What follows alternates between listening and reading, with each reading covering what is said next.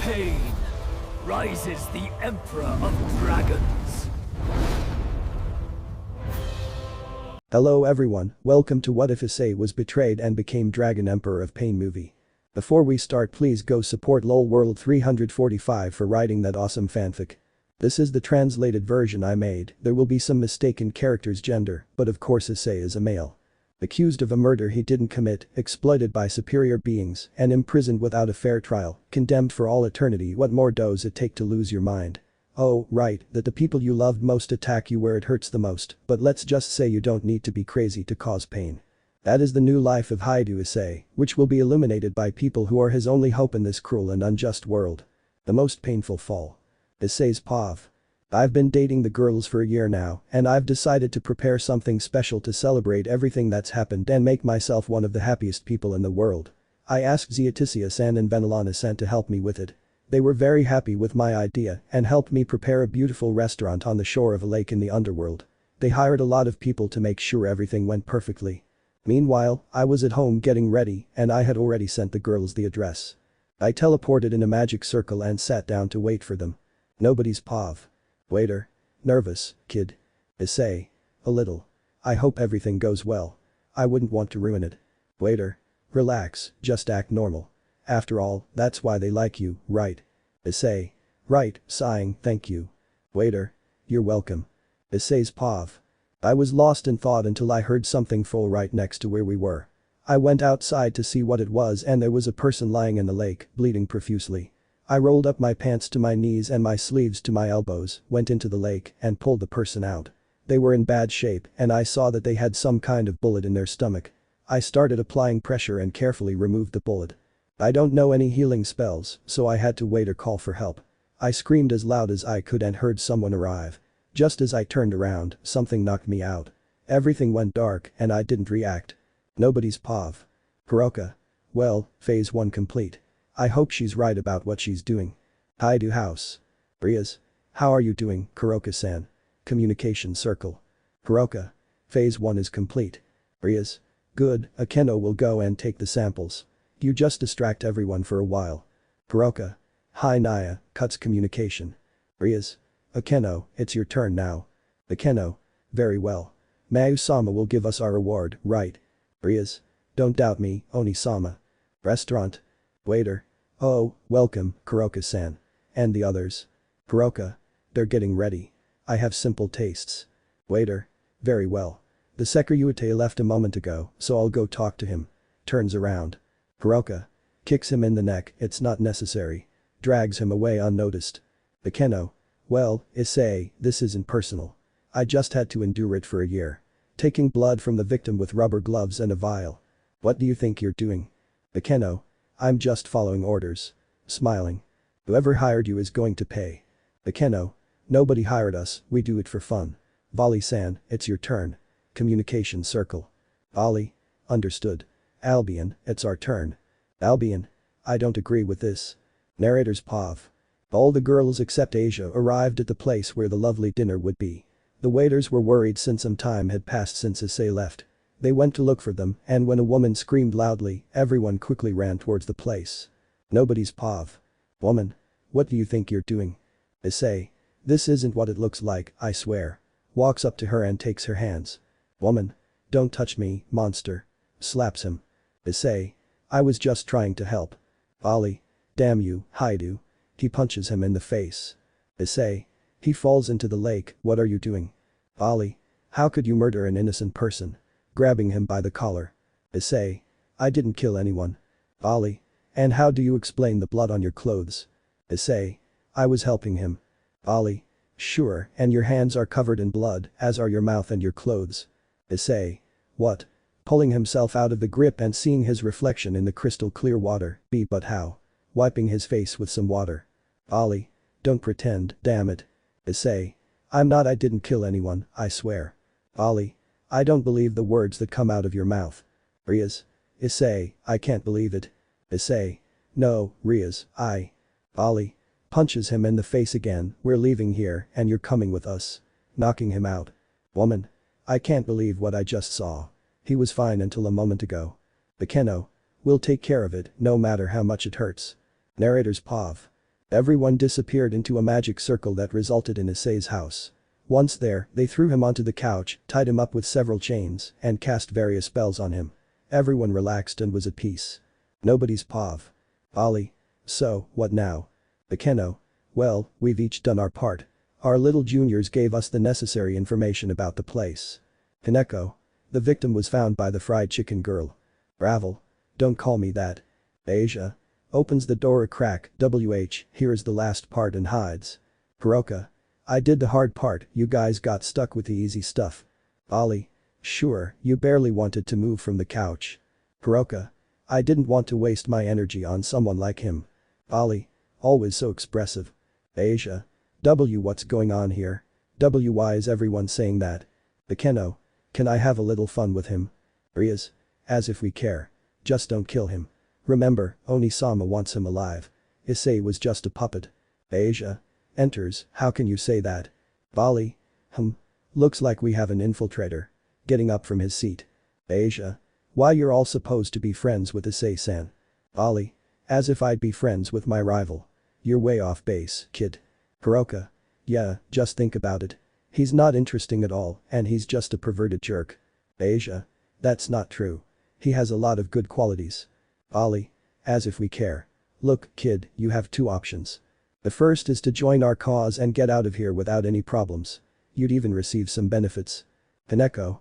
Or turn against him and be wanted as a criminal. Asia. I would never betray Issei. Irina. It's not betrayal if you don't truly love him. Going downstairs. Asia. Why you too, Irina-san? Zenobia. Not only her, she simply doesn't even have the right to call herself a Sekiryuutei. Greg. And you all get to decide that. Showing the sphere on Issei's arm. Bekeno. Well, it seems someone's angry. In fact, it's one of the few times I've heard him speak. Greg. You don't even have the right to call yourselves your partners. My blood is boiling with rage right now. Ollie. And what are you going to do to us? Yell at us from inside him. You can't do anything here. Greg. Shut up, kid. Even locked up in here, I'm capable of many things. Ollie. Oh yeah? Like what? Narrator's pav. Greg took control of Issei's body and destroyed the chains that bound him, unexpectedly striking Volley in the face. Everyone watched in shock. Volley was enraged but received a dragon shot that pierced the wall of Issei's house. The girls assumed fighting stances and launched themselves at Issei, prompting Drake to activate Balance Breaker and spin around, striking the girls with his dragon tail. Rias was the first to get up, but when she realized what was happening, no one was there. No one's pav. Ollie. That stupid dragon, Albion. Albion. What do you want? Ollie. How the hell did he do that? Albion. You should never underestimate a celestial dragon, though we can only do so when our host is unconscious and we believe they are in mortal danger. Ollie. Never mind, we already have what we want. Irina. Let's deliver him to Surziches-san. Underworld. Surziches. I see that if you brought everything necessary, in a few days he will be in the worst hell. 1 week later. Surziches. Hyoudou Issei, the current Sekiryuutei, former member of the Gremory clan, will be imprisoned for the murder of a representative of heaven and will receive a life sentence. Issei. On his knees in chains, and what punishment is there for you? You son of a b well, no, your mother isn't that. Surziches. I'm just dispensing justice. Issei. I wipe my balls with your justice. Surziches. Enough. Standing up from the chair, from this moment on, you will be a slave. You will have horrible workdays, and everyone who sees you will be your superior and can hit you, even a dog will be superior to you. Issei. Let's see who gets tired of this first. Spitting at him. Surziches. Yes, let's see how long that nun can stand seeing you like this. Issei. You calm down, she's fine with Venelana-san and Ziaticia-san. Surziches. Your punishment begins now. Narrator Pav. The brunette's punishment worsened each day. Everyone treated him badly, not only seeing him as a slave, but also throwing stones at him and letting dogs bite him.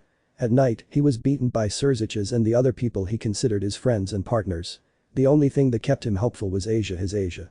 One day, when he was free, which only happened that one time, he went out with Asia, and several men tried to take advantage of her, which he didn't take very well. Everything was bad for the brunette at that moment, and it remained that way for 2 long months, during which his mental and physical condition worsened. One day, Surziches got fed up and decided to do something crazy. He took Asia to where Issei was and planned to kill her in front of him. Issei screamed, begging them not to hurt him, but Volley silenced him. Just as he was about to do something, the brown-haired boy woke up. Issei's. Of. It was just a dream, Issei, sweating profusely. Surziches. Ready for the daily routine. Issei. Shut up, you wretch. 5 hours later. Surziches. I took a little longer than expected, wiping the blood from his hands. Hang in there, Sekiryuutei. You said you would, didn't you? Leaving the room. Narrator's POV. Issei lay on the floor, his chest ripped open, his ribs and intestines exposed. Lately, he had become a guinea pig for experiments that were killing him. He felt tired and weak, so he closed his eyes, but then he felt someone grab his hand and drag him away. Several seconds later he opened his eyes and saw that he was alright. He thought it was a dream paradox or something, but he was in a different place, in front of many people dressed in lab coats. Nobody's POV. Issei. Where am I supposed to be? Chronos. You're in space-time. Issei. What the hell? And who are you? Turning around. Chronos. How little culture you have these days. I am Chronos, the god of time. Issei. The one from Greek mythology. Chronos. That's the one. Issei. I thought you looked more human. Chronos. I can appear in human form, but this is the real me. Issei. But what am I doing here? Chronos. Oh, I almost forgot, you're here because of the crimes you've committed. Issei. Crimes. Chronos. You've affected your own timeline, which makes you a criminal. Issei. How am I supposed to know what's going to happen in the future? Chronos. I don't want you to know. I just want you to see what you've done so far and the mistakes you've made. Issei. You're starting to confuse me. Chronos. Look, I'll show you your life up to this point and you'll also be punished for 7 years. Issei. That's not fair. Chronos. Hey, anyone who comes here to be punished never returns. Call me considerate. Issei. That's cruel. Chronos. Anyway, you'll have to live with us for these 7 years. Issei. So they're alive. Pointing at the people. Chronos. Well, they're not exactly alive. They're their souls represented here, but you can talk to them and even touch them. Look. Touching one of their heads. Issei. But what kind of punishment will I have? Chronos. I'll just say that you're going to have the worst 7 years of your life. Issei.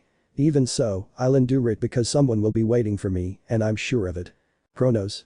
Let's see what time says, disappearing. 7 years of torture and a journey to the past. Issei's POV. I don't know exactly how long I've been here, more than a year I'm sure, since my body has changed quite a bit over time. It's the same here as on Earth, except I don't have many people to talk to, and I suffer for the sins I committed. The tortures were getting worse and more painful each time, and being a dragon didn't help much since I feel the same amount of pain. Right now I'm tied up with chains, small syringes stuck in my back, and my mouth is gagged. Nobody's POV. Person. Unchains him and drags him. Issei. Where am I going now? Person. Takes off a rag. Issei. Where do I go now? Person. You don't need to know, and I'll have to put this on you. Issei's POV. They covered my mouth again and continued dragging me around since I didn't have the strength to walk. I felt them place my arm in a kind of wooden frame, starting at the elbow, and then I heard the sound of chains. I immediately opened my eyes and saw that I was in a guillotine, only instead of my head, it was my arm, my left arm, to be exact. Nobody's POV. Chronos. This isn't personal, just try to hold on. Issei. HMPH, closing his eyes. Chronos. You can release the chains now. Person. Understood. Narrator's POV. The chains fell to the ground and a blade tore off Issei's arm. He writhed in pain and screamed, though most of the noise was muffled by the gag they put on him. Several years later. The torture continued relentlessly. Issei had grown somewhat accustomed to the pain, but he knew the last would be the most excruciating. In fact, he saw a memory of a former person who hadn't been able to withstand even 10 seconds of that torture. Issei had recovered his left arm, but it was shaped like a dragon and was much stronger than his other arm. Although several years had passed, Issei's head gradually distorted, even destroying the memory of one of the people present. Chronos punished him severely for this, as they had already suffered for what they had done, and he shouldn't have acted that way. He tried to calm him down, though he couldn't, so he went to the human world, retrieved a photograph of the room where he had previously lived, and showed it to him. Issei was in shock and clutched the photograph in both hands, embracing it tightly. Nobody's POV. Issei. Asia. Chronos. You're going to get out of here, but if you leave completely destroyed, you'll never see her again, so stay calm and don't do anything stupid for her. Issei. Yes. Narrator's POV. The memory of Asia in the chestnut-haired boy's mind was the only thing keeping him sane. He wanted to be with her and thank her for supporting him for so long and not betraying him. He wanted to hug her, smell her hair, and kiss her, but that would only happen if he maintained his sanity, which he tried with all his might. Meanwhile, in the human world, the Gremory clan dominated the entire territory of Kuo, and with the passage of time, it remained just as beautiful. Asia went to a small church in Kuo because the other girls in the underworld were trying to hurt her, something Zeoticius and Venelana prevented. All those who had betrayed him married and quickly had children, who, of course, knew nothing about the chestnut-haired boy. Everyone lived their lives peacefully, except for one thing. Issei's death. They hadn't killed him, but from one day to the next, his body magically disappeared. Kiba distanced himself from the group a month after learning the truth about what happened to Issei and, with great difficulty, joined the Citri clan, who welcomed him with open arms. He knew Issei wasn't dead, and they helped him try to find any clues about him, except for one person. Saji. He didn't like that their president was focusing more on a dead man than on him, so after several arguments, he ended up going with the Gremory clan. Surziches and Graphias separated because she found out he was involved in everything that happened with Issei's death, and she took Milikas with her, although she continued to serve only Zeoticius and Venelana. In Asgard, the Valkyrie Rossweisse found a partner a year after Issei's disappearance. They had a child together, but he ended up leaving her, as he only used her for his own gratification. There were several problems, but they were resolved with a little help from the hacker Yuiku. But continuing with Issei, he was tied up and submerged in an artificial lake. Nobody's POV. Chronos. This is the final test, Issei. If you survive it, you can return home, or rather, you will return to Asia. Issei. I wish this would end quickly. Narrator's POV.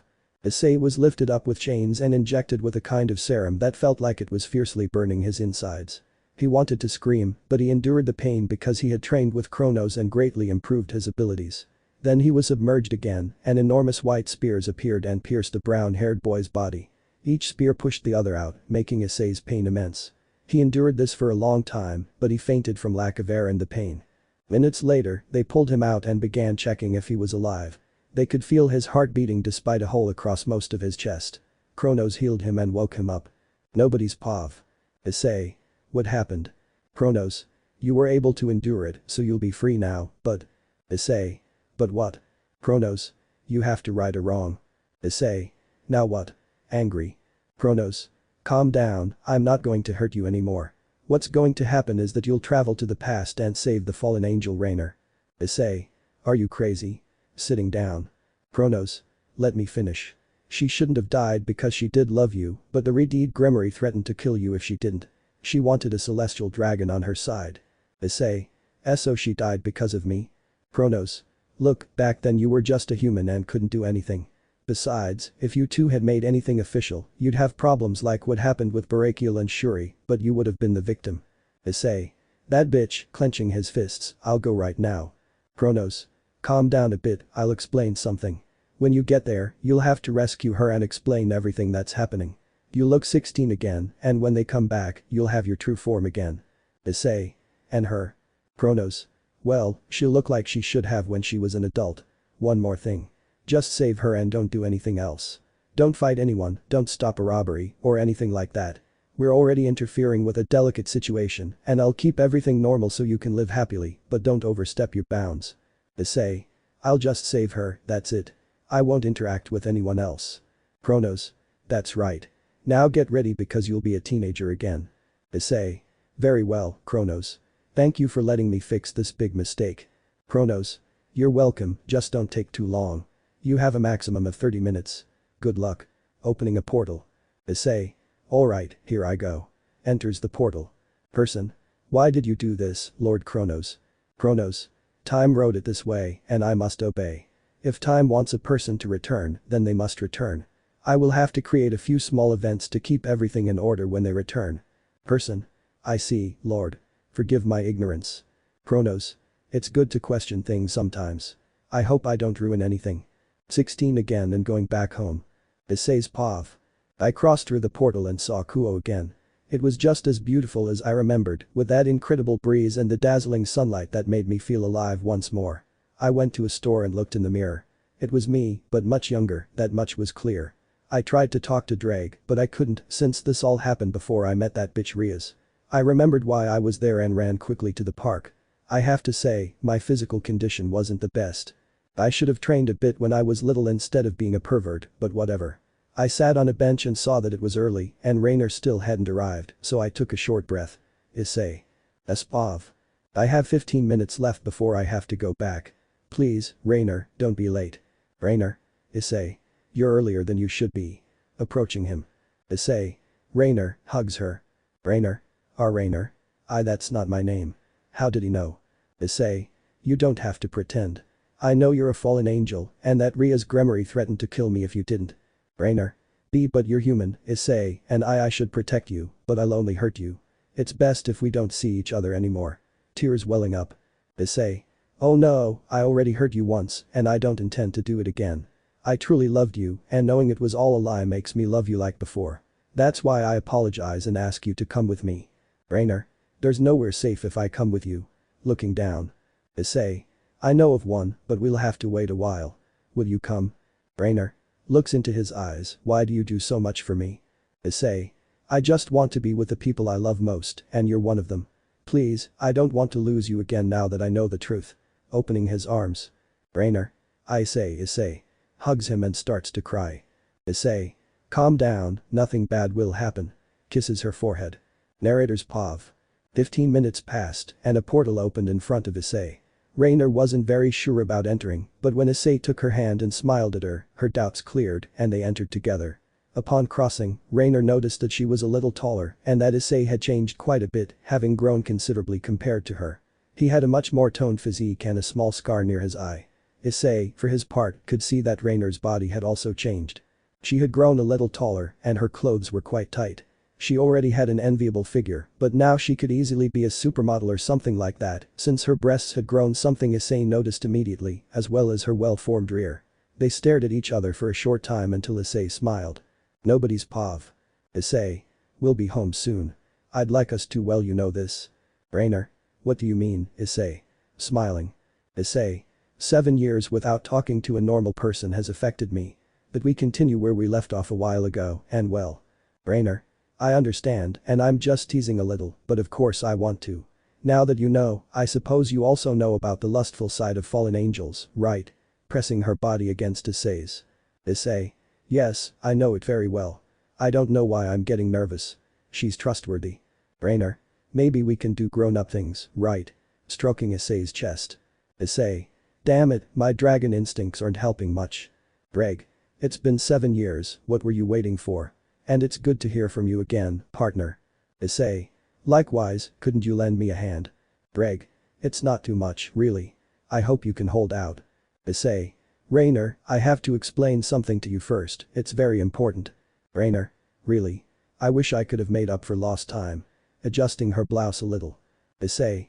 Screw it, who cares about holding on? Narrator's POV. Issei kissed Rainer desperately, as she was the first person he'd seen in 7 years. Besides, she was a woman and his instincts were consuming him. Her insinuations didn't exactly help matters. Issei hugged her and the distance between them began to shrink. Rainer blushed and flustered because, despite being a fallen angel, this was the first time she'd ever kissed anyone. Strange as it might seem, she'd always wanted to kiss only the person she loved with all her heart and she'd found that person long ago. The kiss intensified and Rainer began to take her turn, removing Issei's shirt, which was now too small for her. Just as Issei was about to remove Rainer's blouse, something struck them both on the head. Nobody's POV. Kronos. This is a sacred place. You should show more respect. Issei. Sorry, it's just that. Kronos. I know very well that your instincts have been waiting for 7 years, but you're not a teenager anymore. Now we'll have to explain everything to our guest and a few things to you. Narrator's POV. Kronos and Issei began to explain Issei's situation. At first, Reimer was sad and hugged Issei, putting his face between her breasts while stroking his brown hair. Then she became angry because those bitches had hurt the person she loved most on this planet, and she was also surprised to learn that he was now a full dragon and not just possessed the sacred gear. Kronos explained to them both that he had to leave the events of the past as they were, but unlike before, Rainer was now alive. When they crossed the portal, everyone would still think she was dead, but they would have to explain everything that happened themselves, well, just Rainer's story. And so, they both prepared to pass through a portal and say goodbye to Kronos, who left them in Kuo. Issei's POV. Finally, we're back. Rainer. Yes, but could we get some clothes? They're too tight. Issei. Me too. Let's go to my old house. Issei's old house, 1:20 p.m. Issei. I see it's still intact. We'd better go in. Opens the door. Rainer. There's no one here. What happened to your parents? Issei. I don't know, but I'm not really interested right now. Rainer. Did they betray you too? Issei. I found out later that they accepted that too, but I can't focus on that now. Rainer. I'll always be here for you when you need me. Stroking his cheek. Issei. Thank you. Narrator's POV. They both changed their clothes and went out to eat. Even though Issei wanted to go with Asia, he also wanted to be with Rainer and finish what they never started. Their date. They went to many places, including a bar, because it seemed Kronos had created IDs for both of them showing their ages. Issei was 24 and Rainer was 23. They were quite relaxed and took advantage of the day to be together like a normal couple. They both bought new clothes. Night fell and they went back to their old house to stay since no one had arrived. They took the opportunity to sleep together. Issei finally felt alive again and would protect the people he loved who hadn't betrayed him with everything he had. He also wanted to personally take care of Surziches and Vali so they would feel the same pain they had inflicted on him. But now he was at peace because one of his beloveds was in his arms, embracing him, and he her, because finally, after so much time, they were together again. They'll be together and no one can ever separate them again. The warm welcome. Narrator POV. A week had passed since Issei was able to return to his world and relax a little after so much pain, though he couldn't complain. Kronos helped him train during his time there and he managed to become much more powerful. He also helped him remove the evil pieces inside him so that when he returned, they wouldn't find him. Part of him was frustrated at not knowing anything about Asia yet, but Rainer supported him at all times. The two of them were currently his only support, preventing him from falling into a state of madness and destruction that would kill everyone. Issei tried to contact the Gremory patriarchs, but none of them answered, which he found strange. So he went to the territory of the Fallen, where he is currently located. Nobody POV. Fallen. Report in, with eyes closed. Issei. Can't you see it with your own eyes? His balance breaker is active. Fallen. What the no, it can't be, why you're the new Sekiryuutei. Rainer. No one's new, he's still the same wielder of the Sekiryuutei. Fallen. Who are you? Wait, does that mean? Issei. I'm Hyoudou Issei, and I have important business to discuss with Azazel-san. Where is he? Fallen. Niels, he's having a meeting right now with other Fallen to discuss what to do about Surziches Sama. Issei. Thanks for the information. In which building exactly? Fallen. He's in the central tower. I hope this is helpful. Sweating. Issei. Thank you very much and stand up, I'm not a god. Fallen. Yes. Standing up. Narrator's POV. As soon as the chestnut-haired boy stepped through the door, the fallen angel fainted from Issei's powerful presence, which exuded an air of superiority and power. However, inwardly, when with those he loved, he was calm and affectionate. Issei walked alongside Rainer, who held his arm, and they reached the main tower thanks to Rainer, who still remembered the place. They both entered and saw how many fallen angels were astonished to see the Sekiryuutei's armor again, and they moved away with each step he took.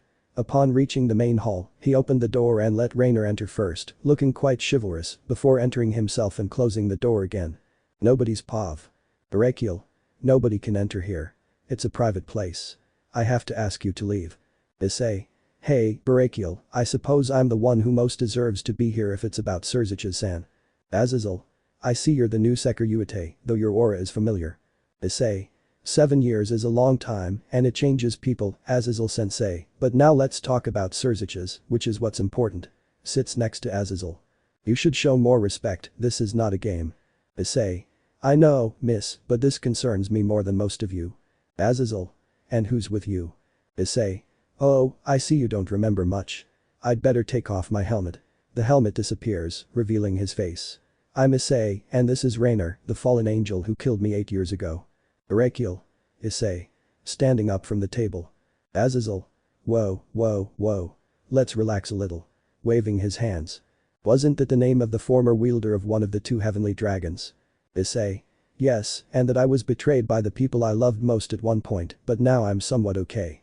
Looking at Rainer with a smile. Barakiel. I want to apologize. Bowling his head, I know my daughter did reckless things and tried to kill you, but I ask you. Issei. I didn't come here to talk about your daughter, Barakiel. I came because I want to know what's happened while I was gone. Azazel. And I want to know how she's supposed to still be alive.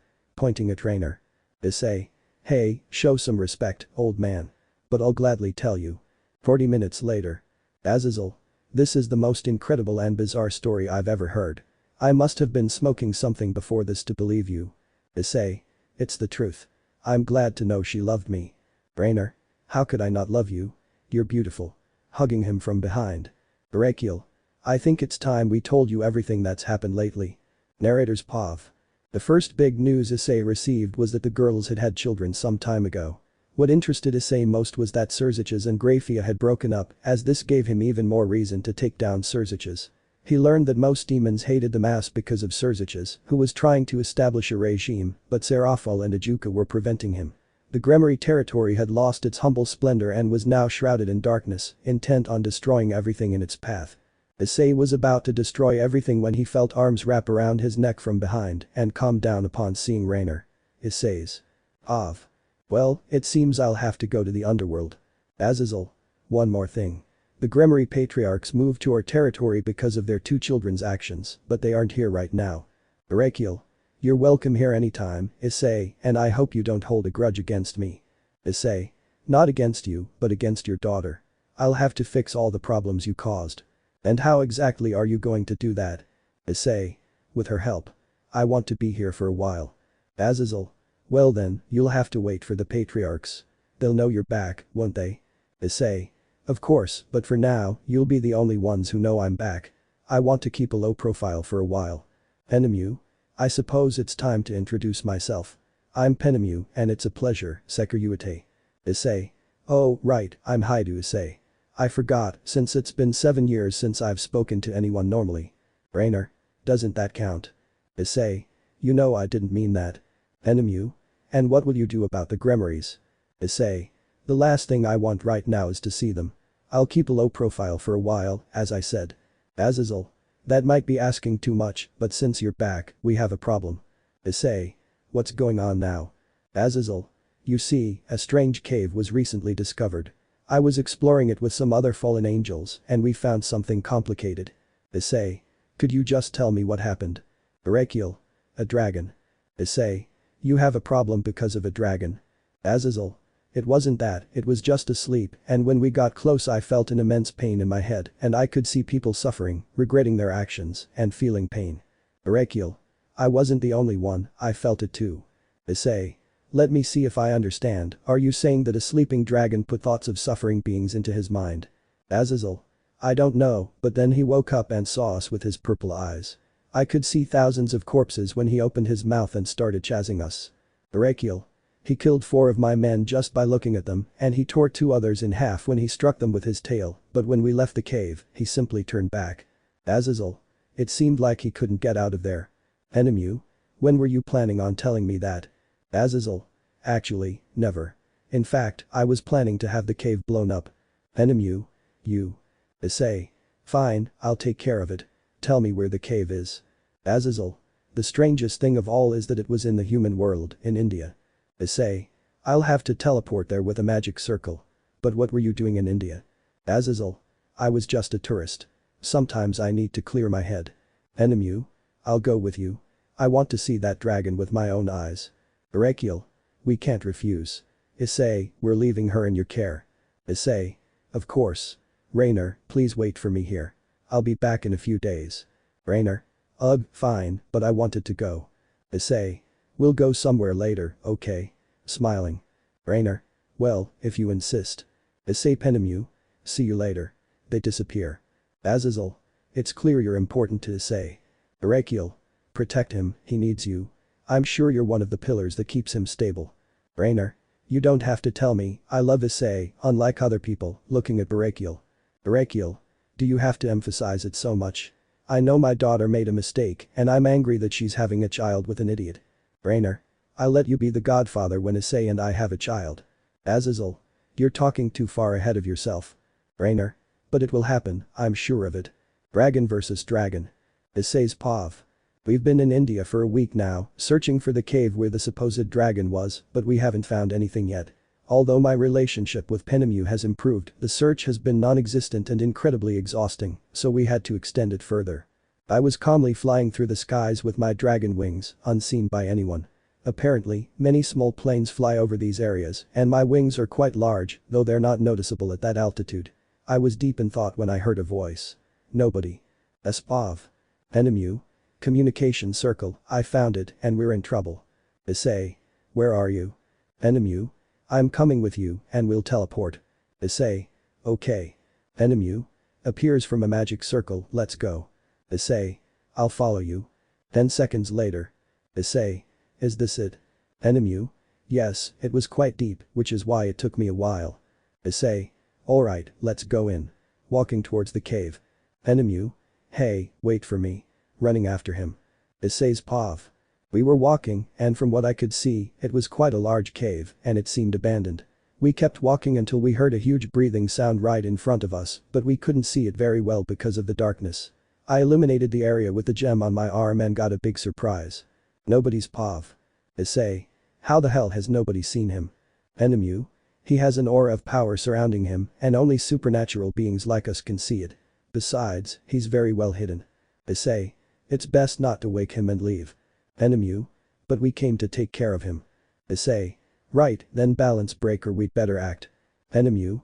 Wait, without a plan. Issei. Fighting stance, we don't know how he'll react, so I prefer to strike. He takes a step and the dragon opens its eyes. Enemu. I think he sensed hostility from you. Whispers. Issei.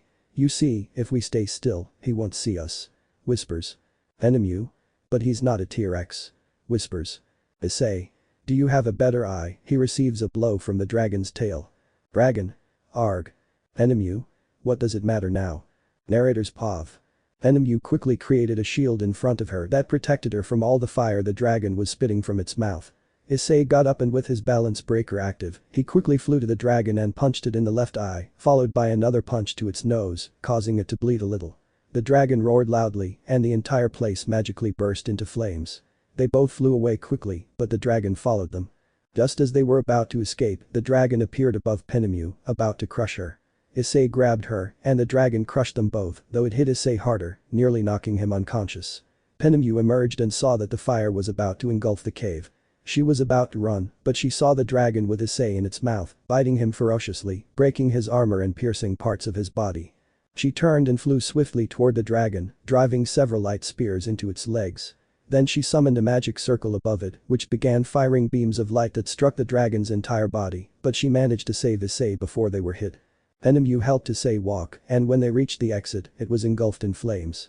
Issei hugged her and ran through the fire, as his body was more resistant to high and low temperatures. Enemu was the only one able to escape. A barrier prevented the dragon from leaving, and Issei, being a dragon himself, was also affected. Issei. Espav. Godaz as a land tell him th disappears in the fire. Enemu. Very well, I suppose I'll go get some help. Just hang on a little longer, Issei. Disappears in a magic circle. With Issei. Issei. Alright, let's finish this, you idiot. I don't have much time. Angry.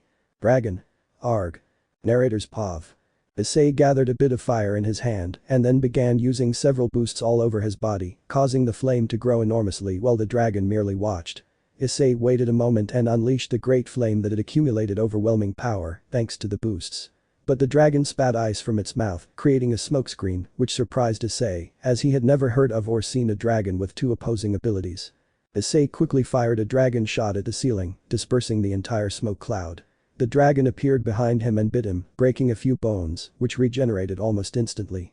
Then it spat him out, and Issei rose furiously, drew the sword Ascalon, and plunged it directly into the dragon's chest, making a deep cut from which blood began to cascade, staining Issei. Nobody. Espav. Issei. Is that all you've got? Dragon. Strikes him with its front paw and he falls to the ground. Issei. I've had enough of him. He gets up, but the dragon flies towards him, and when it touches his chest it disappears along with the fire in the cave. What happened? Narrator's pav. Issei walked somewhat confused through the city trying to clear his mind and try to find Enemu, of whom there was no trace. At one point he entered a bar and a sharp headache caused him to start staggering before he fell unconscious to the floor. In his head flashed all the bad moments he had lived through, from the betrayal of his beloved ones to all the torture he suffered with Kronos, and something inside him began to change. He felt his blood boil with rage and pain, so he quickly got up outside, since apparently the bar owner kicked him out for being unconscious. Nobody's pav. Issei. What's happening to me? Holding his head. It's incredible how much pain can be contained in a single being. You're the only one who has been able to withstand my power. Issei. Who are you? That's not Drake's face. I am the embodiment of pain, and my power is the strongest. No one can reach it. You are the first and only one who has been able to endure it. Issei. That doesn't fully answer my question. Where is Drake? Ah, you mean the other dragon. I had to make some space since two can't be in the same body. Issei. So Drake. He vanished, now it's just you and me, which is incredible. Everything that has caused you pain in your life increases your power, and your life has been very painful, so you will have great power. Issei. Get out of me right now. I can't. Now I live here. From now on, you and I will be one. You're going to love and be fascinated by all the potential you have. Issei. Leave me alone, you bastard. I don't want you inside me. Hitting his head. Just leave me the rest and you'll see what I'm capable of. I'm better than that stupid red dragon. Issei. Just leave me alone. Running quickly back to where the cave was, go back to where you belong. The cave where I was sealed isn't even here anymore. You destroyed it and freed me to give me a new home, and for that I'm going to thank you. Issei. Tries to walk but can't, what are you doing to me? Just wait. Narrator's POV. Issei tried to move but couldn't. Suddenly, a strange black armor with purple lights began to form from his feet, rising up his entire body. Issei couldn't do anything to stop it, and when it finally covered his entire body, he could no longer even speak. The new being had been created from all that hatred and pain, thirsting for revenge. Its purple eyes, sharp teeth from which blood gushed, and its height of 2.30 meters, its pointed scales, along with its 1.75-meter wings and tail, gave it a terrifying appearance. What had been a chestnut-brown tree, finally brought back to life, disappeared without a trace, except for an unstoppable monster. Patriarchs in action. Narrator's POV. Enemu had been back in the fallen territory for 10 minutes when she informed Azazel, Barakiel, and Rainer that Issei was still fighting the dragon. They all prepared themselves, and when they opened the door, they saw a dragon, but in a humanoid form, with blood dripping from its teeth and a long tail. In both hands, it held the skulls of some creature. Azazel. Is that the dragon? It's changed too much. Enemu? No, the dragon was still quite large. Something happened. Barakiel. Issei's aura is coming from that, what happened to him? Rainer. We have to help him. We'll ask questions later. Narrator's POV. Everyone got into fighting stances and Issei started growling. He looked at everyone and the first to attack was Barakiel, who defended himself with a very powerful beam that hit Issei directly, although it didn't cause him any damage. Meanwhile, Azazel took out a rather small device and threw it at Issei, hitting him in the face. Issei looked at the small device, confused, and stepped on it, but he was automatically trapped in a kind of cage of beams. Rainer created several magic circles around Issei, and all of them fired lances of light that Enemu amplified. Issei destroyed the cage with his bare hands and spun around, striking everyone with his tail. Then he lifted Barakiel off the ground with his right hand and pierced his stomach with his left, pulling out a piece of his small intestine. Issei brought it to his mouth, and just as he was about to eat it, a red beam struck his back, causing him to break through the walls of the building and fall inside. Issei got up, but someone landed heavily on top of him, sending him crashing to the ground again. He then received the same attack again, this time to the head, but he turned around, grabbed the person's hand, and slammed them to the ground, throwing them towards the others. Nobody's POV. Zeoticius. We're gone for a while and this happens. What did you do now, Azazel? Azazel. He's Issei and Zeoticius Benelana. Issei. Azazel. I know it's strange but receives a blow that sends him flying. Benelana. I'll take care of saving Barakiel. Zeoticius. Very well, if he's Issei then I know how to defeat him. Issei D. Arg. Zeoticius. This isn't personal. Rainer. It is for me, I won't let any dragon separate me from Issei, standing to one side. Zeoticius. And you are? Rainer. We'll talk about who I am later and explain many more things. Narrator's POV. They both flew towards Issei, and he tried to cut them with his claws, but they dodged the attack, and Rainer quickly created a spear of light, but Issei hit it with one of his wings, while Zeoticius put both hands on Issei's stomach and launched a powerful beam with both hands, which destroyed a large part of the buildings. Then Alana and Enemu struggled to heal Barakiel, who was nearly unconscious. He pulled out a picture of Shuri, his eyes turned completely yellow, and lightning crackled around his body. His wounds healed, and he was much stronger than before. He went straight for Issei and punched him hard in the face, shattering it and revealing human skin beneath. He also summoned the lightning bolt that struck Issei. Barakiel continued with powerful blows followed by lightning stronger than a storm. Just as he was about to defeat him, Issei spat purple fire from his mouth, which engulfed Barakiel's face and upper torso. He was burning and in excruciating pain, so he dropped to his knees, about to be decapitated, but Rainer appeared behind Issei and plunged a spear of light into his back. Zootissius fired a beam of destruction in the same area and the spear pierced Issei completely. He remained standing, but Venelana and her husband combined a spell. The Bale and the Gremory fired a combined beam of light, red with a yellow hue, which Issei stopped with his hand. However, his suit was slowly tearing apart. The more he stopped the attack, the more parts of it were destroyed, revealing Issei, who looked completely different to them. They all joined forces and made the attack even more powerful, finally striking Issei and creating a large cloud of smoke. Nobody's POV. Zootissius. Is it over? Azazel. I think so. Enemu. And when did you arrive? Azazel. More or less when I saw Zootissius and Venelana launching a combined attack. Erakiel. Let's see what happened to Issei. Zootissius. Are you alright? Erakiel. If my wounds have healed, it's been a long time since I've used this much power. Issei. Help. Most of his clothes are torn. Rainer. Issei. Runs to him. Issei. I saw you all, thanks for the help. Falling into Rainer's arms. Rainer. It's okay, everything will be alright now. Stroking Issei's hair. Azazel. You're the one who should calm down. Rainer. Looks at him coldly. Azazel. I was just saying. Zootissius. Now are you going to tell us what the hell is going on? Rainer. It's a long story. 2 hours later. Zootissius. I think I understand, but that's not important now. I'm glad to know you're still alive. Venelana. Yes, it was a very long 7 years. Rainer. And what happened to your family, patriarchs? Zootissius. We didn't want to be near our stupid children, so we came to live here and with Azazel's help, they accepted us. Issei was a great man. It hurts me to see Rias betray him. Venelana. Me too. I already thought he was my perfect son-in-law. Rainer. He's still the same. He's only changed physically. Stroking Issei's hair. Erakiel. And quite a bit. He's a little taller than me now, even though his parents are rather short. Azazel. What I still don't know is how to tell him that all his girls now have husbands and children. Zootissius. Not all of them. One has been waiting for him for so long. Rainer. The nun. Venelana. Yes, the same one you murdered a while ago. Rainer. You don't have to repeat yourself. Issei. Where am I? Standing up. Zootissius. Hey, calm down, Issei. You should rest now. Placing a hand on his shoulder. Issei. Zootissius, it's good to see you back. Isn't it strange for you to see me? Zootissius. At first, yes, since you were supposedly dead, but I'm glad to see you alive and well. And don't worry about the explanations. We're already aware of them. Issei. Ah, that's good, but now I have a bigger problem. Azazel. Excuse me for interrupting, but Issei, what happened to Drake? That's not his usual form or color. Issei. That's the point. I don't know what happened to him. Azazel. What are you saying? Enemu. So what was attacking us was the dragon from before, but can two beings of that magnitude live in a single body? Erakiel. If Issei is strong enough, they can both live without any problem, but we don't know how powerful Issei is right now. Rainer. So there's a possibility the red dragon is dead. Erakiel.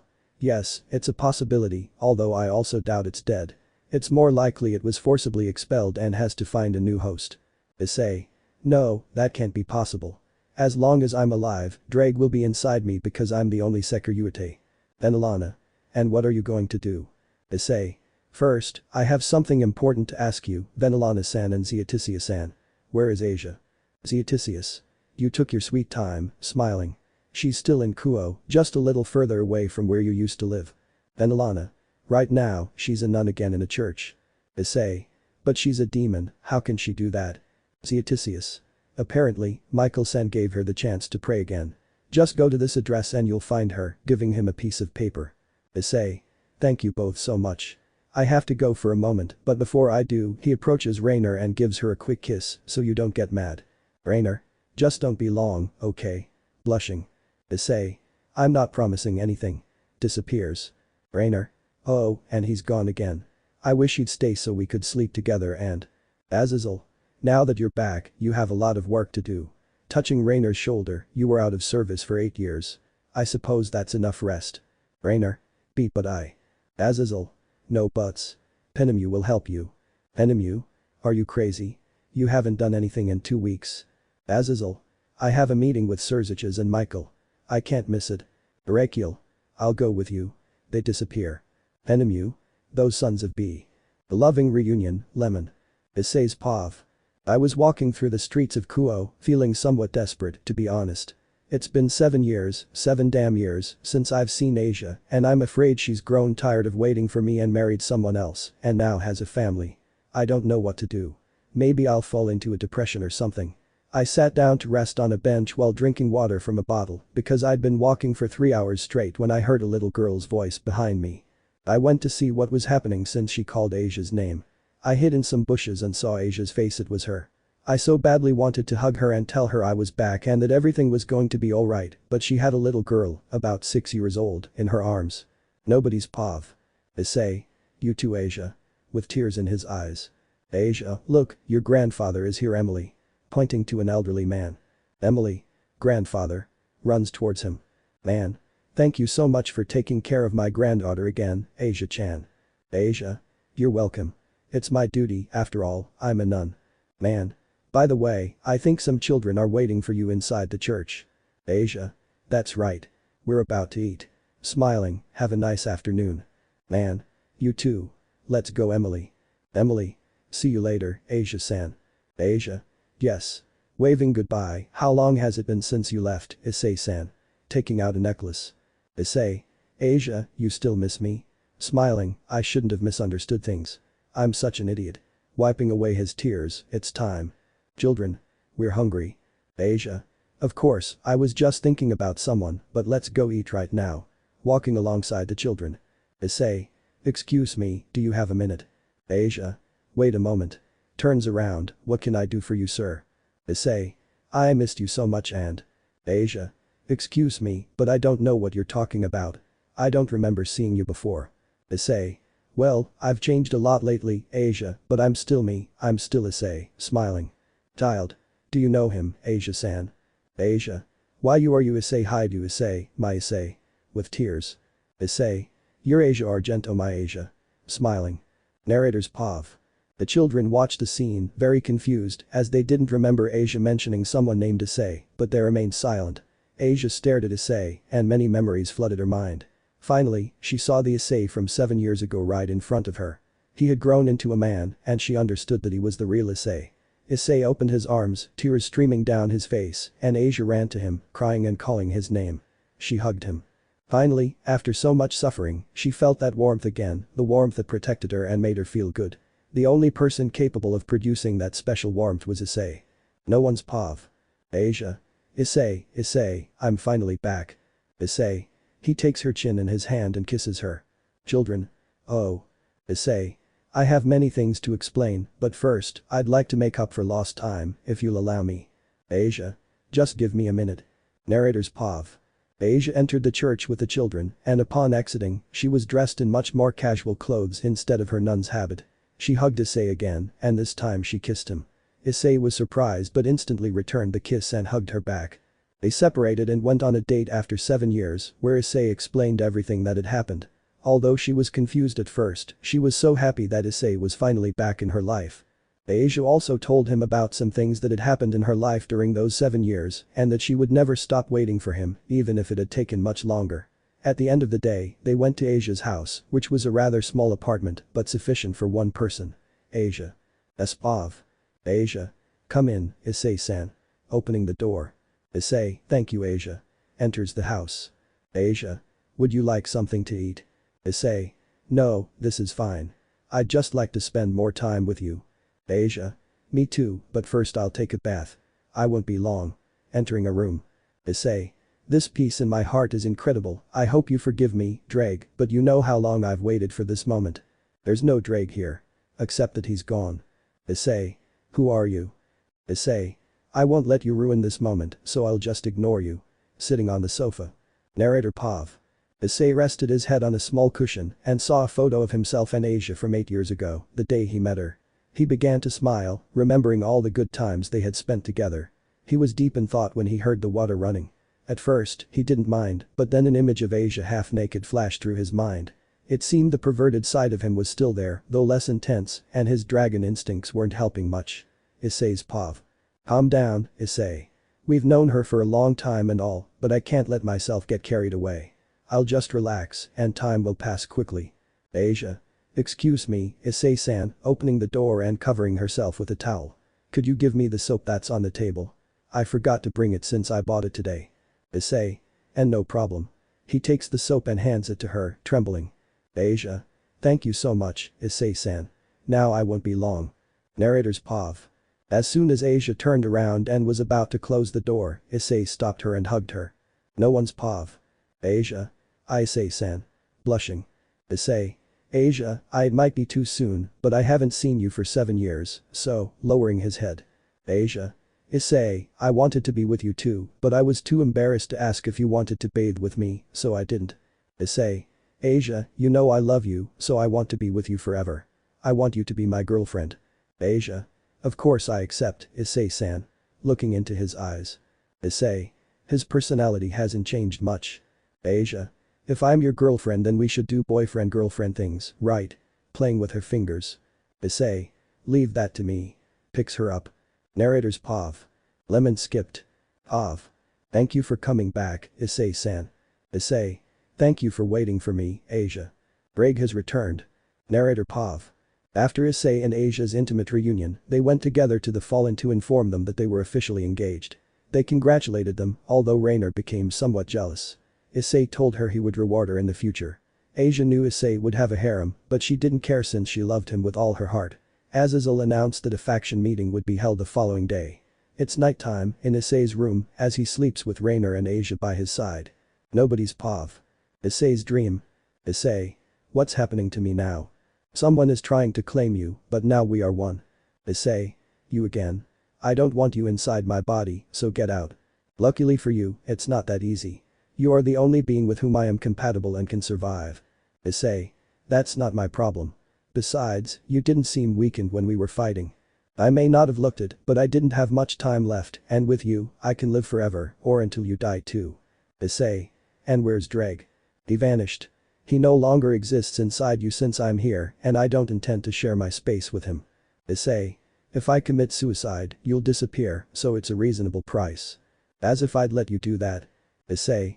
You have no control over me, so I can do whatever I want. Appears in front of him, if I imprison you here, I'll control your body, and seeing as you don't want to cooperate, I'll have to. Issei. Let's not go to extremes. Look, I'm willing to make a deal with you, even if it means you're in my body. Fine, I'm all ears. Issei. First of all, with you inside me, we'll do whatever I want. If I want to kill someone, it'll be whoever I want, and if I want to be with several people, so be it. And what do I get out of it? Issei. I'm not finished yet. I have a plan to carry out a small act of revenge, and that's where you come in. I want you to lend me your power so you can be inside my mind and body, and I can continue with my normal life. Will we kill someone? Issei. Maybe, but I'm not promising anything. That sounds reasonable. I don't want to be in that state again, so I don't have another option. Issei. Is there a way for Drake to come back? Hey, that wasn't part of the deal. Issei. He was the first one here, so he's going to come back. I'm sure you know how. Very well, I just want you to keep your end of the bargain. Issei. I'm a man of my word. Narrator POV.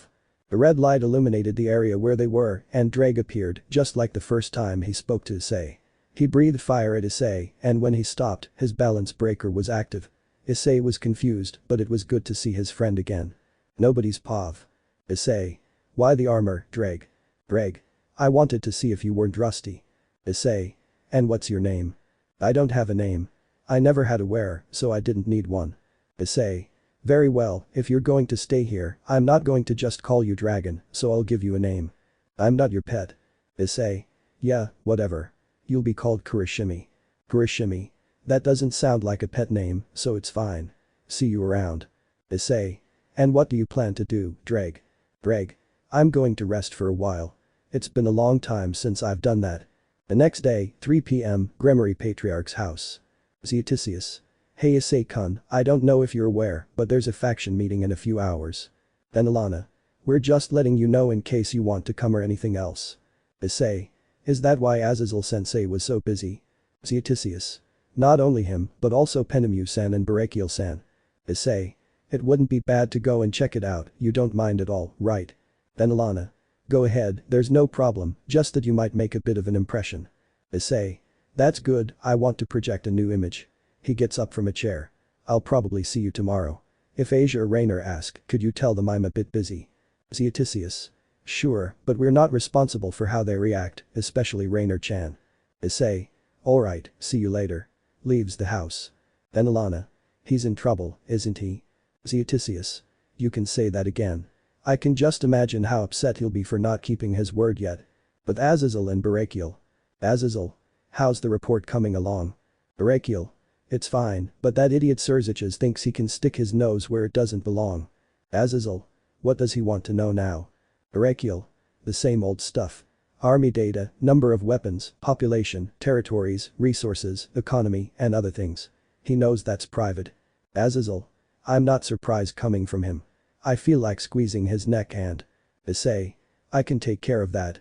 Opening the door, I see I'm not the only one having problems with him. Azazel. You have no idea. What can I do for you? Issei. I just want to accompany you to the meeting. I'd like to settle some scores. Barakiel. If that's the case, then we don't have much time left, so get ready or I don't know what you're going to do. Issei. I'm ready, I just need to find a way to avoid being recognized so quickly. Kurishimi. I can help with that. Issei. Like what? He transforms into the same dragon as when he attacked Azazel and the others. Barakiel. Damn it, not again. Backing away. Issei. Relax, it's me this time. I made a deal with him, so we're good for now. Waving his hands. Azazel. Wow, that armor makes you grow quite a bit. Greg. I prefer my version. Kurishimi. Or are you jealous because my version is better? Greg. Yeah, right, you're barely even 50% of my power. Kurishimi. I'm probably the most powerful being in existence. Greg. And who gave Issei the strength to defeat you? Issei. Shut up, both of you. Azazel. Well, just give us a few minutes and we'll be ready. 20 minutes later, Underworld Gremory territory. Issei. Couldn't you have agreed on another place? It brings back bad memories right now. Azazel. Tell that to Crybaby Surziches, since unfortunately all the representatives have to attend and he doesn't plan on doing it anywhere else. Barakiel. And what exactly do you plan to do? Issei.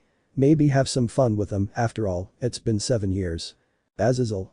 Opens the door, don't get us into too much trouble. Issei. I'll think about it. Entering. Barakiel.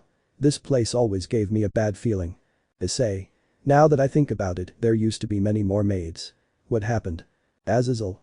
Let's just say someone started sexually harassing the maids after his wife left him and they all quit. Issei.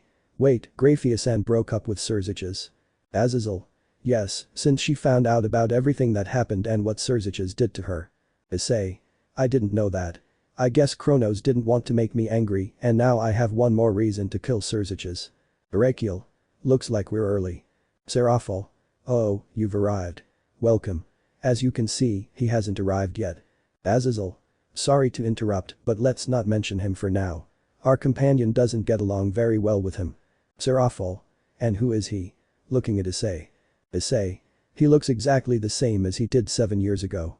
Barakiel. He's someone we can trust. The thing is, he's mute. Seraphol. Oh, I see. My name is Seraphol. Nice to meet you. Extending her hand. Issei. Great, now I won't be able to talk for a while. Accepting the gesture. Seraphol. Well, as you know, Ajuka won't be coming this time and Falbium will arrive in a few moments. Michael. I see I'm not the last one this time. Appearing behind them. Azazel. It's good to see you again. I think I see a small wrinkle on your face. Michael. Yes, I'm getting on in years. Who's the guest? Barakiel. Well, we don't know his name since he's mute, but he's trustworthy. Michael. Very well, I'm Michael. It's a pleasure to meet you. Issei. Nods. Michael.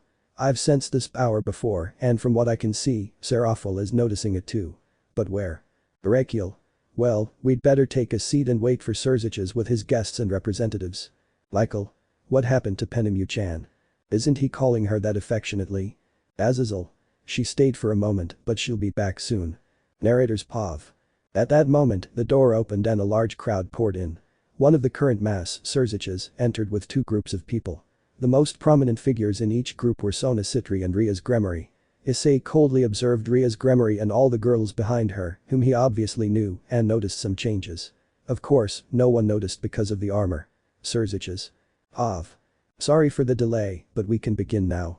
Their pain is a tiny fraction of my suffering. Narrator's POV. The room was full of people, and a somewhat heavy aura emanated from Issei, who was coldly observing Rias and all the others behind her. Although his armor concealed it, Azazel and Barakiel could understand the meaning behind it. Azazel. Very well, it would be best to begin the meeting, so please take your seats. Sitting down. Surziches. Of course. I would just like to know who your companion is. Smiling. Issei. Wipe that damn smile off your face. It disgusts me. Barakiel. You see, he's mute, so we don't know his name, but he's trustworthy. Surziches. Oh, really? And how did he gain your trust? Azazel. He helped us with several internal matters, which is why we decided to bring him with us. Surziches. That sounds rather strange to me. Furthermore, I feel offended that you shared important information with a stranger instead of us, who have been requesting this information for a long time. Barakiel. What you asked for was foolish, Surziches. None of us agreed to give you that kind of information. Surziches. It's for prevention. Michael. And what do you think you're preventing, us assassinating you like you did to Hyoudou-kun? Surziches. There was never any proof that I did it. Michael, I can see your hand stained with blood, Surziches. You were never pure, and I only come to these meetings because of Azazel, Barakiel, Penemu, Seraphol, Ajuka, Falbium, and Aden, no one else. Surziches. Are we going to start with that again? Getting angry. Rias. Leave Nai-sama alone. He has nothing to do with the things you all think. Barakiel. Just because you opened your legs doesn't mean you should open your mouth. Rias. What did he say? Bekeno.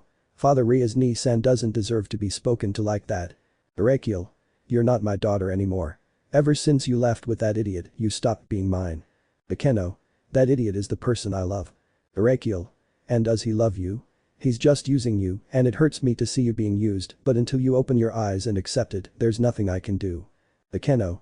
She approaches and tries to slap him, but someone stops her. Let go of me, you wretch. Issei.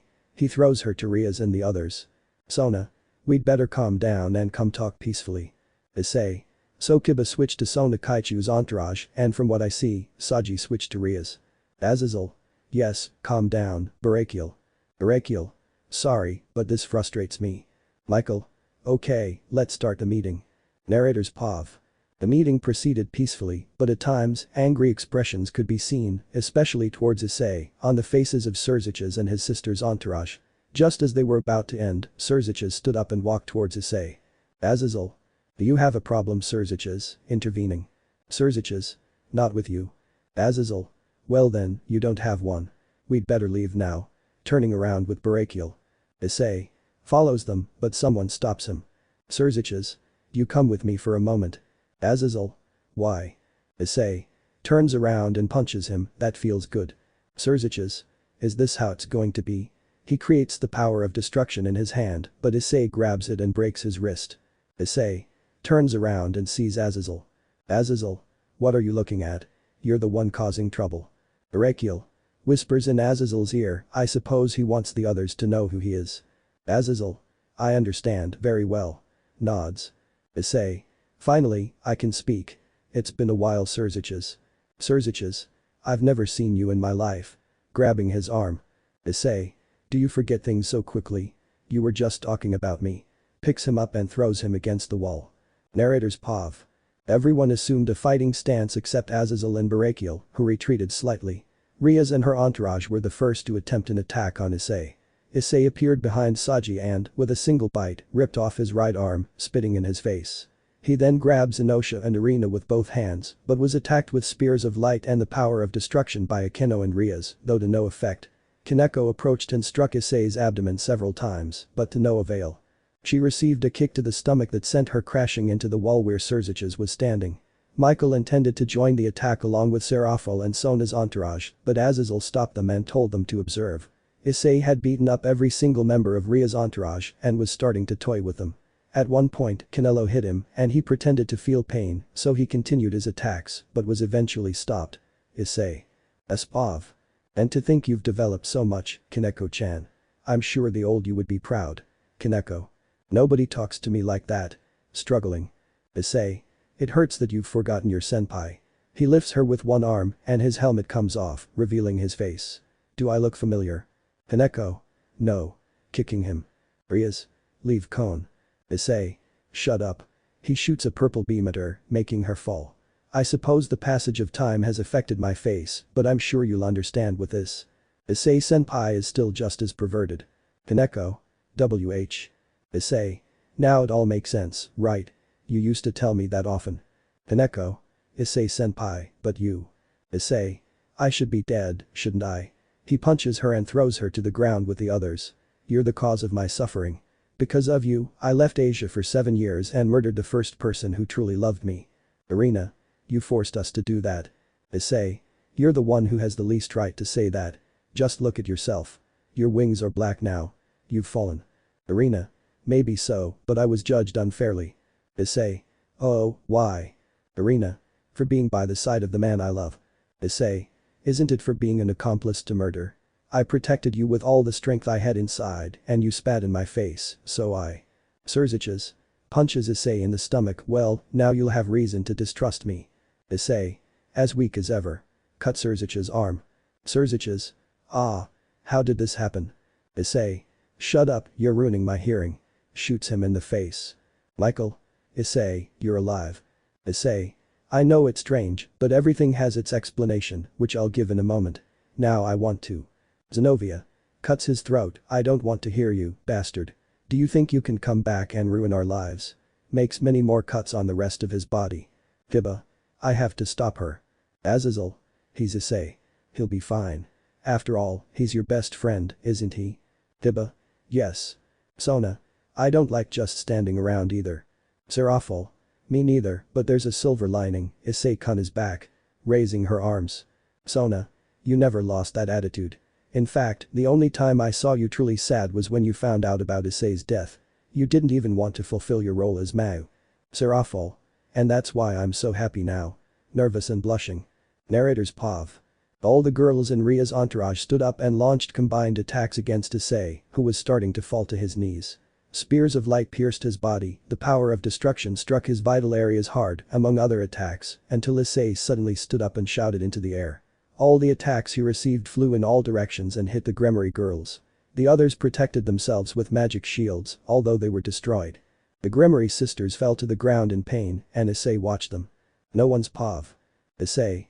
Drake, there's something I don't understand. I sense something strange coming from them. Drake.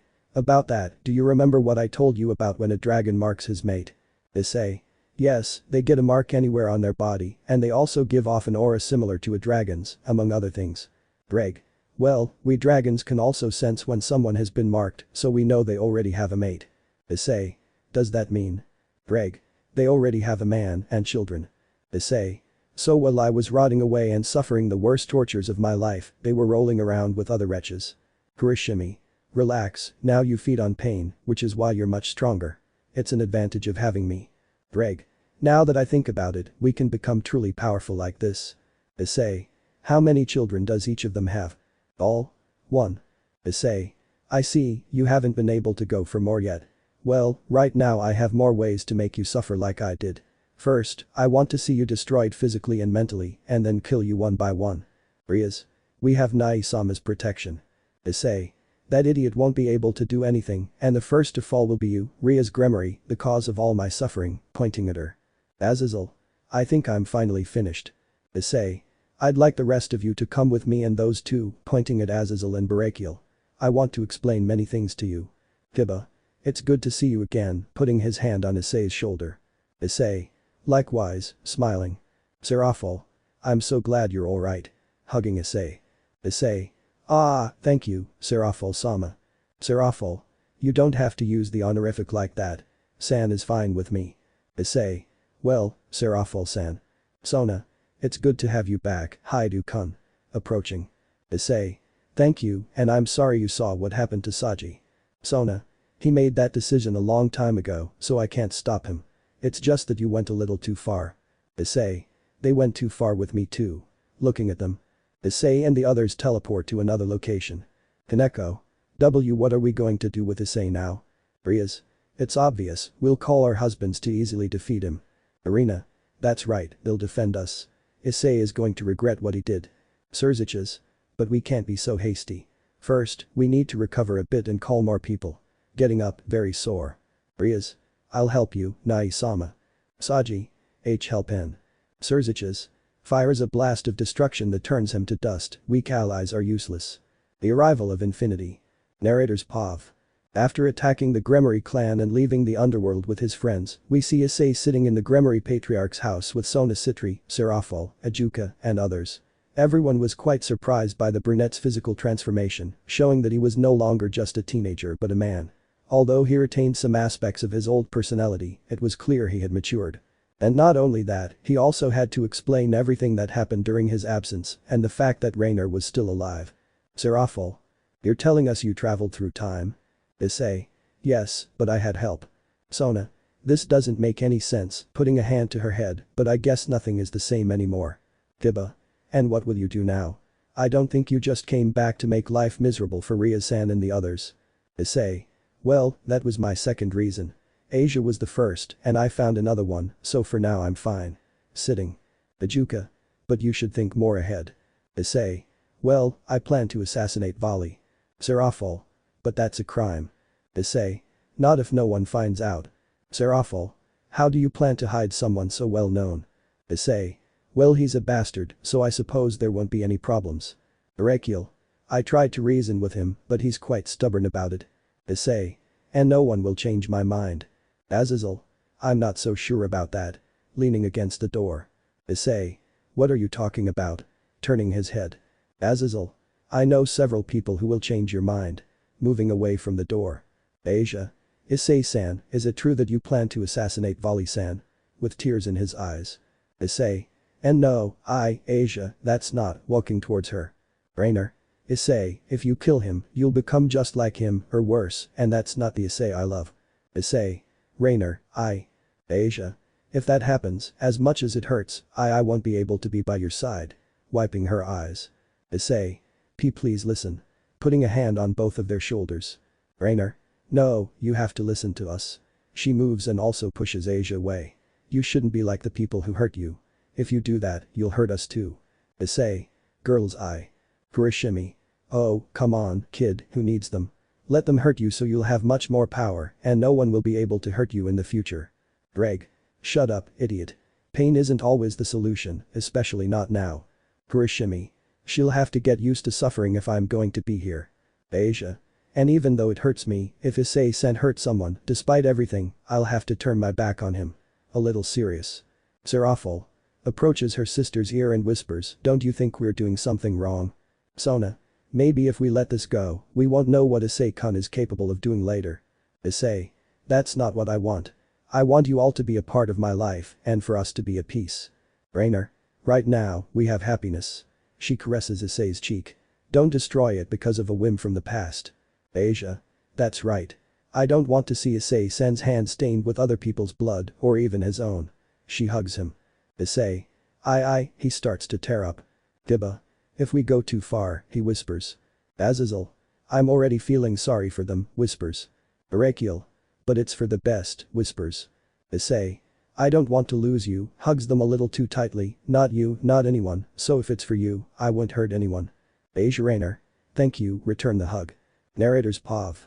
Everyone present joined the hug as well, although something inside Issei wasn't right. He felt the need to kill those who hurt him, but for now, he was repressing it.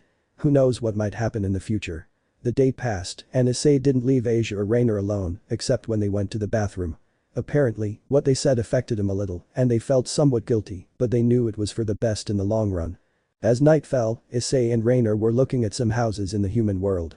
Issei didn't want to cause any more trouble for the patriarchs and wanted more privacy with his two current partners. They were walking peacefully, hand in hand, when they both felt a strange sensation. Issei. Espov. We'd better hide. They take cover behind some bushes. Reiner. That's a huge amount of power. Even yours rivals what's coming. Greg. I sense a very familiar aura, though I can't remember where it's from. Kurishimi. Perhaps we could kill whoever it is and take their power. Issei. No killing. Wait, can you do what you just said? Kurishimi. Of course, though I get extremely tired and need to rest for a week afterward. Issei. I didn't know that. Reiner.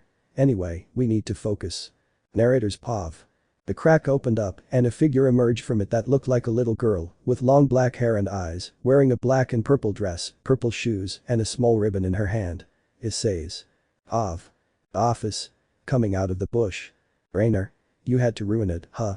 Wait, do you know her? Issei. If she's Office, the dragon wielder of the power of infinity, it's been 7 years since I last saw you. Approaching with Rainer. Rainer. I heard about you before I died. It's a pleasure. I'm one of Issei's partners. Office. It's a pleasure likewise. It's good to see you again. I thought you were truly dead, although it was strange to feel a part of your power present. With a very, very small smile. Issei. Well, it is strange, but are you smiling? Surprised. Office. Of course not. Trying to hide it. Issei. You can't fool me. But anyway, what brings you here? Office. I sensed your power in much greater quantities, so I decided to come and investigate in case I was the new Sekiryuutei, but it's you. Issei. It's good to see you again. Would you like to join us? Office. And what are you supposed to be doing? Issei. I'm looking for a house so I can leave the Gremory patriarchs in peace. Office. I have nothing better to do, and besides, I'm having trouble with the Redeed again. Issei. Now what? You already reached an agreement. Office. I'll tell you on the way. Rainer. They're so engrossed in their conversation that they've already excluded me. Narrator's POV. The rest of the time, the three of them shared some rather strange anecdotes, but they had a good time, and in the end, Issei finally found a house that Rainer liked.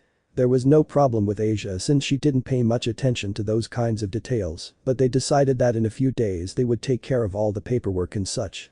In the end, Office said goodbye and said that she would see them again tomorrow, so they returned to the patriarch's house and found Asia asleep. Narrator's POV. Rainer. Well, I'm going to take a bath, will you too? Issei. No, I washed before I left. Rainer. Hey, are you sure you don't want to come in? Issei. Thank you very much, but I'm fine like this. Sitting on the edge of the bed. Rainer. How can he not understand the damn hint? Closes the door rather loudly. Issei. Now why is she angry? Taking off his shirt. Kurishimi. No idea. Greg. Such confusing women. Issei. Lies down. 5 minutes later. Issei. What an idiot. Hits his forehead. Rainer. I'm out. Comes out with a towel covering her body. Issei. Sorry, Rainer, Rainer. Silences him with a kiss, it's okay, no problem. At least you understood in the end, so next time you won't have any problems. Issei. Sometimes I think they're very nice to me. Rainer. And you with me, goes to another room and changes, but now I'm really sleepy and want to sleep. Issei. Me too. Rainer. Lies down on Issei's chest, good night. Issei. Good night. Dimensional rift. Red. It's strange that you're leaving here in such a hurry, what happened? Office. Issei Hyoudou is back, apparently he wasn't dead after all. With a small smile. Red. So you're happy that your boyfriend isn't dead again?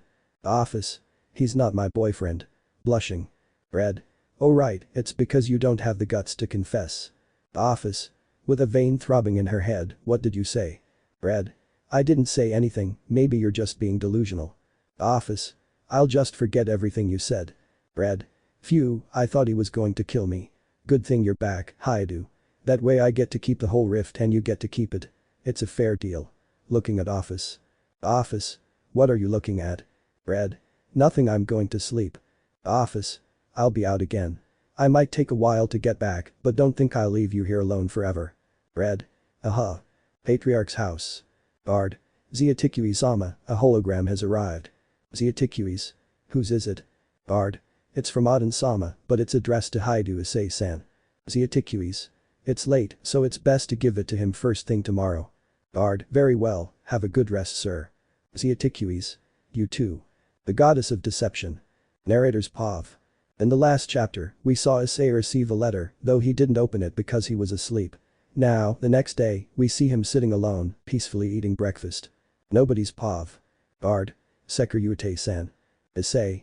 I've told you all to call me Issei. What's wrong? Eating a slice of bread. Guard. I'm sorry, Hyoudou-san, but you received a letter. Issei. That's strange. Do you have it with you? Guard. Yes, actually, I was planning to deliver it last night, but I was already asleep. Here you go. Hands him the letter. Issei. Thank you. Is it from Aden? How does he know I'm alive? Looking at the guard. Guard. I don't know. An Asgardian warrior arrived yesterday. He said it was for you and that it was urgent. Issei. Well, thank you in advance. Opening the letter. Guard. I'll be going now. Issei. Have a nice day. Guard. Likewise, Hyoudou-san. He leaves. Issei. Let's see what the old man wants now. Hello, kid. It's good to know you're not dead. If you're wondering how I know, the answer is very simple. His name is Michael. But anyway, the reason I'm sending you this letter instead of a message or through a communication circle is very simple. The fact is, I put magic into this letter so that only you and I can see what it says, since it's a serious matter. Without further ado, I need you to come to Asgard as quickly as possible, and only because we'll be entering the pits where I imprisoned Loki a few years ago. Please don't delay. I ask this not as a superior being, but as a concerned father. Sincerely. Odin. Issei. Wow, he seems desperate. But well, I can't refuse. It must be something very important, so I'll go. Kurishimi. Who the hell does he think he is? Issei. Why do you say that? Entering his room. Kurishimi. Well, it clearly says superior being. Issei. He's the king of Asgard, he's in a higher position than us. Kurishimi. And what about in terms of power? Issei. I don't know if we can reach him. Kurishimi. Please, you're comparing yourself to an old man. Issei. How old are you? Getting dressed in a hoodie and pants. Kurishimi. I don't remember, maybe 10,500. Greg. That's because our host is, or rather, was a human, and he's not used to counting ages over 100. Kurishimi. But with you and me, he can easily live for all eternity. Greg. He doesn't think about that much, to say the least. Issei. Don't make so much noise, you're asleep. Putting on sneakers and the hood of his hoodie, well, it's time to go. He approaches and kisses Asia and Rainer's foreheads. Kurishimi. Aren't you going to leave a note or something? Issei. You're right, it's best to leave a note. 10 minutes later, Asgard. Issei. And as always, Asgard has a rather pleasant temperature. Greg. Don't you think you'll attract a little attention if they see your face? Issei. I'll attract more attention if I'm a dragon over 2 meters tall. Walks towards a castle. Bard. Who's coming? Issei. Damn it, Lowers his head. Bard. Who's coming? Odin. Oh, you've arrived. Let him in. He's an important guest. Bard. As you say, Odin-sama. Moves. Issei. Thank you. Enters the castle. Odin. I see you still don't want to be recognized, kid. Issei. Takes off his hat.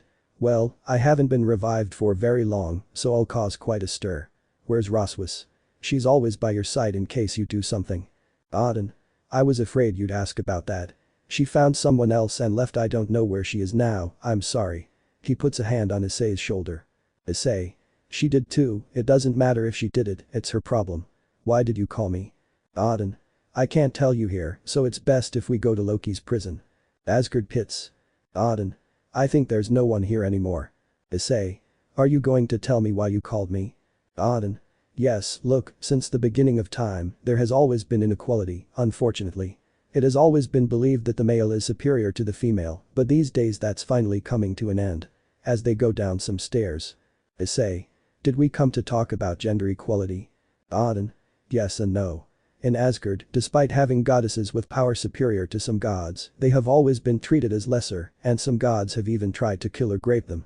I was never in favor of that, and as you know, I have 2 children. Issei. You're making a big deal out of this. What's wrong? Odin. The truth is, I've deceived everyone for a long time, and I'm a father who, despite everything a child has done, still loves and protects them, hoping for the best for them. Issei. This sounds very strange to me. Odin. You're the first person besides me who knows the secret. Please understand why I did it. He opens a door, revealing a woman with long silver hair and chains on her hands, her back to him. Issei. What the hell? Odin. Come in with me. I have a lot to explain. He sits next to the woman. Issei. Who is she? Odin. You can turn around now. Hello Sekiryuutei. It's me, Loki. Issei. Loki. And no way. You're supposed to be a man. Takes a step back. Odin. Listen to what we have to say. Issei. I hope this isn't one of your jokes, Odin. Odin. It isn't. Please sit down. Issei. Okay. Sits on the ground. Loki. Well, are you going to remove these chains or not, father? Odin. Calm down. Disappears the chains. Loki. Much better. Hello Sekiryuutei. Issei. Don't speak so casually. What's going on, Odin? Odin. Look, when Loki was born, she was just a little baby, obviously, but at that time goddesses weren't viewed very favorably, so I was afraid they might hurt her. Despite having security and all that, there was a high possibility, and I didn't want to take the risk. Loki.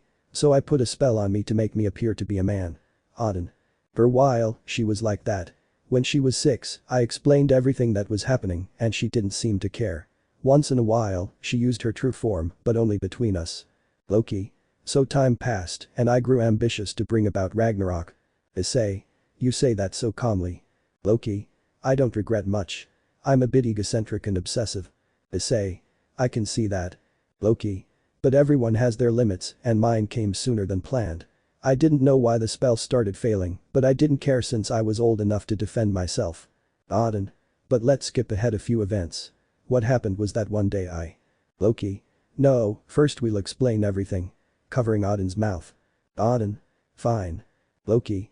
Look, after our fight, I started to harbor immense resentment towards you and that idiot Bali. Time passed and I didn't hear from you again and I didn't care. Sometimes I escaped from prison and returned because I had a very powerful spell that I didn't know how to break. If I wasn't back in prison by midnight, it would simply teleport me to my father. Issei. And how did you find that out? Odin. The hard way. Loki. Look, one day I was looking for a way to break the spell, and I found you. I wanted to go and kill you the first instant, but I didn't because, even though I knew you weren't meant for me, that warm smile was something. Issei. Whoa, wait a minute, you don't mean. Loki. I kept sneaking out of prison and started watching what you were doing, and well I ended up. Issei. You're a stalker. Loki. I'm not. Standing up. Issei. And it's Sundeer to boot. Odin. That's enough. Issei. Loki. Yes. Odin. Look what I was about to say. I was just relaxing in my room when she arrived in her true form, which surprised me, so I asked her what she wanted. She said she wanted to see you, but she didn't know you had died that day. Issei. What bad luck. Odin. In the end, she explained that you were the first person she'd ever felt that way about, so I decided to help her on the condition that I wouldn't hurt anyone else. Issei. You used me? Odin. Well yes. Issei. You son of a bitch. Loki. Look, this might sound like a lie and a bit cheesy, but if it's for someone I love and care about, I could change. Holding Issei's hand and moving closer to him. Issei. No, Issei, remember that she killed many people. It's not that simple. Grishimi. Oh, come on, give her a chance, kid. I don't think she'll abandon you like the others. Greg. She's the the goddess of deception. How can we trust her? Grishimi. We, more than anyone, should know when someone is lying to us and it shows in their eyes. We've all been betrayed and that feeling doesn't seem to be in her eyes. Issei. I can't say anything about that, but. Grishimi. But what? Aren't you going to uphold your honor as a man and reciprocate the feelings of a girl who doesn't know how to express herself? How pathetic. Greg. You're a very experienced manipulator. Grishimi. I have the gift Odin. So, what do you say, boy? Would you accept a date with my daughter? Issei. Loki. Will you? Please, let me show you I can change. Getting much closer and unintentionally revealing his cleavage. Issei. Oh okay, I accept, but you owe me a favor, Odin. Loki. Very well, thank you. Hugs him. Issei. Just don't start with your nonsense. Break Kurishimi. Okay. Asen. Why do I owe you a favor? Issei. Well, there are several things we need to sort out, plus I'll need it in the future. And I'm making your daughter happy. Loki. I want our date to be here and in the human world. Issei. Okay, I'll get ready and come back in a few moments. Loki. Me too. Issei leaves. Loki. How am I going to get ready for a date? I've never dressed so femininely before. Running around the cell. Odin. I can't help you with that, but maybe the maids can. Come upstairs. Loki. Thank you. Very well, phase 1 complete. Objective. To be the wife of the Sekiryuutei. How exciting. I hope everything goes well. After all, several years have passed. Going up the stairs. A date with a goddess. Narrator Pav. Issei could be seen dressed in a somewhat formal suit that Zeoticius had lent him. The suit consisted of a black dress shirt with a red jacket and matching trousers, while his shoes were black. Issei's. Pav. Do you think it was a bad decision to agree to do this? Greg. No, after all, you wanted to be the harem king, didn't you? Issei. That's in the past. Grishimi. Stop overthinking and act. Sometimes it's better to act without thinking. Issei. Okay. Creates a magic circle. Asgard, Odin's room. Odin. I think there was a dress here that your mother wore on some occasion. Taking out a lot of clothes. Loki. Don't you think it's a bit late? What if she changed her mind? Odin. He's a man of his word. He'll come. In the meantime, you help me look for the dress. Loki? Yes. Outside the room, castle entrance. Guard. Ah, it's you again. Issei. Yes, may I come in? Bowing his head. Guard. Of course. What's wrong with him? Inside the castle. Greg. Are you going to keep your face covered the whole date? Issei. I just don't know what to do. Kurishimi. I think it's time they knew you were alive. Besides, you'd ruin the date if you acted like this the whole time. Issei. You're right. I won't hide my face anymore. Besides, they already know I'm alive in the underworld, so the news won't take long to spread. Maid. Are you? Looks at Issei's face. Have we met before? Issei. Ah, yes. Maid. I don't remember your name. Could you repeat it? Issei. Hyoudou Issei. Maid. The Sekiryuutei Hyoudou Issei is alive. Issei. SHH. Don't make so much noise.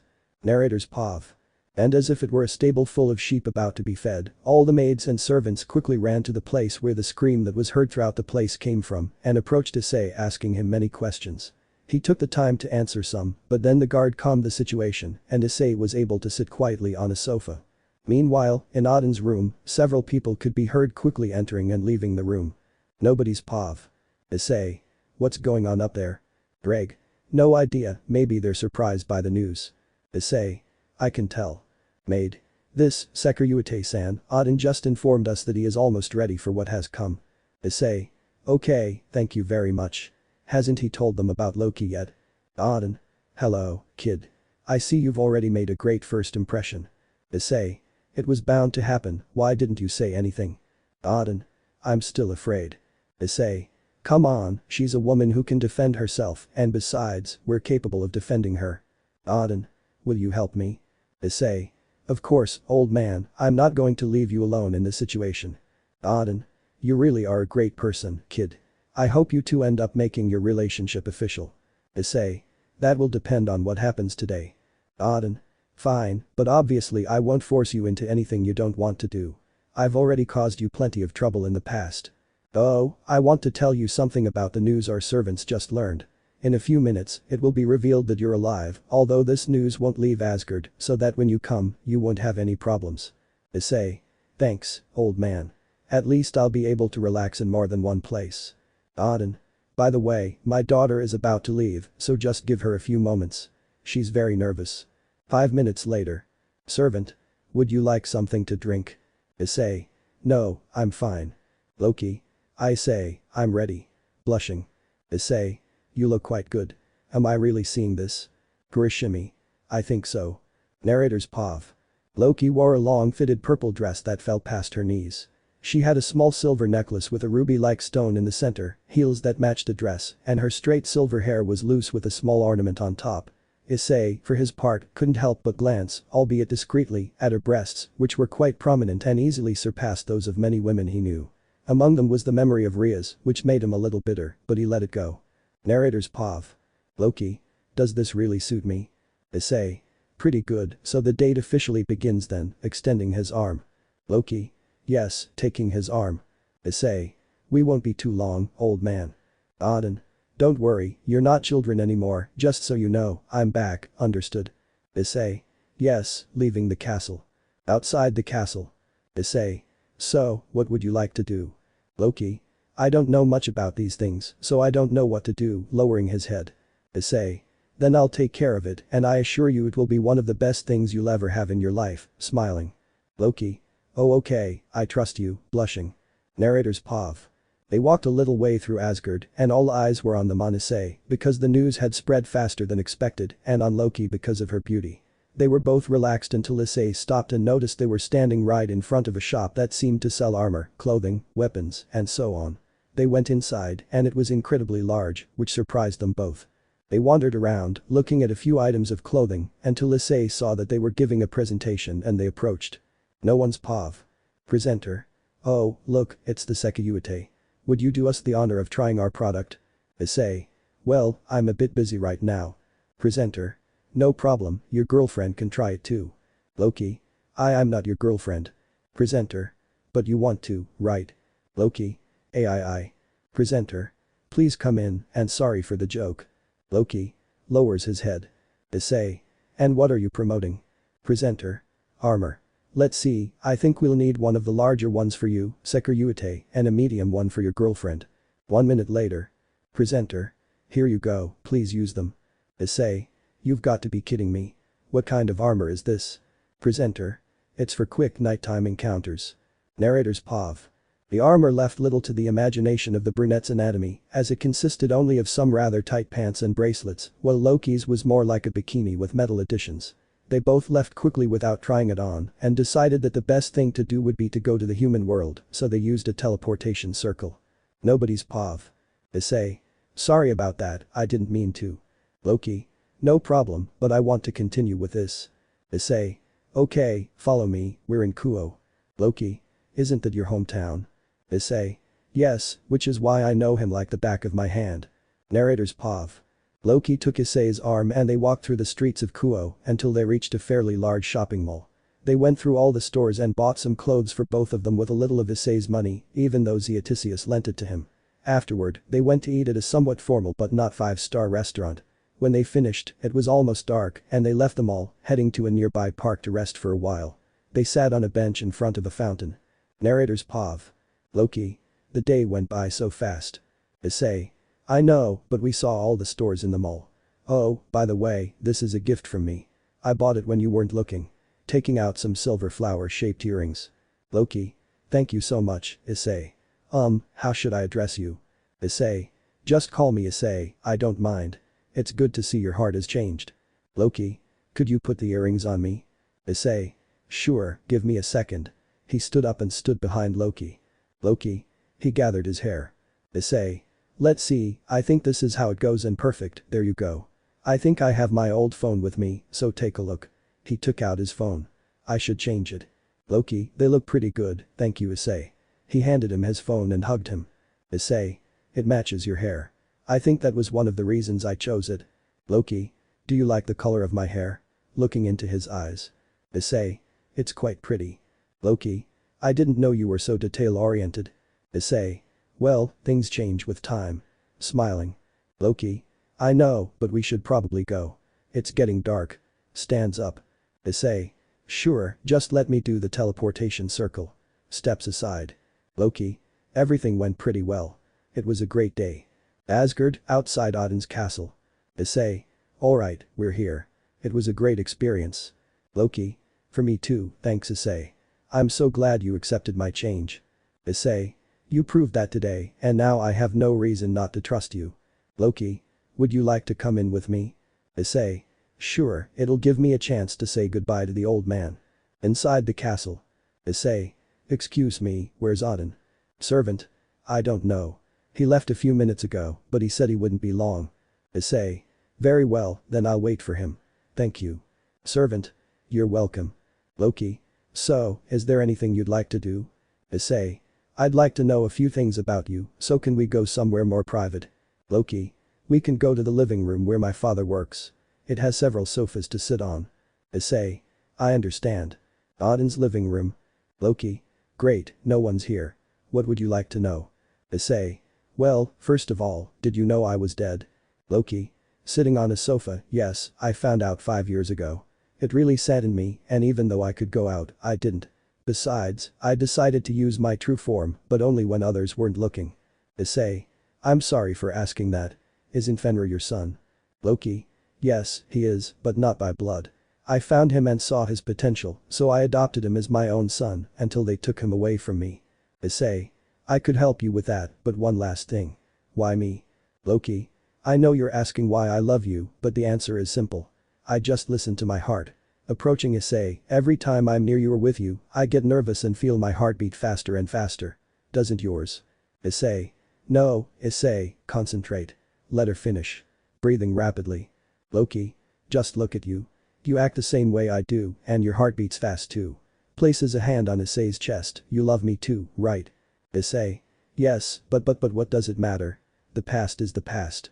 She's changed, and what she says is true. Loki. Can you say something? Issei. You don't love me. Loki. Of course I love you. Let me dem. Issei. Covers her mouth with his finger, you love me, and I love you too. I love the way you are and how you've truly changed. You're a pure and kind person now, that's why I don't just like you, I love you. Loki. Issei, with tears. Issei. And you Loki. I love you, Issei, I love you. Hugs and kisses him. Narrator's POV. They embraced, but Loki wrapped her legs around Issei's torso, trapping him. They kissed passionately, searching for and savoring each other's mouths, while Issei wandered aimlessly until he bumped into a desk and sat down. They continued kissing, but Issei grabbed Loki's well-formed buttocks and squeezed them as she hurriedly removed his jacket and shirt, leaving him in only his pants and shoes. Issei then pulled Loki's dress down below her breasts, even though she was wearing a bra. A few minutes passed, and Loki was about to unbutton Issei's pants. No one's POV. Loki. Give me a second. Lowering her head and unbuttoning Issei's pants. There, we can continue. Issei. Now you give me a second. He puts his hand on the clasp of her bra while kissing her. Auden. Opens the door, finally home what the heck. Issei Loki. Auden. Issei covers Loki's body with his own. Auden. Covers his eyes with one hand, get dressed, and I want a good explanation. I'll wait for you outside the room. Great, it seems he'll be part of the family. Leaves the room. Issei. I'm sorry, Loki, I got carried away. Loki. It's okay, I just want us to make our relationship official now. Gives him a quick kiss. Issei. Fine by me. Narrator's POV. They both left, but Auden was laughing at the situation and welcomed Issei into the family. They were both a little annoyed, but they let it go, and Issei stayed to sleep in Asgard. Meanwhile, two dragons were talking inside the brunette about a certain power they felt. Near the hacker Yuiku. Narrator POV. Several weeks had passed since Issei and Loki made their relationship official, something that didn't bother Asia or Rainer, since they had honestly seen something like this coming. They were only surprised by the fact that Loki was actually a woman. Issei had been investigating the whereabouts of Vali, his destined rival and one of the causes of his suffering, but he hadn't found him until today. Issei. POV. That son of a bitch, hiding in Yakai territory. Don't they know anything about what happened? He hears a knock at the door. Hello? Asia. It's me, Asia. Can I come in? Issei. Oh, sure.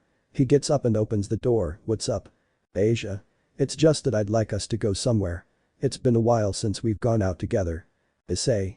I'll take care of that, but I'm busy right now, so it'll have to be in a week. Asia. Perfect for me, sleep well Issei-san. About to leave. Issei. Just one thing, I'd like you to accompany me to the Yakai territory. Holding her hand. Asia. What are we going to do there? Turns around and sees Issei. Issei. I have to resolve a small matter related to the past. Asia. Are you going to look for Ven? Issei. No, I just want to hear news of them. It's been a while since I've seen them, trust me. Asia. Very well, I'll tell the others. Now, good night. Issei. Not so fast. Picks her up, the night is long. Asia. What are you talking about, Issei-san? Issei. I want some affection and to give some too. Asia. I'm a little nervous, but okay. She kisses him, and Issei reciprocates, both of them falling onto the bed. Next day, Yakai territory. Narrator's POV. Issei arrived in Yakai territory with his 3 partners, though he was wearing the purple dragon armor, which caused everyone to back away, thinking there would be an attack. It took them a few minutes to reach the central temple of the city. Issei. POV. Where's Vali? Opening the door. Everyone. Silence. Issei. I'll say it one more time, where's Vali Lucifer? Yakai. He lives in an area somewhat removed from us. We only give him food so he'll leave us alone and not hurt us. Issei. So that bastard is hurting innocent people, huh? I'm no hero because I've learned that he only brings trouble, but I'll make an exception. Asia.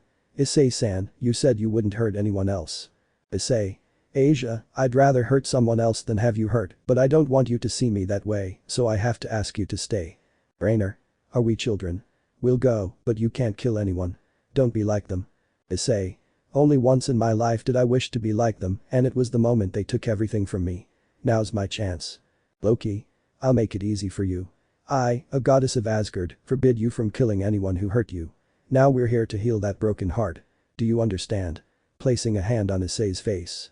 Issei. Yes. Bowling his head. Loki. You can't deceive the goddess of deception. I want you to say it from the bottom of your heart. Looking him in the eyes. Issei. I can't.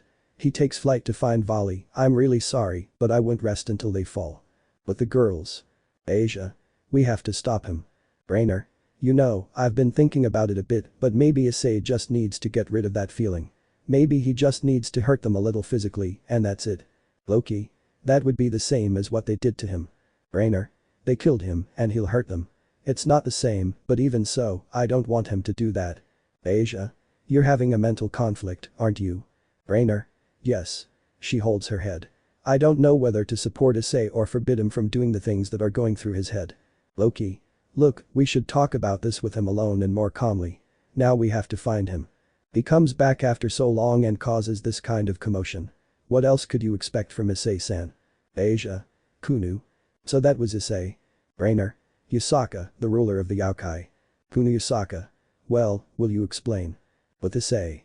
Issei. I just want them to understand, but I know they're blinded. He stops in front of a desolate area. Narrator's POV.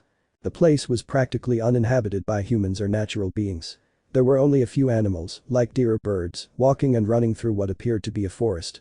Issei entered, and all the animals quickly ran away from him, but he continued on his way. He didn't have a fixed destination, but he felt he was going in the right direction. About 2 minutes passed, and Issei felt something sharp hit his head.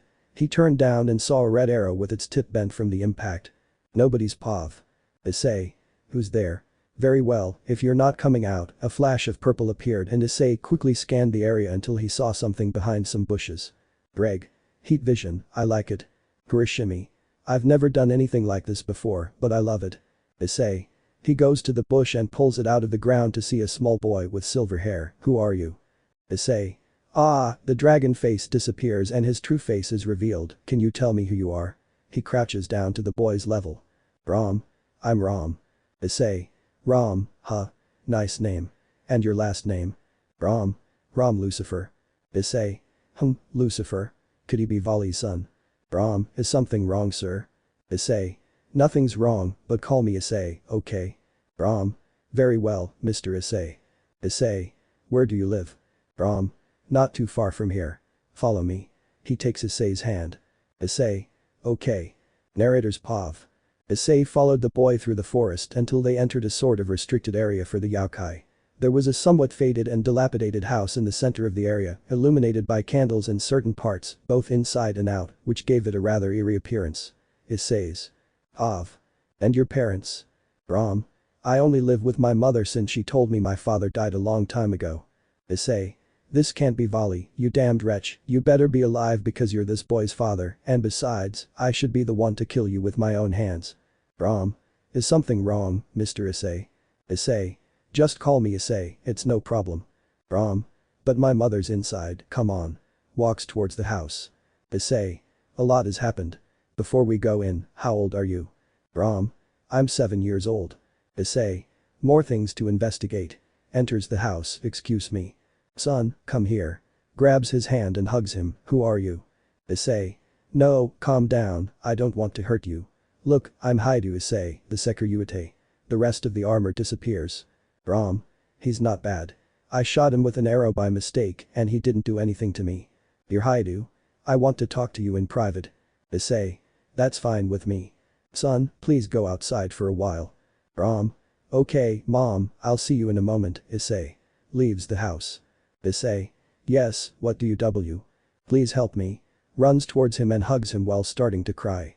Issei. Wow, calm down. What's wrong? He's a monster. They want to separate Rom and me. He wants to train him to kill you. Issei. So Vali is his father? I didn't want to. I was a victim of abuse by him and I got pregnant. I wasn't a well-known demon, so not many people cared. Issei. Damn you, Vali. Clenching his fist, how old are you? 24 years old. Issei. You're my age. So you got pregnant when you were 16 or 17. Yes, but I don't want him to separate us. I thought I wouldn't get attached to him, but now I can't live without him. He's my child. Please help me. Issei. He's a good boy. Very well, I'll help you, but you can't keep living here. But if we leave, he'll find us. Issei. And if he finds you, I'll be there to kill him. You trust me. But when did he tell you that? It was a few days after I had Rom, so I escaped with Rom while he went to the human world. Issei. So what I located was Rom, since he has Vali's blood. I don't want him to separate us. Please, you have to protect us. Issei. Do you know how to fight? Yes, but I'm no match for him. Issei. Very well, tell me your name. Sovereign. My name is Sovereign. Issei. Very well, Sovereign. From what I understand, dragons leave a mark when they mate with a woman. That could affect us. Sovereign. Yes, I had a mark a while ago, but it disappeared 2 years ago. Issei. Drag, can the mark be erased? Drag. It's rare, but it can. There are two ways. The first is if the male no longer loves the female and she no longer loves him, in which case it will gradually disappear. The second is when one of them is unfaithful. Issei, well, thanks Drag. You heard. Sovereign. I don't care if he slept with someone else. I just want to save my son. Issei. We'll leave here right now. If you want to pack anything, go ahead. I'll wait for you outside. Sovereign. The difference between you and him is noticeable. You have a kind heart, but I sense a slight impurity. Is it because of him? Issei. That's a topic for another day. Sovereign. Don't worry, I hate him too. Well, give me a few minutes. Issei. Okay, I'll explain to Rom. Sovereign. Thank you very much. Even though you don't know us, you're helping us. Issei. You're welcome. There's something about them that makes me want to help them, maybe it's the fact that they also suffered because of him. He leaves the house. Rom. Hi Issei, what did my mom say? Issei. Well, they're moving out and coming to live with me. I see they're having some difficulties living and I want to help them. Rom. Really? Thank you so much. I knew you were a great person. She hugs him. Issei. Why yes. Narrator's POV. Sovereign came out with some of her and Rom's clothes. Then they stood next to Issei and he created a teleportation circle to reach the house he had just bought 5 days ago. Nobody's POV. Issei. It's a bit messy, but I just moved in. You can leave your things here. Pointing to a piece of furniture. Sovereign. Thanks, but are we going to live here? It's your house and we don't want to inconvenience you. Issei. There's no problem with that. I plan to help them and besides, it's quite a big place. We'll go back to Yakuya territory since that's where my fiancés are. Sovereign. Fiancés. Issei. Yes, they're the people I love. Without them, I'd be a monster because of Volley. Sovereign. And they agree. Issei. Yes, in fact, they get along quite well. They even sometimes play pranks on me that they plan together. Sovereign. They're like family. Issei. Well, in short, yes. But let's go, or they'll be mad at me for taking so long. Sovereign. So, fiancés, huh? Yakuya and Citri. Narrator POV. Issei had just returned with Sovereign and Rom to Yakuya territory. They entered the temple where they were staying and Issei ran into two familiar faces. Issei. POV. Isaka-san, Kunu-chan, it's been a long time. Isaka. Well, neither have we, more specifically, 7 years you've changed. Looking Issei up and down. Issei. Well, you still look just as young and Kunu-chan is practically an adult now. Kunu. 7 years, where the heck have you been all these 7 years? Runs and punches him in the chest. We were crying for so long, you were supposed to be dead, but now you're back like nothing happened. Issei. Well, a lot has happened. In fact, I was planning to come see you sometime. Kunu. In what way? Where did that caring Issei-sen go, the one who worried about others and wouldn't make us suffer? Looking into his eyes with tears. Isaka. He didn't have that power. Dying isn't something we can control. Kunu. But he didn't die. Why did you change? Issei. I haven't changed. I'm still the same. Kunu-chan. Tries to grab her arm. Kunu. Let go of me. Pushes Issei away. I don't know if I want to be your fiancé anymore. Crying. Issei. But Kunu-chan, I was going to come back sooner or later. I know it sounds bad, but I've had to fix a lot of things right now. I'm sorry for making you wait so long. I'm sure I made you suffer a lot and I don't want that. Hugs her. Kunu. You don't have that same warmth that made you so special. You're broken. Something inside you has changed you. Asia. Whispering, maybe we should stop this. Loki. No, she needs to vent and express what she feels. Issei. Please, Kunu-chan, if you'll just give me a minute to explain. Kunu. I don't want your explanations, you've caused me so much pain and suffering. She breaks the hug and leaves the temple. Issei. Damn it, son of a bitch. He smashes a table. Why do I always have to ruin everything? A tear falls. Rainer.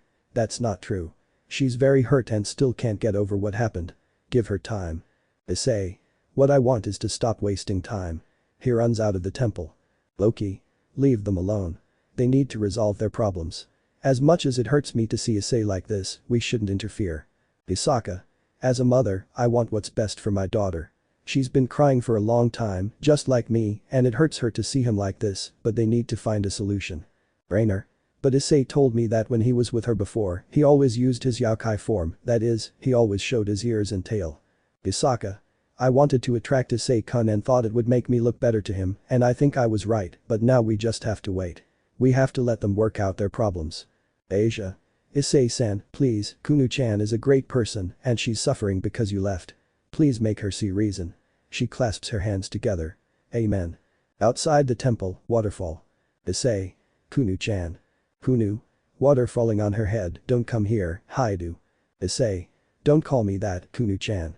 I'm Issei, you, Issei. Don't do this to me.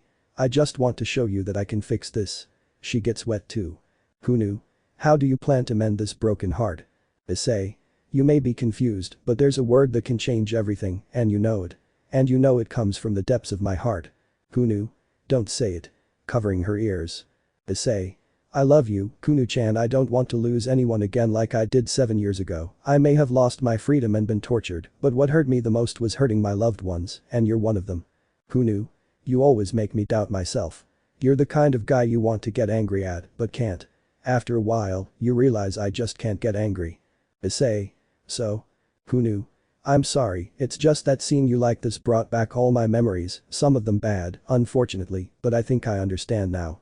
Could you repeat the word I already know? Looking into his eyes. Issei. I love you, Kunu. I love you and what you represent. I don't want you to do this to me again, please. It means I lost everything that keeps me alive. Kunu. I'm really sorry. I just didn't want to suffer again. Those bad memories are too strong. Issei. I'll erase all those bad memories related to me and turn them into the best ones. He quickly kisses her. Kunu. I think I was a little foolish to insult you. I'm sorry about that too. Issei. Don't worry, now I just want you to have good memories of me. Narrator's POV. They kissed again and again and again and again, each kiss lasting longer than the last, becoming more passionate. They began to explore each other's bodies as the waterfall water fell over their heads, running quickly over their bodies. Kunu unconsciously activated his Yakuya mode, revealing 5 tails and fox ears, but they continued their game, their tongues finding refuge in each other's mouths or fighting amongst themselves, each seeking dominance. Issei lightly grasped one of the Yaokai's tails, and she shuddered slightly at the touch. They stopped kissing for a moment and gazed into each other's eyes, their lust and desire palpable. Issei quickly licked one of Kunu's ears, eliciting a soft, delicate moan that sent a mental shock through her. Issei picked her up and carried her to a rock. Despite her surprise, she remained consumed by lust. He gently positioned her on all fours, about to withdraw his member, but a communication circle appeared beside her ear. No one's POV. Sona. Hyoudou-san, we need to talk urgently. We heard you're in the Yaokai territory, so we're going to the temple.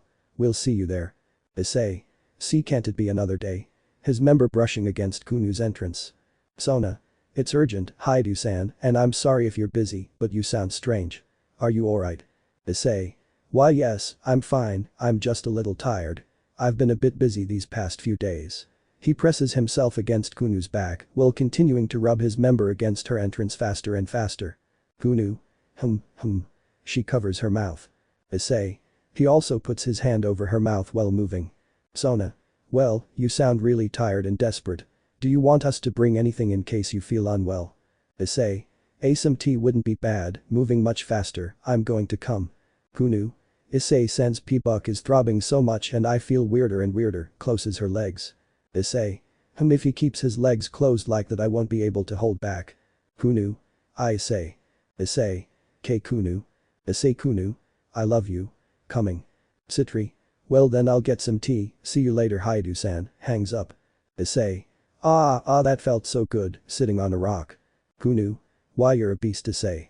Issei. Sorry, but that little moan destroyed my mind. Kunu. We'd better go back. Issei. Just one more time, sits her on his lap. Kunu. Aren't you satisfied? Red. Issei. Sorry, but only this once, and then we'll go back. Starting to move again. Kunu. But Issei, I'm a little sensitive right now. Issei. It'll be quick. Moving roughly. Kunu. I know he's only touching her, but it feels so good. Is this the pleasure of a couple? Issei. You've grown so much, Kunu. Kunu. And don't do that while you're moving. Narrator's POV. 40 minutes passed, during which they showed their affection but didn't consummate the act. There was an old tradition that said female Yaokai should have their first time after their wedding, so they were simply touching each other, even though it brought them similar pleasure. They returned to the temple holding hands with smiles on their faces and saw the entire Citri group waiting for them. They both greeted everyone and then sat down on a sofa. Nobody's pav. Issei. Sorry for being late. We thought we were closer than we needed to be. Tiba. But you could have flown here. Issei. Ugh, whatever. What do you need me for? Who knew? I say it'll only be one more time, smiling. Sona. Well, we need your help with a rather special case. Issei. What happened now? Tsubaki. Ah, it's related to Surzich's Sama and Vali Lucifer. Issei. Ah, this day was going wonderfully until a moment ago. What did they do? Tsubaki. They were running a campaign to get more demons, so they took all the girls from the Gremory group hostage and planned to give them to all the demons as toys for a week. Issei. Doesn't sound so bad, it's an acceptable punishment for them. And what's the problem? Asia. Issei-san. Hits his rib. Issei. Oh, sorry, I was just kidding. When do they plan to do that? Sona. In 2 days, that's why we want your help to stop them. Tiba. Please, I know you hate them and I do too, but they're mothers and I don't think the children deserve to see their mothers being, you know. Issei. Wait, are you going to force the children to watch their mothers being raped? Tsubaki. Yes. Issei. Very well, first of all, I'm the only one with the right to kill them, second, they have nothing to do with it and I'll use them against them in another way, and third, what are we waiting for to go and smash Surzich's damn mouth in? Or better yet, kill him. Sona. I'm taking it pretty well, I honestly thought he'd leave the job to us. Tiba. Ah, Issei-kun, we'll be working together again. Issei. Like old times. Hall of Mau. Narrator Pav. The plan Issei and the Citri clan had devised was for him to pretend to be one of the many guys willing to impregnate a girl from the Gremory group. Although Issei was disgusted by the idea, Kiba managed to convince him in exchange for a favor. Issei. Ugh, I'm getting the urge to throw up. Kiba. Why? Issei. Because I'm going to see those bitches again. Kiba. Remember, when you're close enough to them, you'll just free them, and that's it. There shouldn't even be a problem. Issei. The only problem is that I'm sure Surzich's has spread the word that I'm back. Kiba. Even so, I don't think anyone wants to fight you, especially when you're angry. Issei. Good point. Now I have to go. See you Kiba. Teleports to the underworld. Kiba. Likewise, Issei-kun. Sona. And how do I take it? Kiba. Ah, sort of okay, though I hope the favor he asks of me later isn't too bad. Sona. Relax, we're talking about Hyoudou. Kiba. That's what worries me. Shrugs. Gremory Castle, Underworld. Surzich's. Very well, inhabitants, here are several maidens for your taste and choice. Remember, this is for the purpose of increasing the demon population, and you will have to pay for every 10 minutes of sexual intercourse. Demons? Yes, yes, yes. Issei. They look like dogs in heat. Surzich's. Now you may begin. Hiding. Issei. What a wimp, though I couldn't expect much more from him, walking towards the main hall. Issei's pav. Upon opening the door, I could see many men lining up in various places while other maids collected the money and left quickly. I approached and could see all the damned women in the group. They were covered with blankets and bound with ropes and spells that immobilized them. They also had blindfolds on as they screamed desperately. Nobody's pav. Maid. You can begin in 10 seconds. Demons. Perfect. Rias. This is what awaits me, being raped by countless men. I hate you, Oni-sama, crying. Issei. I should leave them here to their fate, but I've also come for the children. They don't deserve to be near them, and they'll be a good resource. Maid. 3, 2, 1, you can begin. Narrator's pav. All the demons began to undress and ran towards the Gremory girls, but just as they were about to strip them, a purple light appeared. When it faded, corpses were scattered everywhere, while Issei stood looking at the girls with disgust. Nobody's pav. Issei. You really are apes, you let yourselves be carried away by wanting a few simple minutes of pleasure. I mean, it's not that it's bad as long as you do it with your partner or a prostitute, although, thinking about it, there's not that much difference between you and a prostitute. Removing the blindfolds from each of the girls, do you remember me? Girls. Issei. Issei. Don't call me that, I'm not related to you. Now, if you'll excuse me, I'm a little busy. Walking towards some rooms. Rias. Wait, there they are. Issei. I know who's in there, and I intend to take you. Your father wants to see his grandchildren even though you disappointed him, but I'm no one to deny him that. After all, I owe him a lot. Kaneko. You have no right to take our children away from us. Trying to free herself. Issei. You had no right to kill me. Entering the room. Children. Who are you? Hugging each other. Issei. Don't worry, I don't intend to hurt you. Crouching down to the children's level, let's see, there are 6 of you in total. Tell me your names from oldest to youngest. Zen. I'm Zen Gremory. Standing in front of the other children. Issei. He's scared, I can see it. Anegi. I'm Anegi Taoju. Lowering her ears and tail. Issei. She has gray hair, just like Kaneko, but hers shines a little more. Nikumi. I'm Nikumi Himejima.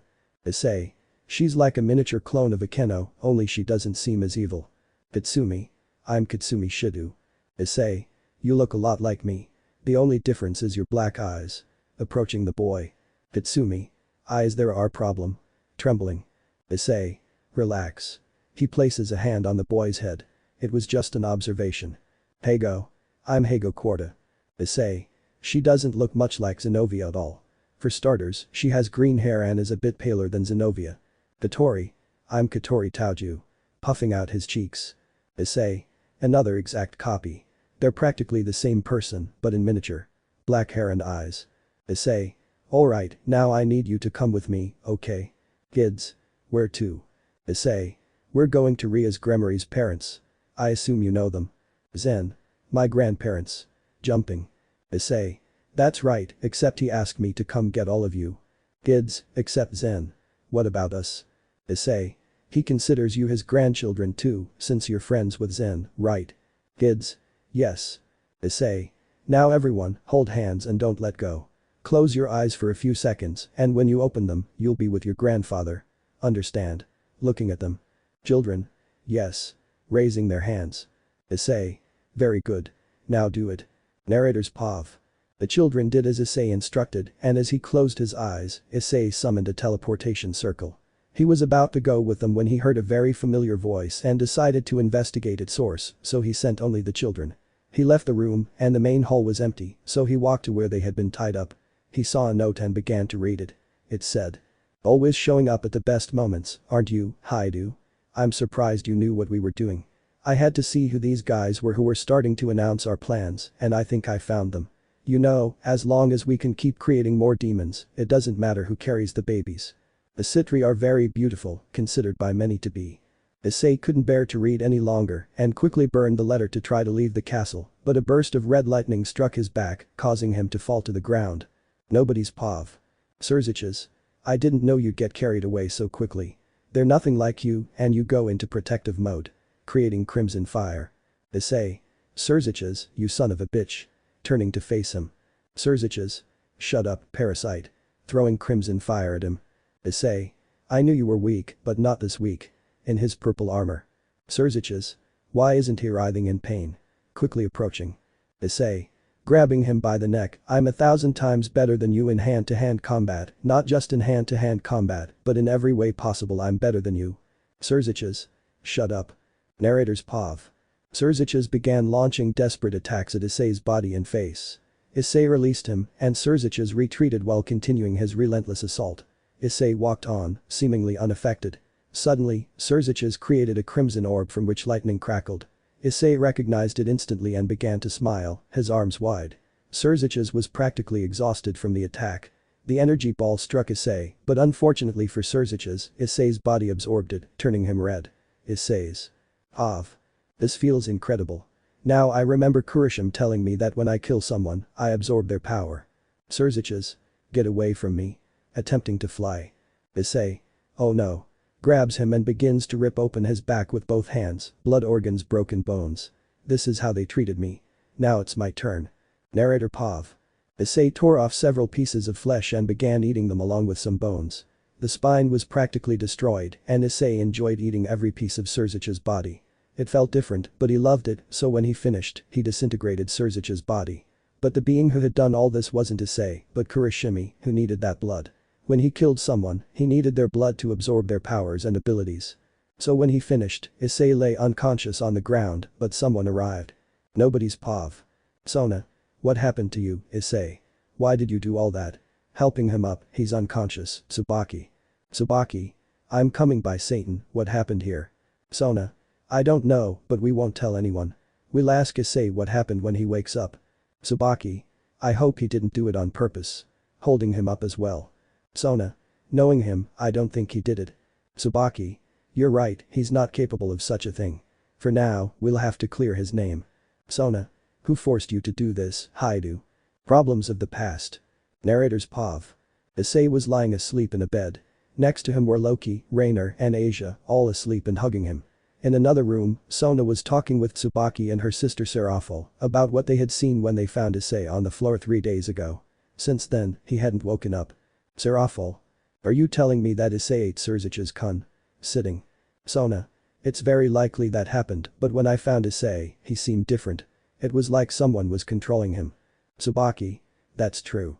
He didn't seem to be thinking clearly. It seems hatred contributed to his behavior. Serafal. Oh, Satan, it's not like he did just anything. He killed a Mayu, and that's punishable by death, but lowering her head. Sona. One-sama, we both know that Surzich's Sama hurt Issei-sen in the past. Serafal. I'm aware of that. He even made him disappear from this world for 7 years, and that's what makes me doubt, since I don't know what's right now. Putting a hand to her head. Tsubaki. If I may offer my opinion, I think he brought this on himself. I mean, I don't like the idea of him killing him, but Surzich's Sama had already hurt many people, not just Issei. He even planned to hurt his family again. Serafal. Did Grafia-san find out? Sona. We're not the only ones who know this yet. Crossing her arms. Grafia. No, actually, I know too. I was there that day because I was going to interrupt my ex-husband's actions. Opening the door. Serafal. Grafia-san. Grafia. You hold a higher position than me. You shouldn't call me that. Don't worry, I'm not angry or anything. Tsubaki. But Issei. Grafia. I know very well what Issei-kun did, and I'm actually glad to know he's alive, but I'd like to join your search to find out why he did it. Serafal. That's good to know. I thought you'd be angry with him. First of all, we should go back a bit to remember what happened, so we should talk to one of the girls. Grafia. Does he have a harem again? Crossing her arms. Sona. Yeah, it seems he'll never learn. Laughing a little, I'll go see how they are. Tsubaki. I'm following you, Sona-san. Serafal. I'm not going to be left behind. Grafia. I'll go too. Sona. Fine. Narrator's POV. They all left the room and walked to where Issei was. When they arrived, they could hear their fiancés start screaming desperately, so they quickly opened the door. Nobody's POV. Sona. What's wa? Sees Issei convulsing. Serafal. What's happening? She approaches and holds Issei's head. Grafia. Move aside. She removes Issei's shirt and 2 magic circles appear in each of her hands. Tsubaki. I'll help too. She approaches and creates a barrier around Issei. That way, there's less chance of us hurting him. Grafia. Very well. She begins to place ice on Issei's chest. This will take a while, but maybe it will help. Rainer. And what is it? Grafia. It's an old healing spell. I learned it a long time ago, but I've only used it twice. Loki. Perhaps I should help too. A magic circle appears in his hand. Very well, I think my father taught me something similar as well. He's about to place his hand on Issei's chest, but 2 small dragons appear. Kurishimi. We finally did it. On top of the ice. And what is this? Asia. What's going on here? Greg. You were able to get me out of here, how? Kurishimi. The combined power of our wielder and the Mayus was enough to get us both out, albeit in reduced versions. Serafal. Who are you? Well, I already know him, pointing at Dreg. I thought you'd be bigger. Dreg. I am. I just can't be picky since I was able to get out. Asia. You're Kursahimi. Kurishimi. Exactly. Wow, everything looks weirder now. Is that how our wielder sees it? Tsubaki. So Issei-san has 2 dragons inside him. Kurishimi. Yes, but now we can get out, even if it's only for a short time. Greg. Did you have to force our wielder to kill Surzich's and eat him? Everyone. You did it. Looking at him. Kurishimi. Yes and no. You see, he wanted to do it, but he didn't dare, so I gave him a little push. Besides, it benefited all of us. Rainer. I don't see Issei waking up. Kurishimi. Relax, it might take 2 hours. The energy expenditure to achieve this was too much. Who knew? I could help. Entering the room. Sona. Seriously, this room is too small for so many people. Who knew? Why don't you come out? Sitting next to Issei. Sona. Excuse me? Who knew? I mean, after all, you're nothing to Issei except his friend. I'm his fiancé. Rainer. Since when? Who knew? For 7 years. Is there a problem? Smiling. Rainer. Sona. Whatever. If you can help him, please do. Who knew? Alright, first, I'd like you to get out of bed. Asia. Very well, getting up. Loki. Wait, we fit perfectly in here, without moving. Who knew? Ah look, sticks out her tails and ears, even though it's a big bed I'll feel uncomfortable. Tsubaki. If she's small then what size will Yasaka-sen's bed be? Putting a finger to her chin. Loki. Ah, fine. He gets up next to Rainer. Who knew? Alright, now give me 10 or 15 minutes and it'll be ready, so get out. She waves her hand as if to leave. Tsubaki. Hey, are you kicking us out? Who knew? No, I just want you to leave for a moment. Rainer. Look, I don't know who you think you are, but… Asia. Please, we shouldn't be fighting here. Issei should be resting. She holds Dragon Kurashimi. Serafal. She's right. Let's listen to her and leave the room. She opens the door. Rainer. I'm doing it because you guys asked me to. She crosses her arms. Loki. Just let her help us. He leaves the room. Sona. We'll be back in a few minutes. Who knew? Yes, no problem. She lies down next to Issei. Narrator's Pav. The girls left the room except for Kunu and they decided to talk about the past so they wouldn't feel the time passing so much. Kunu emitted a blue aura that began to merge with Issei's body, surrounding him as well. It remained like that for about 15 minutes until the aura entered Issei's body and he slowly awoke to see her beside him, smiling. Issei's. Pav. Kunu, what are you doing here? Getting up. Kunu. I heard you were a little hurt, so I came to help. I was able to wake you up early. Wagging her tails. Issei. I see. Thank you very much. And the others? Kunu. They must be somewhere around here. They didn't tell me where they were going. Issei. Well, I'll go look for them. Are you coming? Extending his hand. Kunu. Of course. She got up and stood next to Issei. Main hall. Issei. Oh, here they are. Hello. Rainer. Issei, you're finally awake. Hugs him. Asia. Look who's with us. Helps Dragon Kurashimi up. Issei.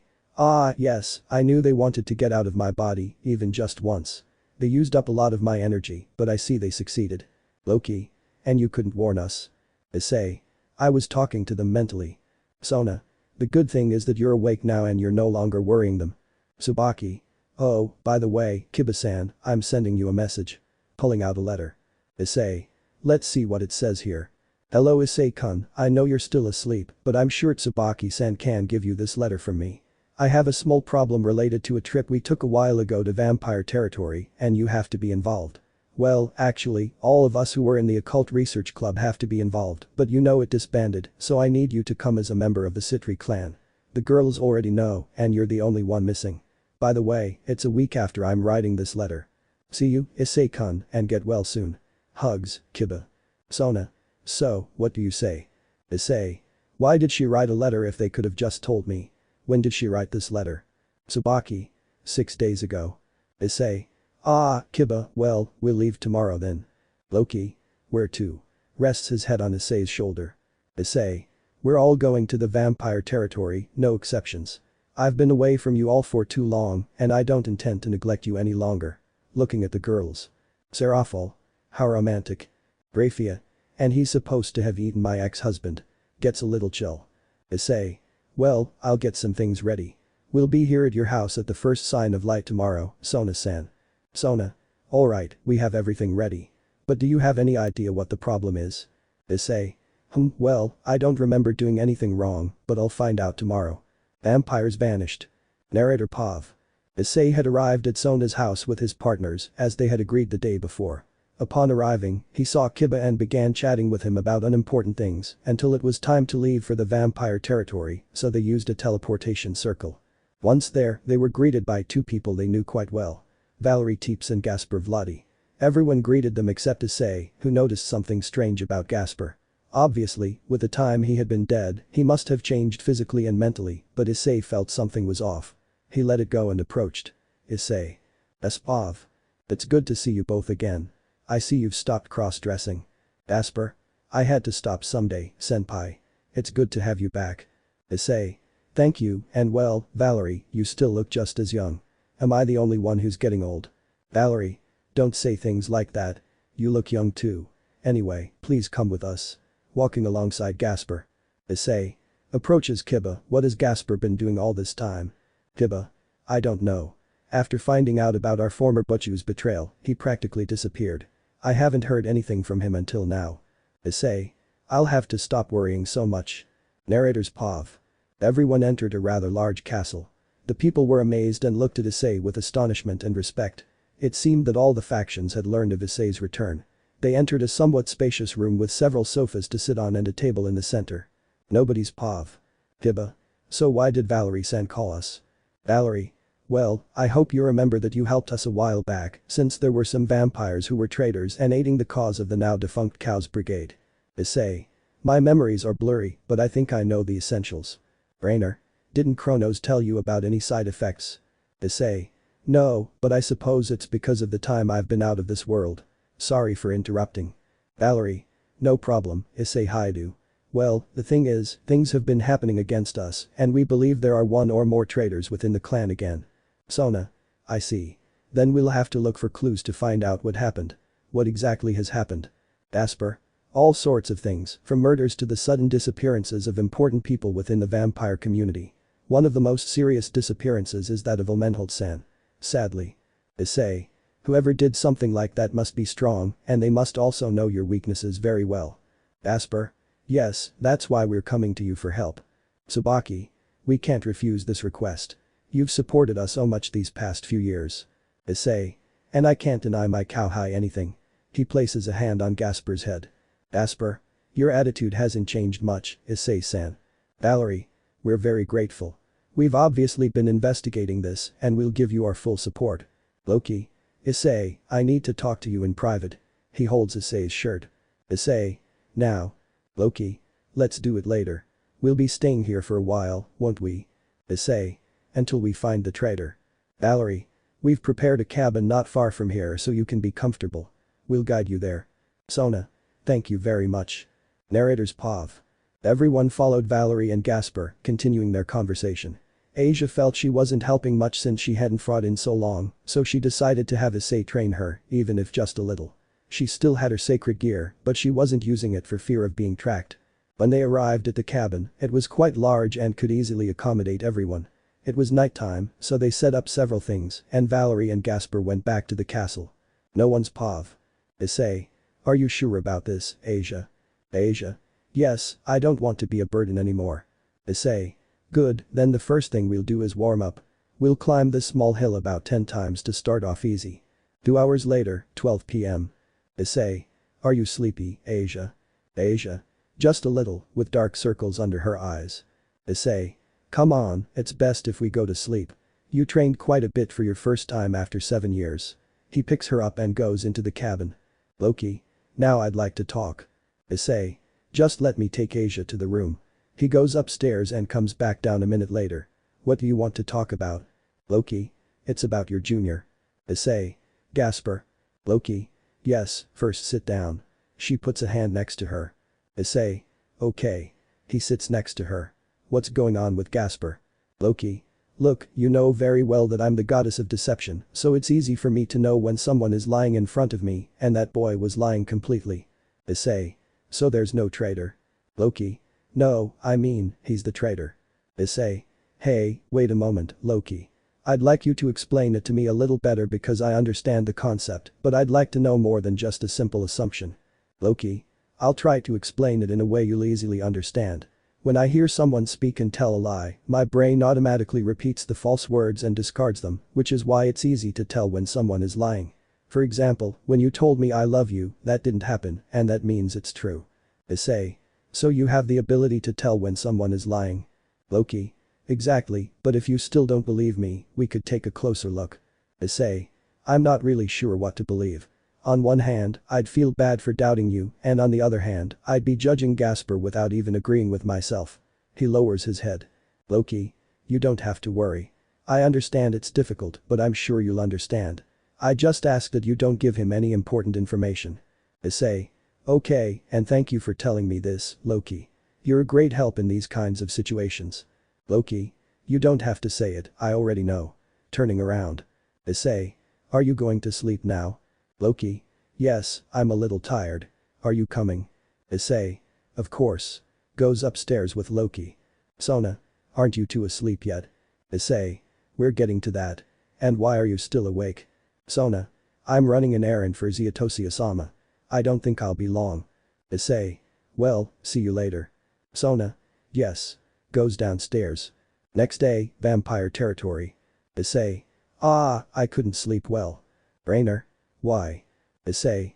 I felt something strange and when I woke up, Kronos was in front of me. Loki. And what did he want? Issei. I don't remember very well. I think he said something related to God or something like that. Valerie. Well, sorry to interrupt, but I want to show you something. Narrator's POV. Some guards arrived carrying something covered, which gave everyone an idea of what it could be. When they removed the blanket and placed what they were carrying on the ground, they saw a vampire child missing his eyes and with broken teeth. Issei removed his shirt, revealing his open chest and ribs forming a star. Everyone felt uneasy, but Loki spoke. Nobody's POV. Loki. Not to sound rude or anything, but I'd like to take the body to Asgard for an examination. Valerie. I can let you do it, but you shouldn't take too long.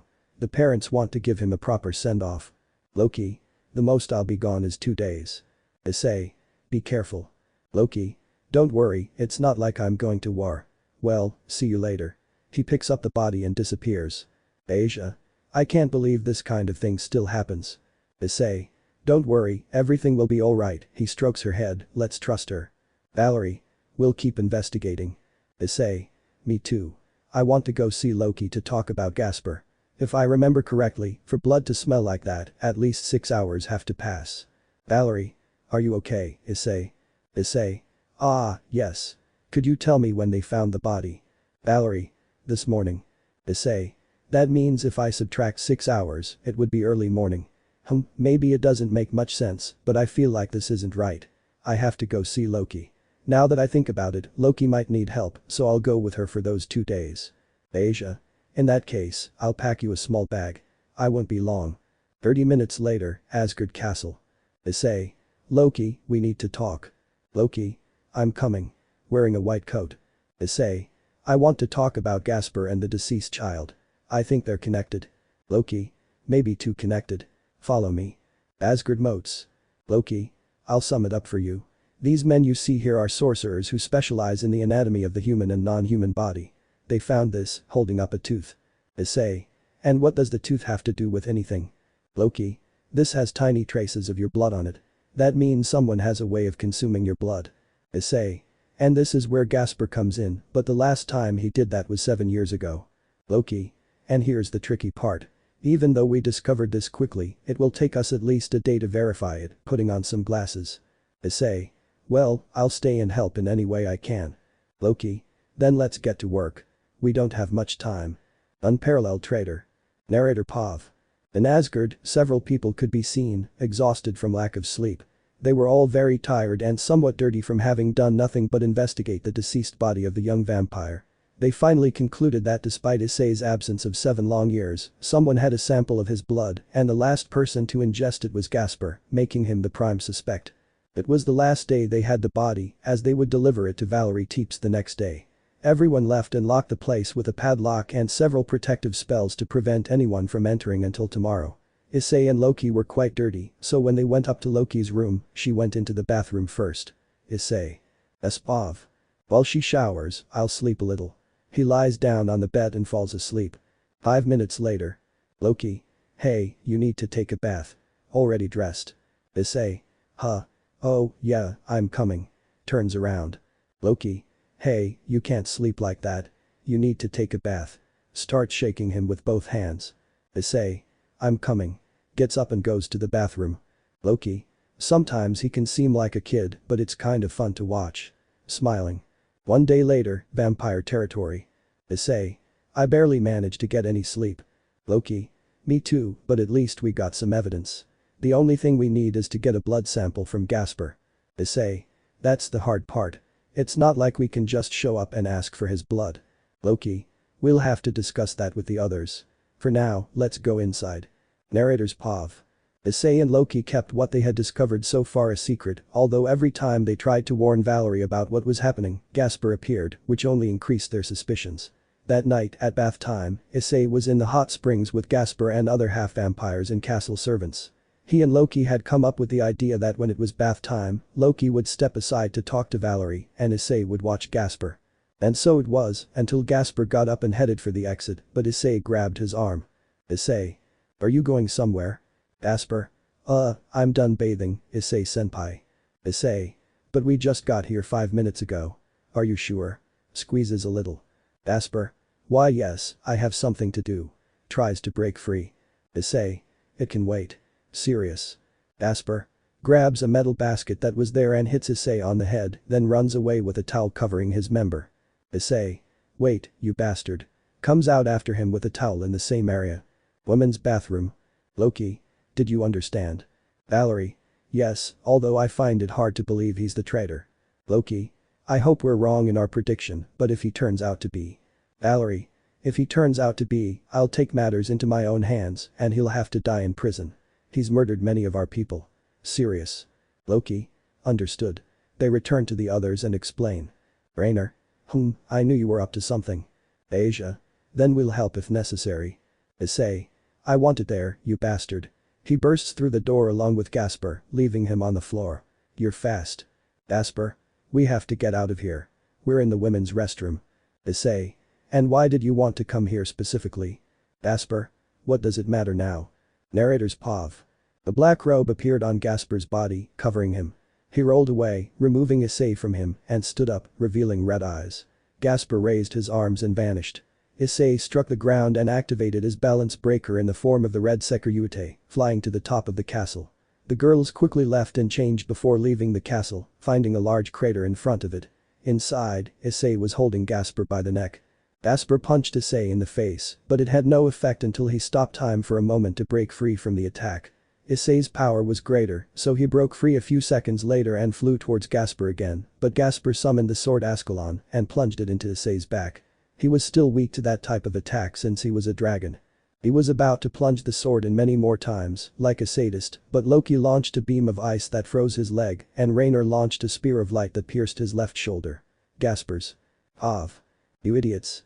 Do you think you can beat me? I'm not a weak child anymore, I'm a man, pulling out the spear of light. Issei. Prove it. Issei grabbed Gasper by the neck and created purple swords that pierced his neck. Valerie. Did he kill him? Issei. Didn't you say you were a man? Gasper. This old trick always works. Issei. What? Gasper. Standing behind Issei, he tries to kick him, but Asia gets close and punches him in the face. Asia. I don't like resorting to violence, especially with. Gasper. Don't touch me, you inept girl. He slaps her, knocking her to the ground. Issei. So tough, huh? You dare hurt my Asia and you think there won't be consequences? His green eyes light up. Gasper. You're pathetic, Hyoudou Issei. Pierces Gasper's stomach with one of his swords, don't you dare hurt any of them, understand? Pointing at all of them, including Valerie, they're under my protection. Gasper. And you think you can protect them when you've died 3 times? Issei. Unlike me, you won't be coming back. Pierces Gasper's throat with the other sword, I'll throw your blood away for the worms to rot in. Gasper. Even so, he'll come to save me. Issei. Who? Pulls the sword from his stomach and, about to bury it in Gasper's head, he disappears, leaving a mark on the floor. Volley, it makes perfect sense now, doesn't it? Rainer. You have to take it easy. There's a time for everything. Puts an arm around Issei's shoulder. Issei. Are you okay? He holds her face in both hands. Rainer. Of course, don't worry. Issei. I won't let anyone hurt you. He presses his head against hers, I'd rather die than let anyone lay a finger on you. Rainer. Yes. He really changes when he cares about us. It's quite romantic that way. Issei. Asia, I'm so sorry. I should have reacted or he approaches her along with the others. Asia. Don't worry, Issei-san. It wasn't that hard a blow. The mark will disappear in a few minutes. She rubs her cheek. Issei. He kisses Asia's cheek. I'm sorry. Loki. If something worse were to happen to us, I don't know how I would react. Valerie.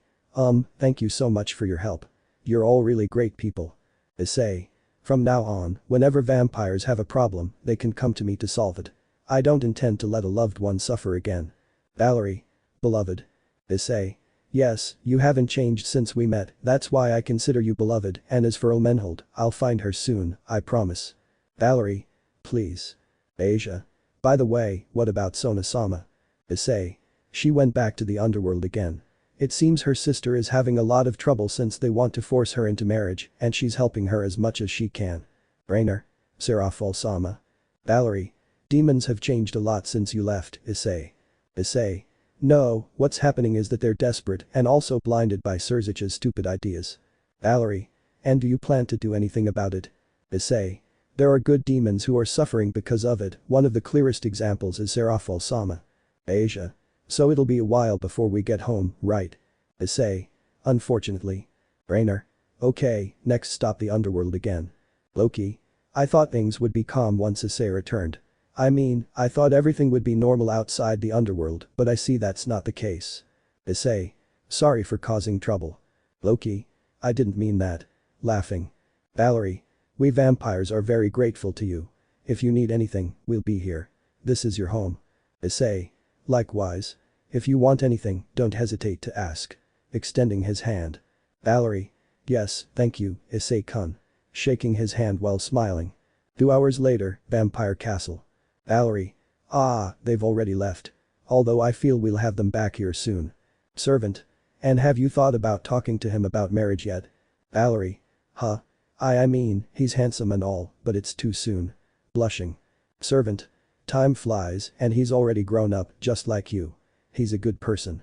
I'm sure he'll accept you with open arms. Valerie. I'll keep that in mind. Blushing. Short trip, Lemon. Narrator's POV.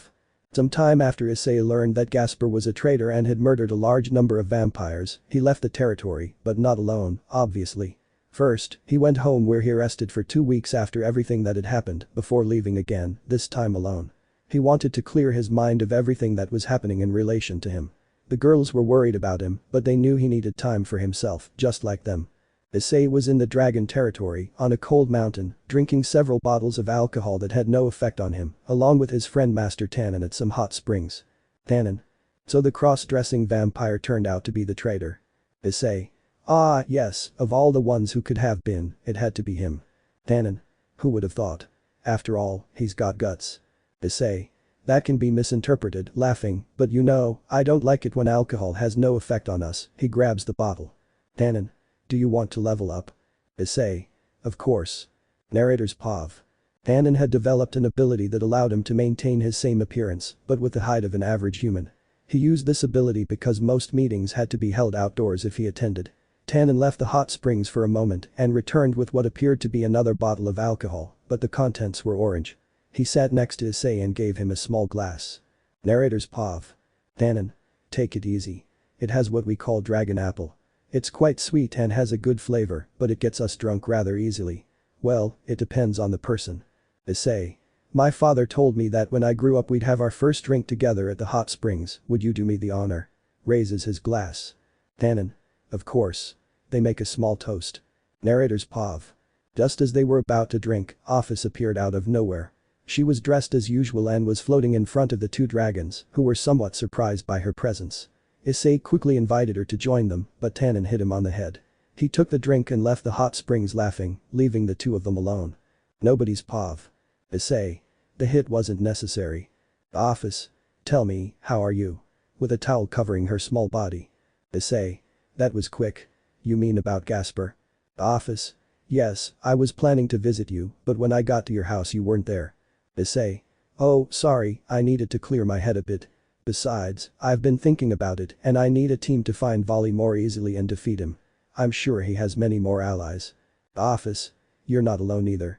I mean, you have them, the faction leaders, well, most of them. Takes a sip of the drink. Issei. Does the same, I know, plus a few other friends, but I feel like something's going to go wrong. I mean, if a big fight breaks out between us, it'll affect a lot of people. Office. You still care a lot about others. That's one of your best qualities. Issei. Maybe the only good thing. 25 minutes later. Issei. Ah, this really does affect me, but it tastes pretty good. Takes another sip. Office. We should stop now. There's only a small sip left in the bottle. Issei. Okay hick, throws the bottle away, remember what I told you earlier? Office. What? Issei. If Volley and I get into a fight that spans a vast area, will you be on my side? He corners her in a corner of the water. Office. If you're still the same, then you have my help.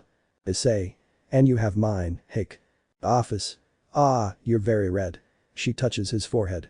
We shouldn't have drunk so much. Issei. I'm not the only one who's red here. Office. What are you talking about? Issei. Tell me, are you nervous? He strokes her ear. Office. What are you doing? She blushes. Issei. I'm just marking what belongs to me. He licks her ear. Office. Stop it. She pushes him away. Do you know what you're doing? You have people who care about you. It wouldn't be good to do this. Issei. But you care about me too, I know that. He hugs her. Office. What are you talking about? Issei. A week ago, I went for a walk and out of nowhere, I appeared in the dimensional rift with Great Red. He told me you liked me. Office. That idiot. Issei. Why didn't you tell me? He looks her in the eyes. You know I'm mentally unstable, but even so. Office. Look, what he told you is true, but it's the first time I've felt anything like this, and besides, it would be impossible to formalize a relationship like this. I don't think they want to consider the possibility of me having a child, and… Issei. I don't care who's against this. I just want to forget everything and be happy, but, he lowers his head. I know that if I don't do something about it, they'll hurt me again and I don't want that. Office. Are you crying? She looks at him worriedly. Issei. I'm sorry for showing you this miserable side of me, but I need all of your help. Without you, I'm nothing. More tears stream down his cheek. Office. You don't have to be ashamed. Humans tend to show their feelings to those they trust, right? Issei. Yes, wipes away tears, and to those they love. Narrator's POV. Lemon skipped. Issei. Okay then, here I go. He presses his forehead against Office's but looks down as he inserts his member. I'll go slow. Office. Oh okay. She closes her eyes. Issei. He moves a little. Dear God, this feeling is incredible. It's so tight and it feels like it's sucking me in. Well, the tip's in. Now I'll go a little faster. Office. Why yes. Issei. He inserts his entire member slowly. Are you okay? Office. Oh of course. Just give me a minute to catch my breath. Issei. Office, tell me, did you come? Office. Huh. Well, or maybe. Issei. I felt some liquid stain me down there. You tell me when to move. Office. You can. I'll get used to the pain. Issei. Alright, here I go. Narrator's POV. Lemon skipped. No one's POV. Office. I say, it's too embarrassing, stop. Issei. I want to see you become mine, Office. I want to see me fill you with my semen. He moves much faster. Office. I let you, but only if you give me a kiss. She turns her head towards Issei. Issei. Of course. He returns the kiss while continuing to move until he ejaculates inside her, releasing a large amount of semen. Office. You were very rough. Issei. Sorry. Office. But I liked it. She smiles at Issei. Now we're a couple, and I won't leave you alone so easily. Issei. I see. Office. So get ready because I won't rest until we have at least one child. She kisses him. Issei, a child. Narrator's POV. Issei threw Office to the ground and quickly inserted his member inside her again, moving too fast from the start. It seemed that saying that activated some kind of hidden instinct within him. Office was surprised, but she kissed Issei and trapped him with her legs and arms to prevent him from leaving. Without caring about anything else, they left the hot springs and teleported in a magic circle to Issei's room to continue their act that night. The moans of excitement and pleasure didn't stop for either of them. Unexpected encounter. Narrator POV. Issei had been back home for a few days and was spending more time with his girlfriends and resting a bit from everything that had happened. Everything was quiet and most of the girls had gone out, except for Loki, with whom he was watching a movie at that moment, her head resting on Issei's shoulder. Everything was so peaceful that Issei even started to feel sleepy, but he heard someone knock on his door and decided to answer it. Issei's. POV. I'll be right back. Opens the door as Sekiryuutei. Sekiryuutei. Yes, it's me. May I come in? Issei. I don't know. What do you want? Sekiryuutei. I need to talk to you about something important. Issei. How did you know where I live? Sekiryuutei. Ziotissius told me. Issei. Okay, come in. Main room. Sekiryuutei. First of all, you might think I hold some kind of grudge against you, but no, I need your help. Issei. What's wrong? Sekiryuutei. As you know, things haven't been going very well for us demons lately, and we're losing our relationships with the angels and the fallen. Issei. I'm aware of that. What do you need from me? Sekiryuutei. You see, yesterday I went with some other demons to the castle where the Gremory family lived. We were collecting various things and found this. He takes a necklace with a silver dragon fang out of his pocket. Issei. It looks expensive. Sekiryuutei. I don't really know, but it must be. The thing is, this belonged to Serzich's, but he never told us where he got it. He always said it was a powerful weapon against you. Issei. Do you want me to destroy it? Sekiryuutei. I want you to keep it and take care of it. For some strange reason, every time I move away from you, it starts to get darker.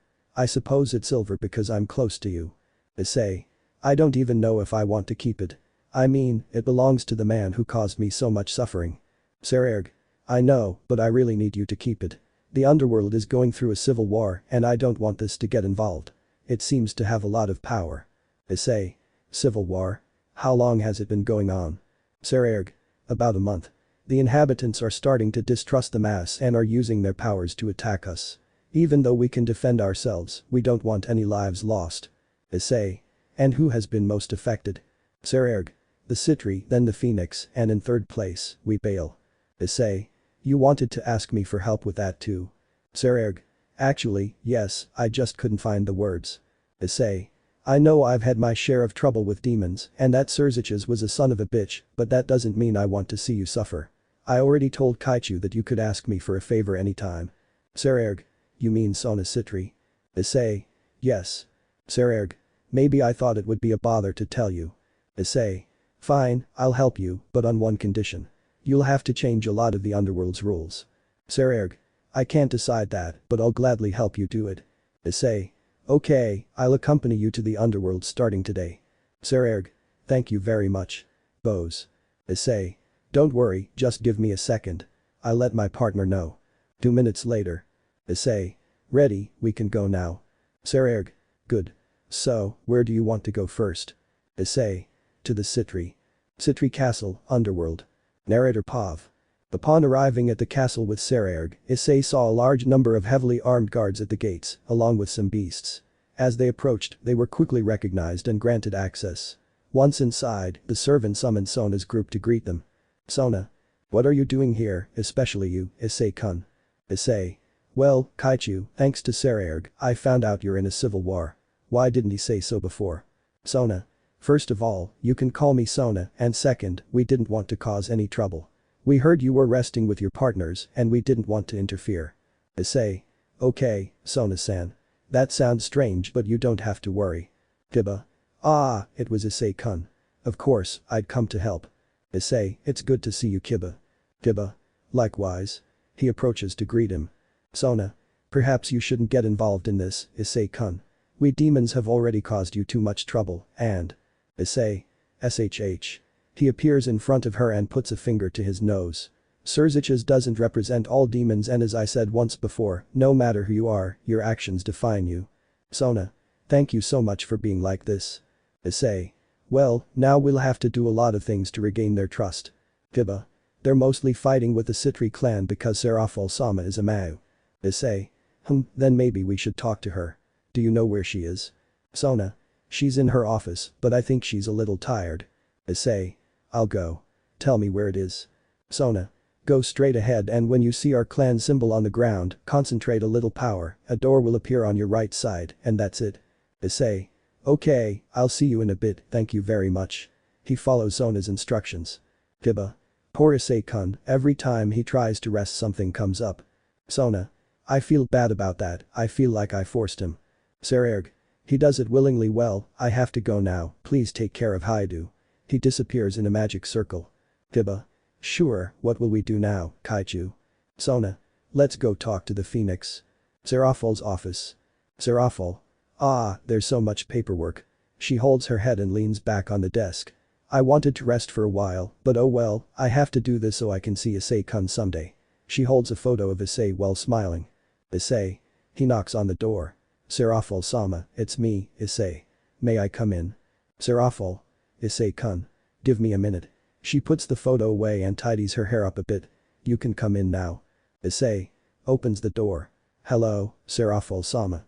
I see you're very busy. Am I interrupting? Serafal. No, it's alright. Could you close the door? Issei. Of course. Closes the door. Sona-san told me you were here and I wanted to come and talk. Serafal. Is something wrong? Issei. Sits down in a chair across from her. Well, I just found out there's a civil war going on and you're having a hard time, so I came to help. Serafal. You shouldn't. We've already caused enough trouble. Issei. That's true, but people are blinded by their own actions and I wouldn't want to see good people saddened by seeing their friends like that. Seraphil. Ah, you've always had a kind heart, Issei-kun. Issei. You too, Seraphil-sama. Seraphil. Spare me the formality, you can call me as if we've known each other for a long time. Issei. And haven't we known each other for a long time? Seraphil. Smiling, you understand. Issei. Alright, Seraphil-san, I'll help you with everything I can from now on. Seraphil. Are you sure? Issei. Well, yes, and it might be a great help since the demons don't hate me. In fact, I heard that some of them support me for having killed Surziches. Seraphil. Yes, he was a bad person but that's in the past. Puts away a few papers. Issei. Well then, I'll start by helping you with the paperwork. Seraphil. You're a great help.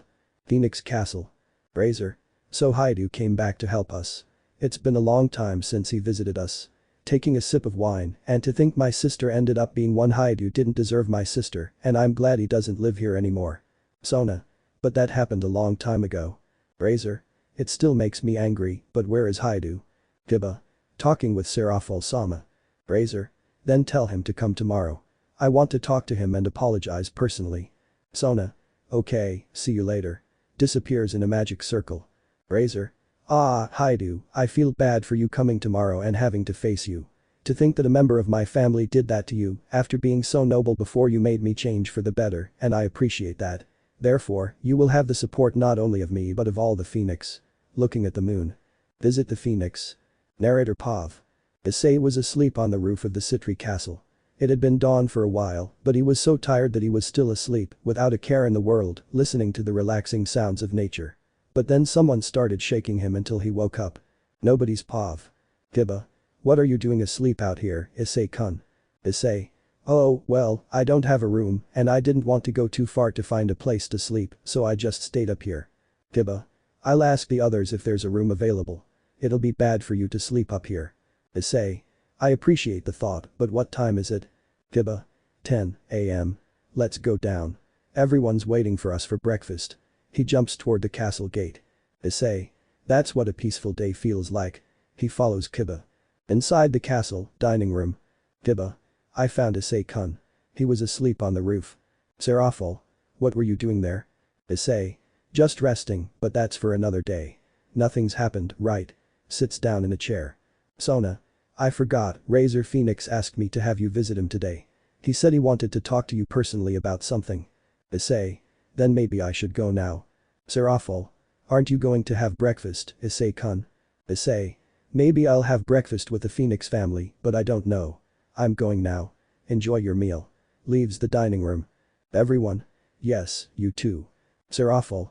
Even I, as a Mayu, am not like that and I have a lot of work. Kiba. Maybe he should think about improving his habits. Sona. After breakfast, we'll go to Issei-kun's house to get the girls. Everyone? Yes. Phoenix Castle, main hall. Guard. Excuse me, sir, you have a visitor. Razor. Who is it? Bites into a piece of bread. Guard. Hyoudou Issei, the Sekiryuutei, is waiting for you outside. Razor. Tell him to come in. Lord Phoenix. What could he be doing here? Razor. I summoned him. I want to apologize personally for what happened with Ravel. Lady Phoenix. I see. I suppose we should do the same. Looking at her husband. Lord Phoenix. You're right, my dear. Issei. Well, good morning, Razor, Lord and Lady Phoenix. It's a pleasure to see you again.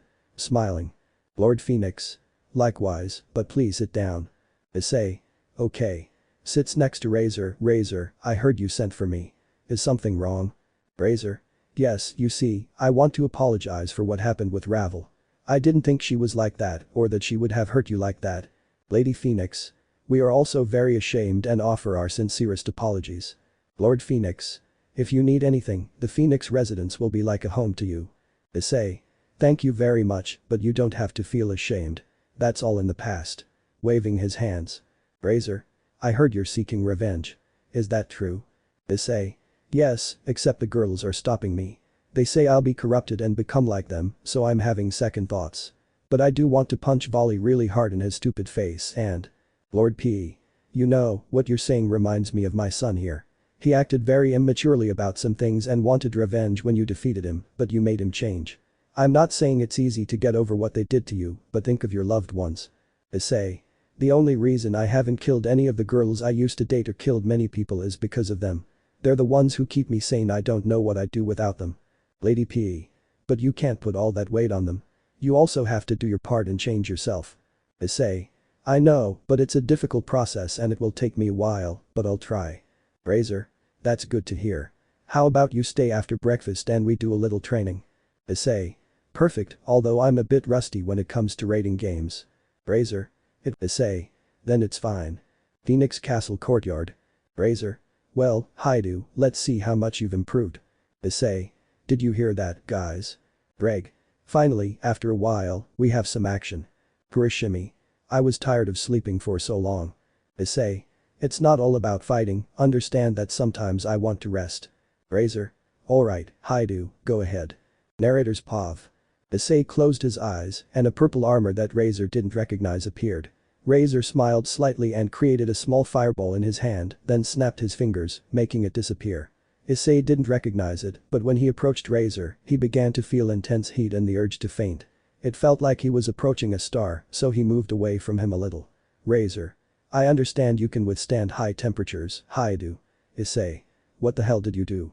Razor, I call it solar armor. My body is practically protected by a fiery aura that increases over time. The best part is that it disappears only when I faint or deactivate it. Issei. Alright, then we'll go all out. Narrator's POV. Issei's dragon tail turned purple and glowed for 5 seconds. When it stopped glowing, it was revealed to be covered in spikes, which he used for attacking. Razor approached Issei, but Issei spun around, sending the spikes flying. Only one spike struck Razor, hitting his shoulder. Razor removed it and saw more spikes forming on Issei's tail. He created a magic circle and appeared behind him, launching an attack that struck Issei in the back, knocking him to the ground. Issei quickly got up and turned to face Razor, but Razor punched him in the face and then in the stomach with his opposite arm. Issei bit the hand that was on his face and flew high into the air, releasing Razor, who was trying to break free and fire a purple beam from his mouth. Razor dodged, causing a large explosion. Nobody's POV. Razor. When did you learn all that? Issei. I was training with Issei, and for some strange reason, it happened. Maybe I unlocked more of Kurishimi's abilities. Razor. Who? Issei. Another dragon that lives inside me. Razor. Wow, I didn't expect that. But let's continue. Narrator's POV. Razor flew towards Issei, but Issei rammed into him like a football player, sending them hurtling towards the ground. Their collision created a small crater, injuring both, though Razor was more severely hurt. Issei began biting and tearing at Razor's flesh, but it regenerated instantly. At one point, Issei raised his head slightly and began charging his lightning bolt, preventing Razor from moving. When the attack was ready and it seemed Razor had no escape, he grabbed Issei by the fangs and unleashed a burst of fire inside the brown-haired boy. This, combined with the flames, created a small explosion within Issei that didn't kill him, but left him badly injured. Issei lay on the ground, trying to get up, but Razor grabbed his head with both hands, the armor making him appear much larger, and lifted him slightly into the air, as if announcing victory. But Issei struck him. With his tail, he embedded several spikes in Razor before falling to his knees. Razor. Espov. What do you say, shall we continue? Issei. Perfect for me. Fighting stance. Razor. That's more like it. Approaches Issei but suddenly stops. Loki. Communication circle. Hey, we're already in the underworld at the Citri Castle. Where are you? Issei. Hello Loki, I'm training with Razor. Loki. Well, you'd better come. Things are getting out of control. Issei. Why do you say that? Loki. Well, Rainer seems to have a mind of her own because she started destroying a lot of things and keeps saying your name. Do you know why? Issei. I think I have an idea. I'll be right there. The circle disappears, sorry, maybe another time. I have to go. Razor. That's fine, but make yourself at home, Hyoudou. See you later. Issei. Yes. Citri Castle. Issei. I'm here. Where's Rainer? Loki. She's sleeping, but she's calmer now. Do you know what's wrong with her? Issei. Probably a nightmare. She had one a while ago, and when she woke up, she started hugging me and crying, asking if I was alive. Loki. Oh, I see. Then you'd better go see her.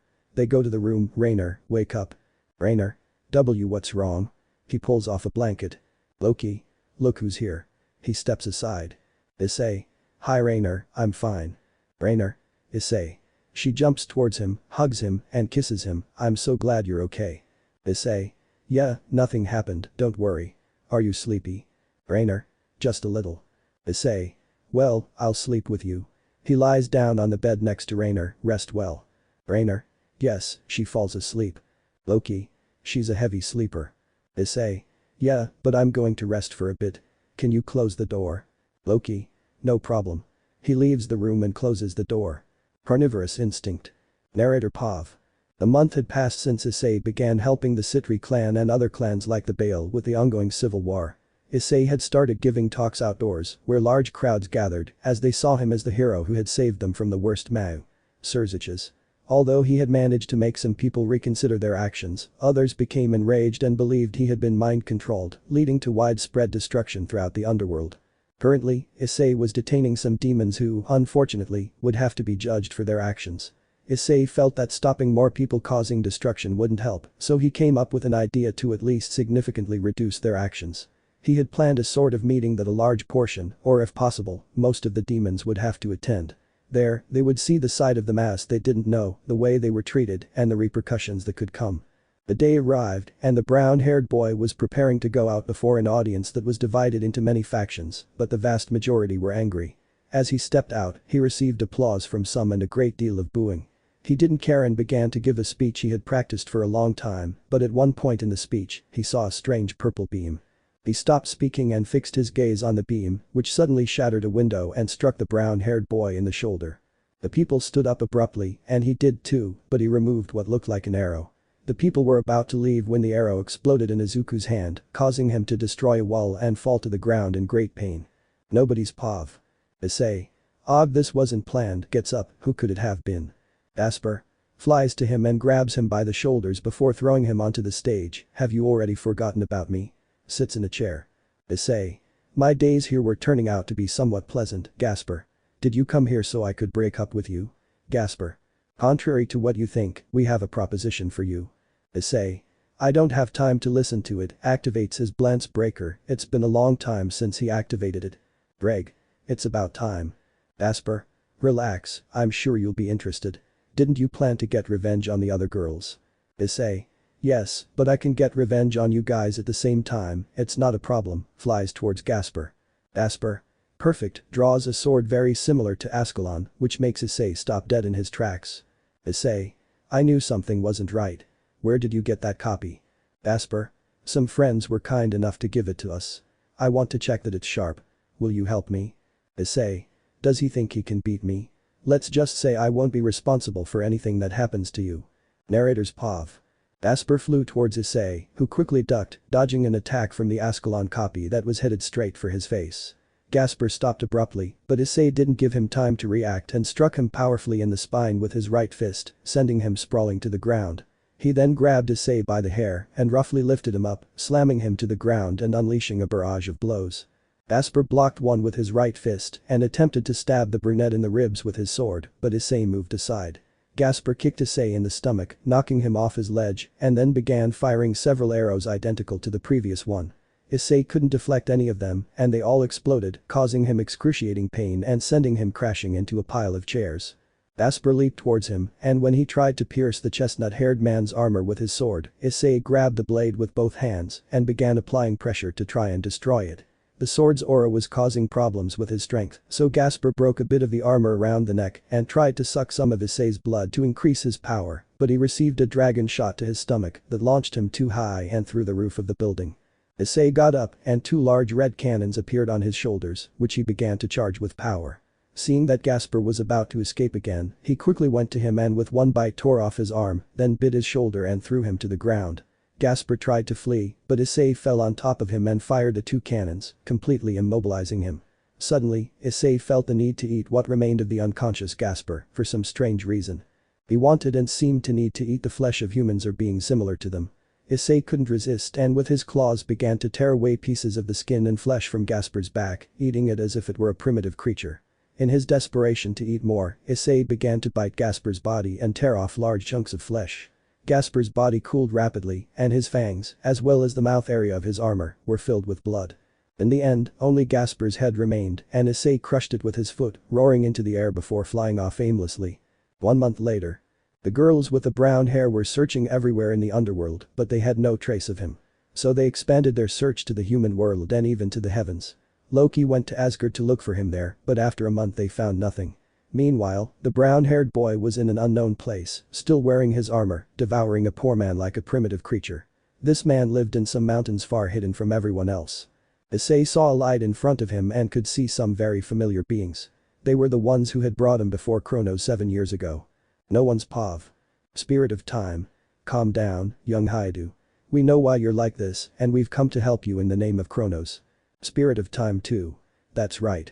If you don't cooperate, we'll have to use stronger methods. Issei. Erg. Flies towards the spirits. Spirits of time. Forgive us, faithful warrior corrupted by bloodlust. Time heals wounds as well as hearts. Do not let a stain spread and grant us the strength to fight evil. In the name of Chronos, return to normal. Narrator's Pav. The spirits fired a white beam that struck Issei's chest. He began to fall slowly until he was almost unconscious. The spirits approached and held him by the arms, sitting him on a stone. They began to recite several words, forming a small circle with various shapes that illuminated with a noticeable white aura. Subsequently, the circle moved towards Issei's body and entered his chest, causing the armor to deactivate and the brown-haired boy to regain his senses. Nobody's Pav. Issei. Thank you so much, Spirit of time. We were sent here to purify you little by little. We'll come back on other occasions, but we understand why you're doing this. Spirit of time too. Now we'll have to fill you in on what's happened this month. The civil war in the underworld is ending and seems to be improving. Don't get involved. Just let it go. Issei. Okay, thank you. Spirit of time. We'll send you home.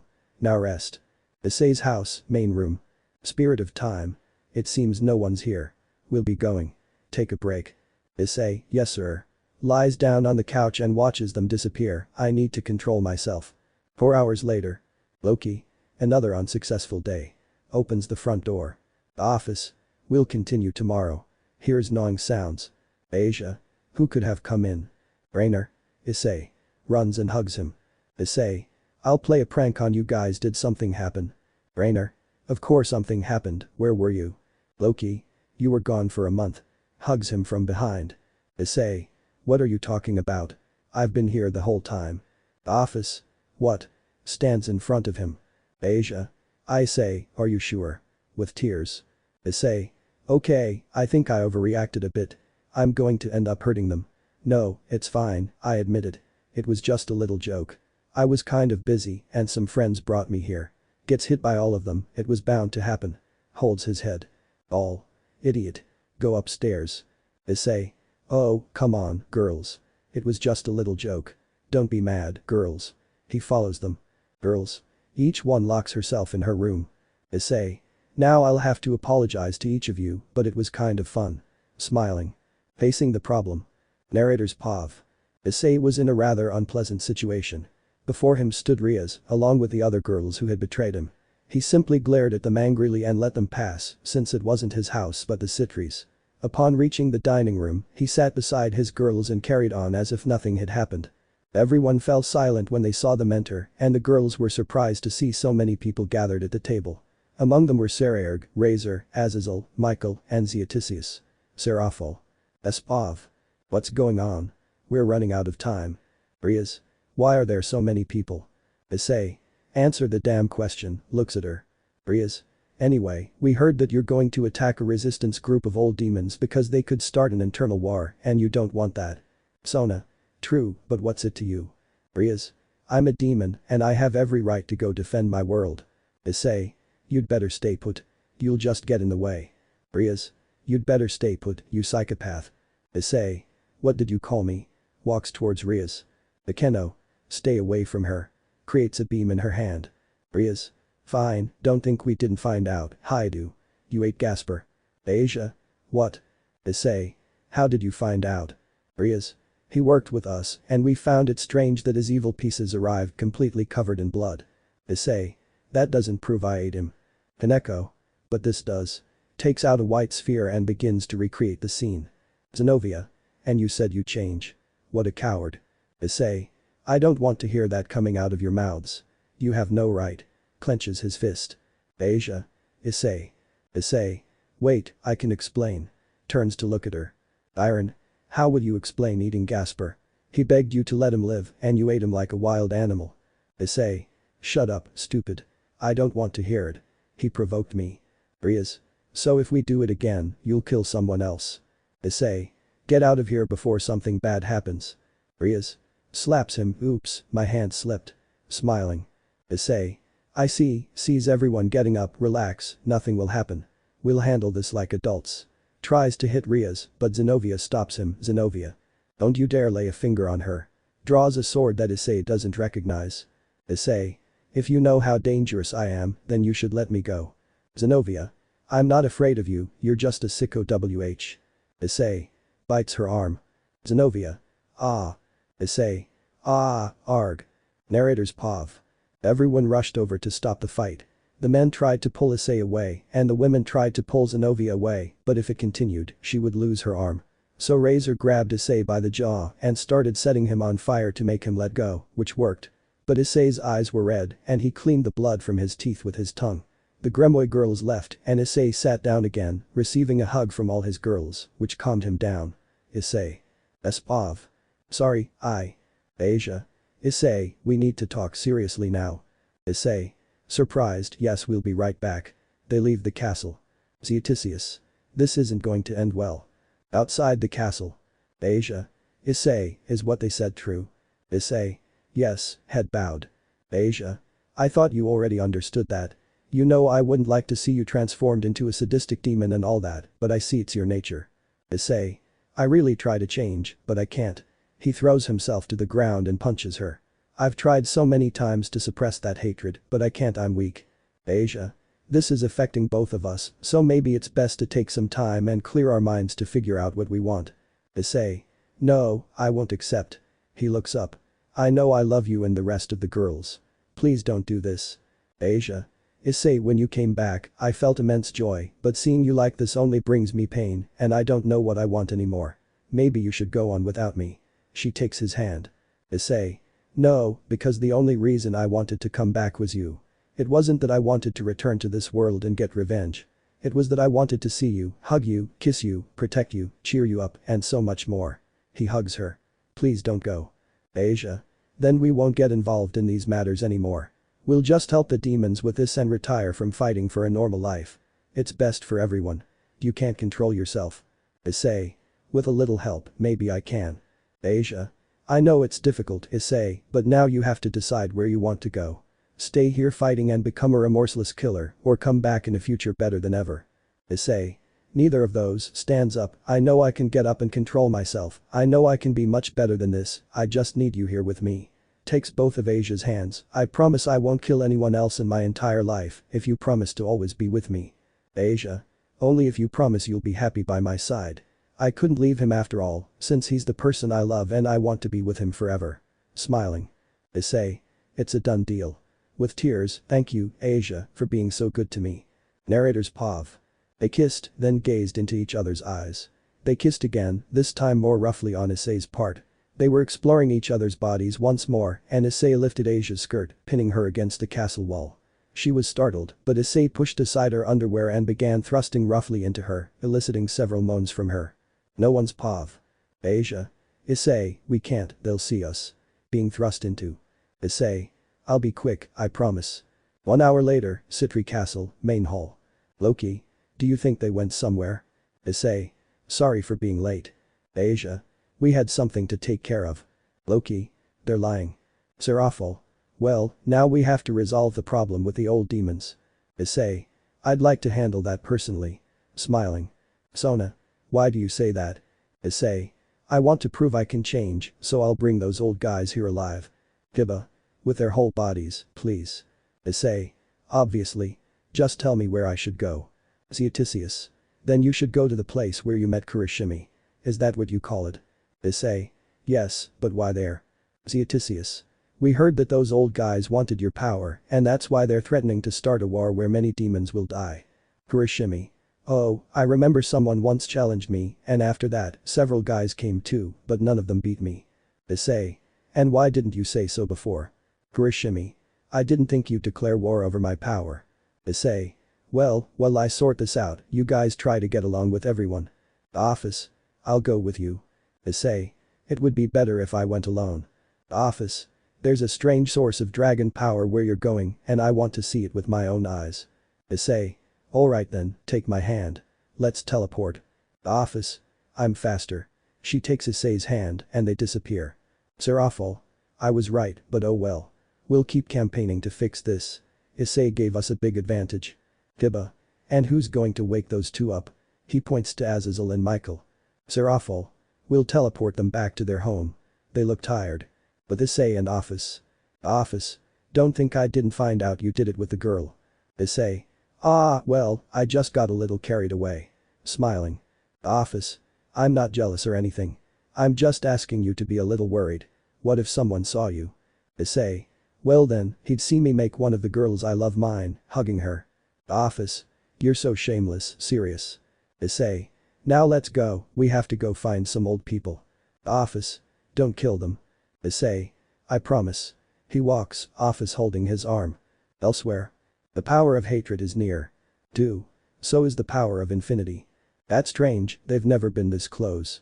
We should go see what's happening. 3. I was the closest to defeating the dragon of hatred, so I deserve its power. 4. Whatever you say, you're an idiot. If we have the power of infinity, we'll be invincible. Any power can become invincible in the right hands, brother. 3. But I want the power of hatred, I need it. We'd better move. Is Satan returning? Narrator Pav. Issei walked peacefully with Office, aimlessly wandering through a city far removed from the others. Its inhabitants were fallen angels who glared at them with displeasure. They paid them no attention, having only come for food and water, but night fell, and they decided to rest. Issei. Pav. We'll have to find somewhere to sleep. Office. I don't think that's the best idea. These guys are giving us strange looks. Issei. Do you think they can defeat the Infinity Dragon and the Red Dragon Emperor? Office. Of course not. It's just that something's not right. I feel like someone's following us. Issei. Yeah, I felt that way all day too, but I didn't find anyone. So, should we stay somewhere else? Office. Let's leave the city and look for a cave. We found several along the way. Issei. Okay. They leave the city. By the way, where do you think those old people are? Office. Considering we already went to the place where you found that dragon and nothing strange happened, I don't know, maybe they're following us. Issei. I have an idea, we teleport to the cave and sleep there. Office. Okay, take my hand. Issei. Okay. An arrow pierces his hand, well, I didn't expect that. He removes the arrow. Office. Come on, old man, I saw where you attacked from. She turns toward a large rock. Ah, maybe I should have aimed for the head. Issei. The arrow would have broken. Anyway, Sekiryuutei, we can resolve this peacefully or with blows. Issei. And you say that after shooting an arrow at me? I prefer blows. Excellent. He appears behind Issei, but Office creates a shield. Issei. Thanks. Office. It was somewhat predictable. Why wage a war that will cause you more losses? 3. If we manage to make the demons return to their former selves and conjure an ancient spell, we can bring back our true Mao. Issei. Are you talking about Satan? Office. I think reviving him would be a huge disadvantage for the angels, but it would be strange if the demons had a way to revive him and they didn't. 4. It helps us that most humans are selfish or hypocritical, while only about 40% of them are good people. Issei. So the power of Kurishim would help you complete your mission. Exactly. Issei. Okay, first I'll knock you unconscious, and then you'll appear in a castle with 3 angry Mao standing in front of you. Is that alright? 4. I'm tired of listening to him. Let's attack. Narrator's Pav.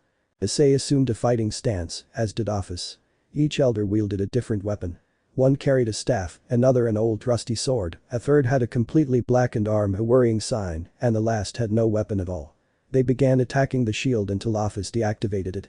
Issei then struck the ground, creating a small crater, sending several rocks flying.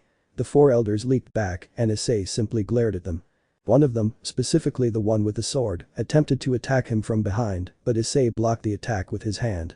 Office, meanwhile, rose into the air and created a purple sphere with one hand, launching it near the remaining 3, but they vanished instantly. Issei punched the old man in the stomach and the old man responded with a slap to the face, which surprised Issei, but he smiled. The old man then kicked Issei in the face, but Issei punched him in the groin with a closed fist. Issei's. Were they really that weak, Kurishimi? Kurishimi. Something's wrong. They were much stronger, and besides, I don't remember one of them having a different arm. Office. Could they be imposters? Clones, miss. Or should I say, Infinity Dragon Goddess? 2. You've never shown respect to anyone, brother. Why start now? Simply to make a good impression. Issei. So they're no match for you in terms of power and skill. 3. Exactly, kid. I see you have the dragon of hatred with you. Issei. Weren't you supposed to be the dragon of pain, Kurishimi? Kurishimi. I have several nicknames. Don't blame me. 4.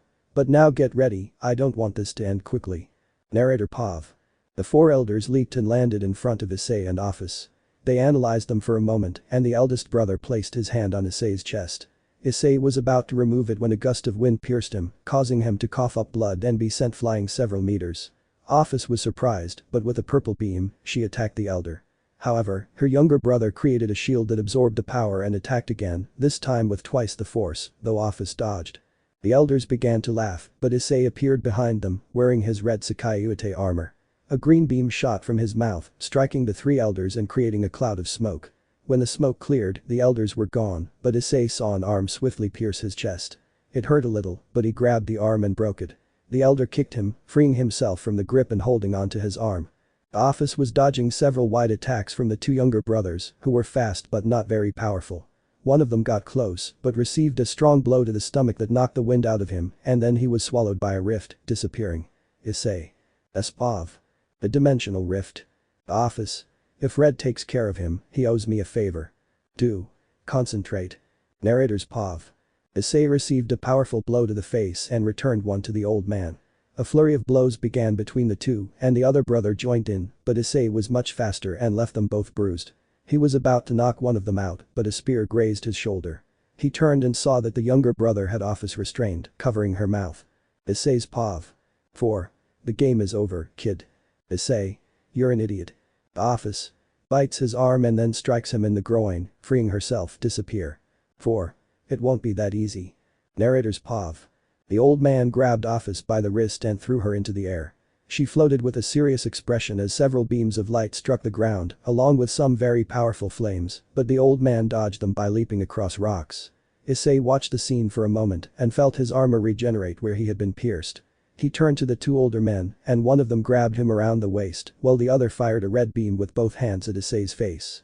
When it ended, Issei fell to his knees for a moment, but the older brother caught the spear with both hands and pierced Issei's chest again, lifting him slightly. The second man jumped off his brother's shoulders and grabbed Issei's face, causing an explosion with that hand, leaving him on the ground. They grabbed Issei by the shoulders but felt a small sting in their hands, though they didn't care. 2 seconds later, they couldn't move. No one's Pav. 1. Paralyzing. Issei. It's a defense mechanism.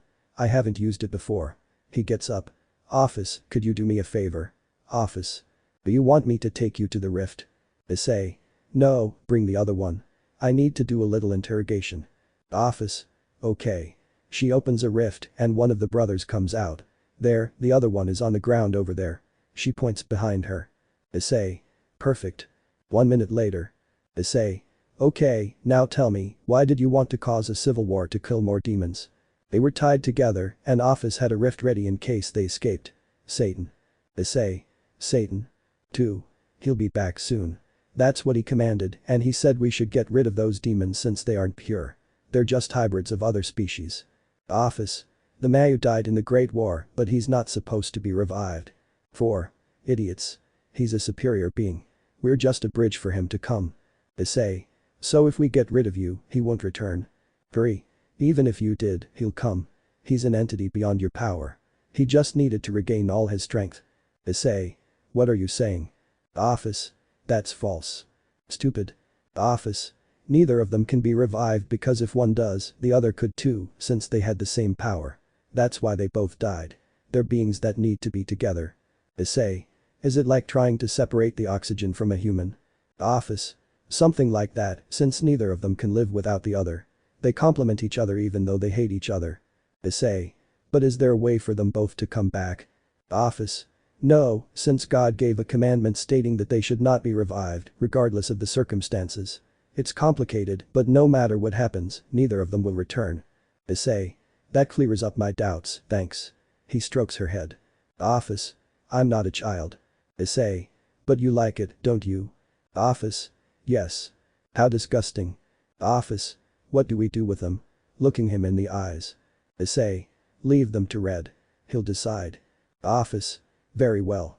She throws them into the rift. There, we can go home now. Issei. They weren't weak, but they weren't very strong either. Greg. What happened is that your power has increased too much and that's why it wasn't so difficult. Issei. It could be, feels Office it on his shoulders, what are you doing? Office. Enjoying myself. Issei. You can fly. Office. I like being like this, puts both hands in Issei's hair and leans back, besides, I'm sleepy. Issei. Okay, rest. With Great Red. We're dead. 2. More than sure. 3. I couldn't get what I wanted. 4. None of us, they are devoured. Hades, an extinct deity. Narrator Pav. In a part of the underworld, burned, destroyed, or utterly ruined houses could be seen. The cause was rogue demons who wanted their place within the underworld, but some high-class demons were dealing with them. The army of rogue demons was quite large, reaching 15,000, although almost 90% of them were not legitimate, but they were there nonetheless. Issei, for his part, was lying on the ground, and 2 spirits of time were giving him a kind of blue energy that remained within his body. After a few minutes, they left, and Issei got up to leave the cave he was in and ran into Seraphol. Issei. How are things going? Seraphol. Not well, they're advancing quickly, and it seems they have a general. Issei. Were you able to identify him? Seraphol. No, but his power is immense. He defeated half of the high-class demons present with a single attack. Issei. Then we're in trouble. Where's Office? Seraphol. She's dealing with other rogue demons. We need your help. Issei. Ah, alright. I'll try to take care of him. You guys handle the army. He extends his wings and activates his balance breaker. Narrator's Pav. Issei flew across the battlefield near the Gremory castle. He was watching the fight between the 2 sides when a red beam pierced him from behind, causing him to fall to the ground. Issei tried to get up, but he saw that the wound was regenerating much more slowly and it hurt too much. He put a hand to the wound, but someone fell on top of him and stomped on his head. Nobody's Pav. Things are going to change. All of you will perish. Issei. That voice Hades. Hades. I see you remember me, but that's not important. He grabs Issei by the hair and fires another beam, lifting him a few meters. Narrator Pav. Hades was a deity who was considered dead but lived in the deepest part of the underworld. He had enough power to destroy the 4 mass with his full power, but he was sealed away before the original Satan died. Since then, he has remained in the depths of the underworld, condemned to live there eternally. He could see all the changes that had occurred in the underworld and they displeased him, as it was not the underworld that Satan had created and planned to bring back. Therefore, he used his power to create some rogue demons to help him with his cause. Returning to the fight, Issei remained floating in the air and saw Hades. His appearance was somewhat terrifying, as his face was that of a skeleton and his eyes were covered by a black helmet with raven feathers on the sides. His torso was bare, grayish, and he wore a cape of raven leaves. His arms were protected by a mesh made of the most resistant dragon teeth. His pants were black with purple near the bottom and he had a belt with a small purple gem in the center. Hades flew towards Issei, who delivered a powerful blow to his face, but it had no effect. Hades then punched him in the stomach, sending him crashing to the ground. As he fell, he raised his hand and a black spear appeared, which he used to try to pierce Issei's head. However, a beam of light stopped him, striking his back. Turning around, he saw Rainer and simply summoned a horde of skeletons. They grabbed Rainer by her feet and dragged her to the depths of the underworld. Issei took advantage of the situation and, using Ascalon, tried to pierce Hades' back, but a shield completely covering him stopped the attack and created a massive electrical discharge, leaving Issei somewhat paralyzed. Hades. Pav. Your strength is admirable, but you don't have enough to defeat me. He punches Issei in the face. Look around you. My rogue demons are winning the battle. Issei. I just have to defeat you. He stood up but received a blow to the head with both hands from Hades. Hades. You're pathetic. Greed is consuming you quickly. They will all fall slowly. I will sow the chaos that should always have existed. Narrator's Pav. On either side of Issei, many demons were being defeated and cruelly killed by the renegades. Hades' army was gaining the upper hand and Issei couldn't face Hades alone.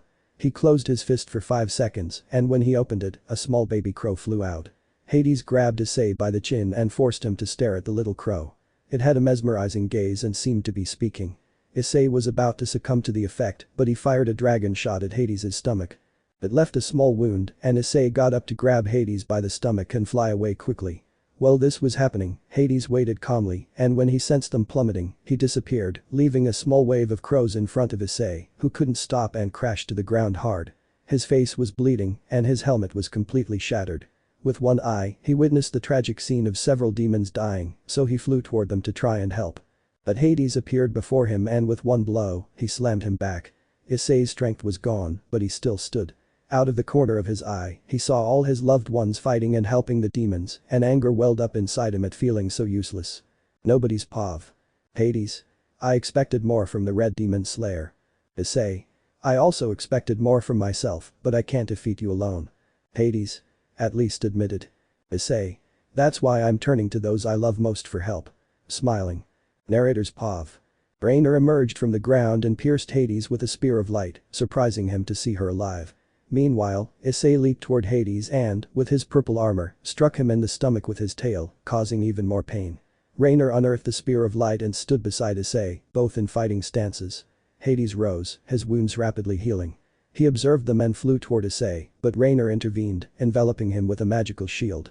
Issei jumped and landed on top of Hades, striking him fiercely. Suddenly, time stopped. Everyone was frozen except Hades. When he rose, he saw that Office had wiped out 40% of his army. This enraged him, and time returned to normal. Nobody's pav. Issei. Where is she? Rainer. Up. Hades. I'm fed up with this, come here. He raises his hand and the rest of the army transforms into a sphere to move towards his hand. Office. This doesn't look good. Issei. He rises to the side of Office. This is getting ugly. Loki. We need to get all the wounded out of here. Some innocent demons were injured. Beside Issei. Issei. Teleport yourselves in a magic circle to somewhere far away from here. Make sure no one else dies. Loki. Asia will come with me. Issei. Okay, be careful. He looks her in the eyes. Loki. The same goes for you. He points to Office and Rainer. Narrator's pav. All the Dragon Balls gathered and Hades began to grow enormously. Some high-class demons also retreated on Office's orders, and after a few seconds, Hades was a colossal being, easily the size of the world's tallest mountain. Nobody's pav. Hades. What do you plan to do now? Issei. I think he's now stronger than us. Office. We must take him somewhere else. Rainer. Watch out. Narrator's pav. Hades grabbed Office and Issei with 2 fingers and threw them to the ground. When they tried to get up, Hades struck them with such force that the ground shattered and they began to fall. After a few minutes of falling, there was very little light, but red flames ignited all around, revealing Hades standing. Nobody's pav. Hades. Welcome to the depths of the underworld. I hope you enjoy your visit. Raises his fist. Issei. We're really in trouble. Turns to look at him. End of the war. Narrator pav. Issei stood beside Office, surrounded by darkness. He began to constantly create fire from his mouth to keep the room illuminated. Issei. Espav. Go get the other girls, Office. We'll need a lot of help. Office. I won't be long. Please hold on. She disappears into a dimensional rift. Hades. Do you think you have the power to hold on alone? Issei. Yes. Narrator pav. Issei flew toward Hades, who had grown to a colossal size and whose strength had increased immensely. Issei couldn't get close as a powerful pressure knocked him to the ground, preventing him from getting up. Hades repeatedly punched Issei's vulnerable body with his right fist. A portion of the brown-haired boy's armor shattered and as he tried to free himself from the pressure, Hades grabbed him, forced him into his mouth, and swallowed him. As he fell through his esophagus and reached his stomach, he saw hundreds of skeletal demons heading towards him.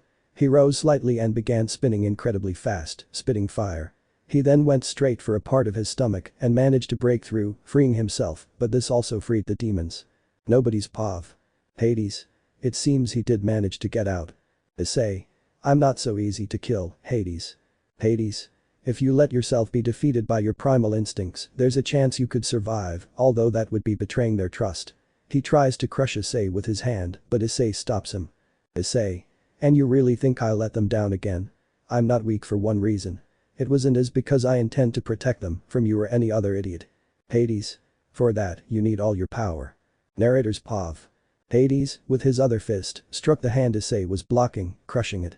But a beam of light pierced Hades' hand, leaving a gaping hole.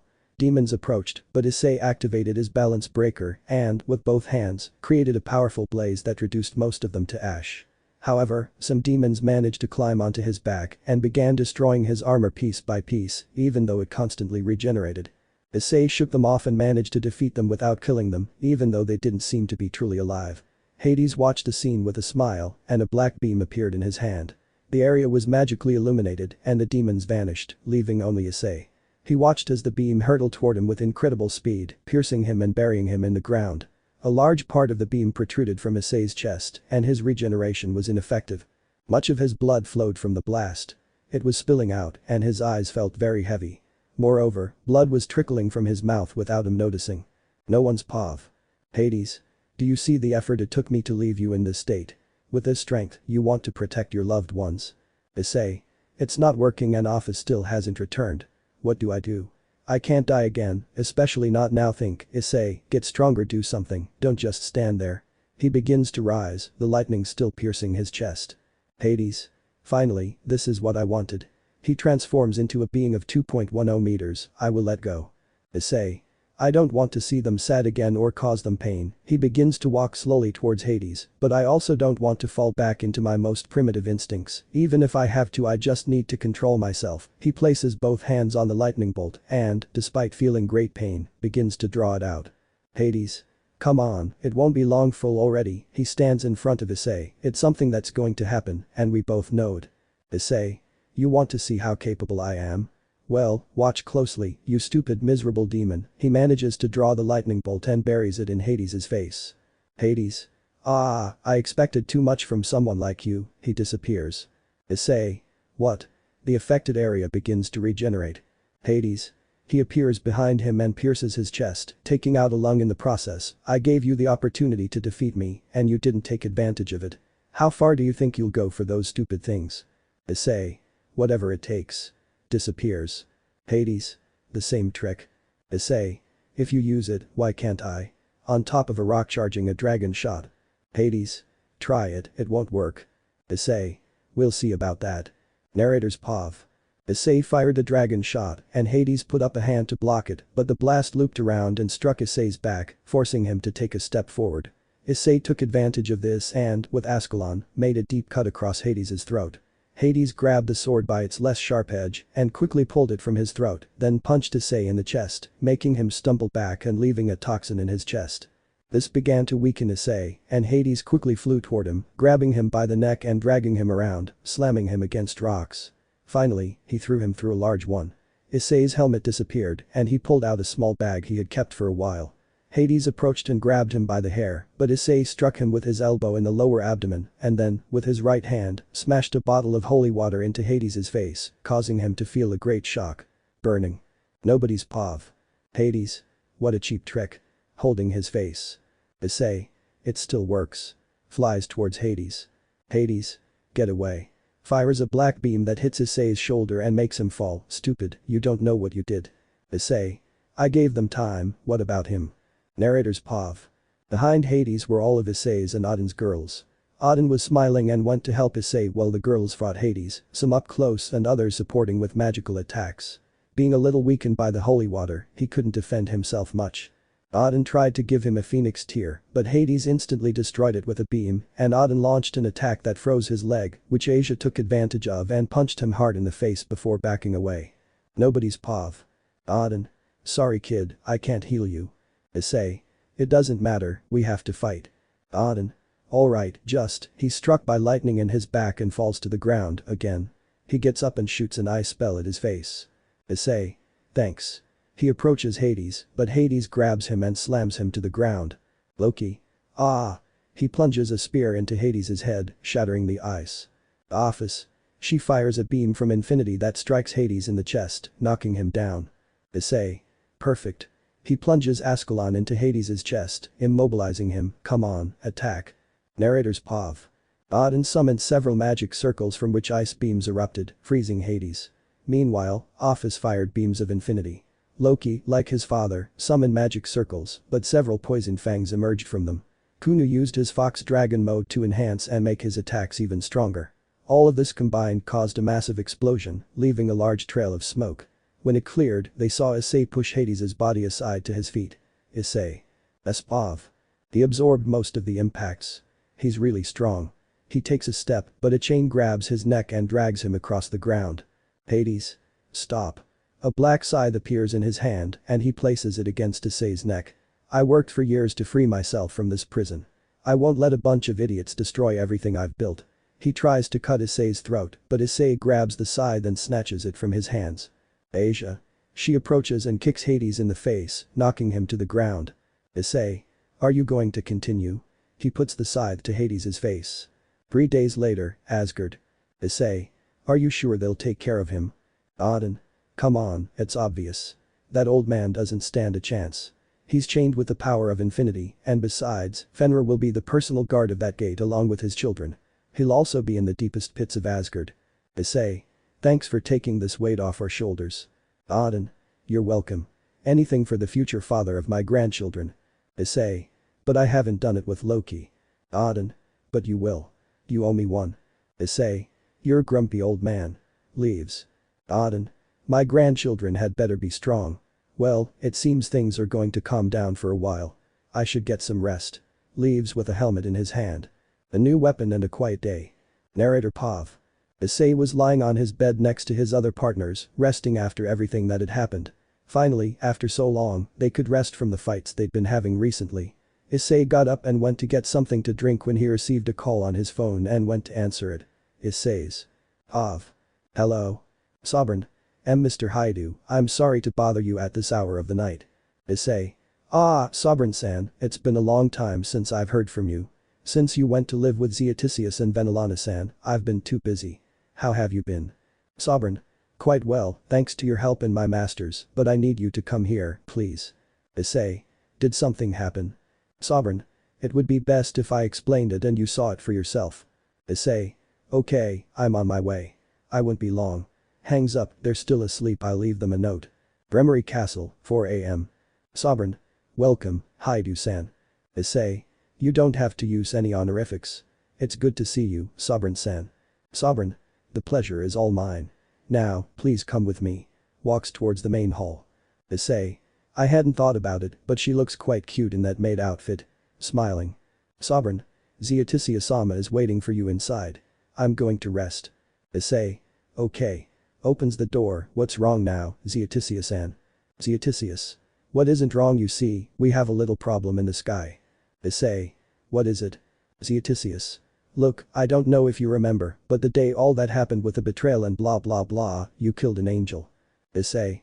Yeah, I remember he fell into a lake or something. What's the big deal? Zeoticius. That angel survived and wants to see you. Michael came recently for a meeting and Seraphol told me the whole situation. Issei. Is it for something bad? Zeoticius. I don't know.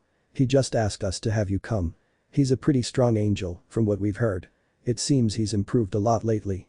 Issei. Okay, I'll have to go, but it's really late. I'll go tomorrow or something. Zeoticius. I also want to ask you something else. Issei. I'm all ears. Zeoticius. I want Miss Sovereign and her son to come live with you. The boy has a lot of potential and could become someone strong with the right training, just like his mother. I wouldn't want you to have to stop seeing your partners every day to train with them, so this would be best. Issei. Ram has Vali's blood and that will give him great power. On the other hand, his mother is a demon and he could become high class with the right training, as you said, I don't see why not. Zeoticius. Perfect, then I'll tell them tomorrow so they can prepare, and you too. Issei. It's good that the house is big enough. Now, Zeoticius, it was nice seeing you, they shake hands, but I'm leaving. Zeoticius. It's alright, get some rest, Issei-kun. Next day, 1:30 p.m, sky. Narrator's Pav. Issei was walking through the sky and I know it sounds really far-fetched, but just imagine it while talking with Michael about the angel Zeoticius had told him about. This angel was an old friend of Dulio's and apparently, they had a fairly similar amount of power, but Dulio was stronger. Upon arriving at the place where he was training, he could see him with other angels who stopped in Michael's presence and bowed to greet him. Later, Michael called him over. Nobody's Pav. Michael. This is Dai, the angel I tried to help when he was attacked by Gremory's group and the others. Dai. Nice to meet you. Shakes Issei's hand. Issei. So, what am I here for? Dai. Ah, it might be a silly reason, but I wanted to meet the person who helped me survive such an attack. Issei. Well, I just tried to help you, even though I ended up worse off now that I think about it. When I found you, you barely had any vital signs. Dai. I know, but thanks to Michael, Dulio arrived and was able to bring me back safe and sound. You helped me hold on for those precious extra seconds, though. Thank you so much. Issei. Oh, I see. You have nothing to worry about. Die. And I also want to give you something. Takes out a small bag and gives it to him, open it. You'll be impressed. Issei. Okay. Opens the bag and out comes a white side with an angelic aura, wow, it looks fantastic. Die. I created it myself. It took me a while, but it's quite powerful, and best of all, I made it with a purpose. Issei. What is it? Die. I heard you were searching for the hacker Yuiku, so I decided to put a drop of his blood into it. That way, when the time comes and you find him, your attacks with his side will be incredibly powerful. Issei. I can't thank you enough. Thank you so much. Now I'll have to learn how to use a scythe. Die. Also, if you need anything in a fight or anything like that, don't hesitate to come for help. See you around. Goes back to training. Issei. That's awesome. Issei's house, 3 p.m. Loki. It's taking a while. We were supposed to go shopping today. Issei. Appears on the sofa, finally home. Loki. You took your time. We should go now. We have to buy clothes and other things. Issei. Ah, about that, we'd better leave it for another day. Loki. Why? Issei. Sovereign-san will be coming to live with us along with Rom. They both have incredible potential to become strong warriors. Loki. And they're okay with that. Sits next to Issei. Issei. Rom told me the first day I met him, but if Sovereign doesn't want to, that's fine. He can stay here to take care of Rom. Loki.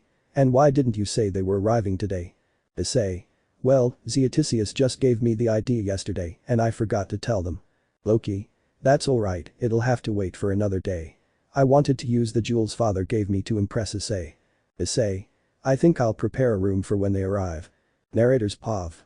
Issei went upstairs and Loki stayed behind watching TV with Office in Asia since Rainer had gone out to buy food for the guests. Everything was quiet and finally, Sovereign and Rom arrived but Kunu was also there, which surprised everyone. Issei's. Pav. Not to sound like a bad person or anything, but why did you come, Kunu-chan? Kunu. I came to stay here. Mom said that if you're my partner, I have to live with you. She has a suitcase. Issei. This is too sudden. It's not like we don't have rooms, but… Kunu. Then there's no problem. Besides, none of you have any complaints, right? Girls? No. Issei. They never take me into account when they make decisions. Sovereign. Well, then, from now on, we're under your care and we'll train hard too. Rom. Yes, I'll be just as strong as Issei-san. Raises his arm. Issei. That's the spirit. But now you need to get your things ready in your room. Kneels down to her level. Rom. So we're not training. Issei. That'll have to wait until tomorrow. But if you tidy your room, we'll go get ice cream. What do you think? Rom. What's ice cream? Issei. It's something you eat. You love it when you try it. So there are many things she won't know about. Rom. Is mom coming? Issei. If she wants to. Turns to look at her, what do you say? Sovereign. I'm fine with it. Smiling. Office. You never invited me for ice cream, looks away. Issei. Is she jealous? With a bead of sweat on his forehead, tomorrow, is that okay? Office. I'll keep that in mind. Ice cream shop, 5 p.m. Issei. Do you like chocolate? Rom. Yes. Issei. Then you love the ice cream, excuse me, can I have one chocolate ice cream, one vanilla ice cream, and one of, turns to look at Sovereign. Sovereign. Mint. Looking at the counter. Vendor. I'll get them for you in a moment, starts preparing the ice creams. Sovereign. They're not so different from the underworld, I recognize the televisions, looking around. Issei. Well, let's just say they've adapted several things to their world. Vendor. Here you go, enjoy. Hands them the 3 ice cream cones. Rom. Wow, it looks pretty strange. Issei. But it's delicious. Narrator's Pav. After leaving the ice cream shop and eating their ice cream, they stayed in a park to enjoy the view. Rom fell asleep and Issei carried him on his shoulders before heading home to rest for the rest of the day. Beast Unleashed, 1. Narrator Pav. Issei's house was completely burned down. A month had passed since he had stopped fighting and he was dedicating all his time to his partners and his personal life. Everything was fine and peaceful, so he decided to go to the underworld to visit Zeoticius and Venelana with their partners. The only ones who stayed behind were Rom and Sovereign. Unfortunately for Issei, that wasn't the best idea. Ollie's Pav. 1 hour earlier. After resting for so many years to increase my power and prove who the one and only true Sekiryuutei is, Hyoudou was always a thorn in my side that I couldn't remove. And I found out something incredible. He was training my son. That's good of him. I won't have to push myself so hard anymore, so I think I'll pay a little visit since he's not here right now. Narrator Pav. Sovereign was with Rom watching something on TV since Rom wasn't feeling well. She had a fever and her face was a little red, but that wouldn't stop her from spending time with her beloved son. Everything was fine until, out of nowhere, the main part of the house lit up in a rather incandescent blue light. Sovereign went outside to see what had happened, but she was grabbed by the neck and saw a face that froze her to the spot. Nobody's Pav. Bali. Hello, dear, did you miss me? Sovereign. No, not you, you shouldn't be here. I have to be strong for him. Bali. What's wrong? Is this how our meeting after all these years is going to be? I wouldn't mind spending some family time with you now, more specifically with Rom. Sovereign. No. Rom. Mom. Behind them. Bali. Oh, well, here you are, little one. Your intervention isn't necessary anymore, dear. Narrator's Pav. Bali activated his balance breaker and with his right hand pierced Sovereign's stomach. She fell to the ground, blood trickling from her mouth, and looked at her son with concern. She could hear footsteps drawing ever closer and saw her son fire an arrow at Bali, a terrible mistake. Enraged, he kicked the boy, sending him flying into the house. Then he grabbed Sovereign by the hair and threw her to the floor of their current home. Bali looked at them with disgust and with a powerful blow to the head, knocked his son unconscious. He then carried him like a sack. Sovereign struggled to her feet, but Bali shot a blue beam into her chest, causing her to collapse. Finally, Bali set the place ablaze before quickly retreating. Present. Issei was arriving when he saw many firefighters and people around his house, which was black. The girls quickly entered even though they were not allowed to and were able to see Sovereign on a stretcher being treated with first aid. If it weren't for her demonic resistance, she would have died a long time ago. 2 hours later, at the hospital. Issei was waiting for the right moment to teleport to the underworld so Sovereign could be healed more quickly and effectively. The doctors let him in and he rushed inside to check on her. Her condition was far from ideal. She was unconscious with a large bandage covering her chest and part of her abdomen and they had placed an oxygen mask on her. Issei, unconcerned, removed the mask, picked her up and disappeared, but not before alerting his girls, who were already waiting for him. Underworld, Phoenix Castle. Issei arrived in a panic and quickly laid Sovereign on a sofa he found. Razor then arrived with a phoenix tear, which Issei took to open the vial and let the drop fall, healing Sovereign. Razor. You brought her just in time, Hyoudou. If you had taken any longer, I don't know what would have happened. Issei. Thank you. Leaves the area, Razor. He's not going to do anything stupid. Goes after him, Loki. Do we trust him? Asia. We have to take care of Sovereign-chan now. Rainer. I hope he succeeds. Office. If he doesn't, I'll have to take care of it myself. Outside the castle. Razor. Hyoudou, stop. Grabs his arm, I know you want to go look for Volley since he's the prime suspect, but I can't say. Suspect. Turns to look at Razor angrily, Razor. His eyes are purple, how did that happen? Issei. That miserable bastard son of a bitch almost killed Sovereign and kidnapped Rom, he made my life a living hell and took 7 bucking years of my life. He's going to pay for everything he did. Turns around, Razor. I won't let you go alone. Issei. You won't like coming with me, it won't be pretty. Razor. Are you planning to kill him? Issei. Of course, he doesn't deserve something as precious as life. Razor. What about her? Your girl? Issei. She'll understand the situation. Razor. It's not a question of whether she will, you're destroying the trust she had in you. Issei. Are you using Asia against me? Turns to look at him, Razor. I'm just telling you what will happen. Besides, it's not just her, it's all the girls in your harem. Issei. Look, Razor, you'd better shut up. Starts clenching his fist, Razor. Those purple eyes give me a bad feeling. You know, I won't let you disappoint them. I intend to stop you before you do something crazy. Narrator's Pav. The black and purple armor appeared on Issei. His fangs were very prominent, as was his dragon tail, and he stood 2.10 meters tall. Meanwhile, Razor unfurled his phoenix wings, and fire consumed him until his body and wings were pure flame. They faced each other as Issei bared his fangs, and Razor stared at him seriously, floating down to his level. Issei grabbed him, and his hand began to burn, but it didn't hurt. Razor grabbed his face and tried to fly, but Issei broke free and spun around, striking him with his tail. Razor was about to fall to the ground when he heard Issei flying toward him. He expelled fire from his hands, propelling himself so that he landed directly above Issei and attacked him with another wave of fire. Razor paused for a moment, but Issei propelled himself forward with his feet to grab Razor and fly away. Razor tried to break free throughout the flight but couldn't, and after several minutes, they both crashed into several houses in the city closest to the Phoenix Castle. Razor was the first to get up, but Issei appeared behind him and pierced his body with his claws. However, the heat inside him was so intense that it began to burn his arm, so he retreated. Razor began to regenerate and saw people running from the scene, so he placed his hands on the ground and waited a few seconds. Issei approached him, but several flames erupted from the ground, trapping Issei in a kind of prison where touching the fire would destroy his armor. The heat began to engulf Issei, but a purple beam shot from his mouth, striking Razor and sending him crashing into a building. Issei began digging in the ground, and when Razor regained his composure, he couldn't see him and started searching everywhere until Issei emerged from the ground, landing in front of him and knocking him down. He then began biting and scratching him savagely. Razor regenerated instantly, so Issei's claws turned purple, and he buried them in Razor's chest. Razor withstood the pain and, with both hands, managed to force open Issei's mouth, then thrust his fist inside and began to set him ablaze. The fight was brutal, and Issei released Razor as the fire poured from his mouth rapidly. But then, Issei closed his mouth, grabbed Razor by both arms, and spat out all the fire he had put inside, along with more that he was creating at that moment. Razor's body heat began to rise excessively, and he started losing some of his strength.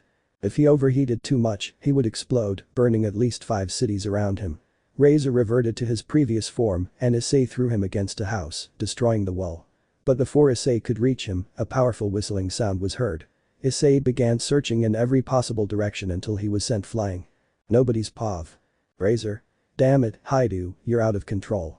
He tries to get up but can't. Volley. Whew, that was quite a show. Clapping.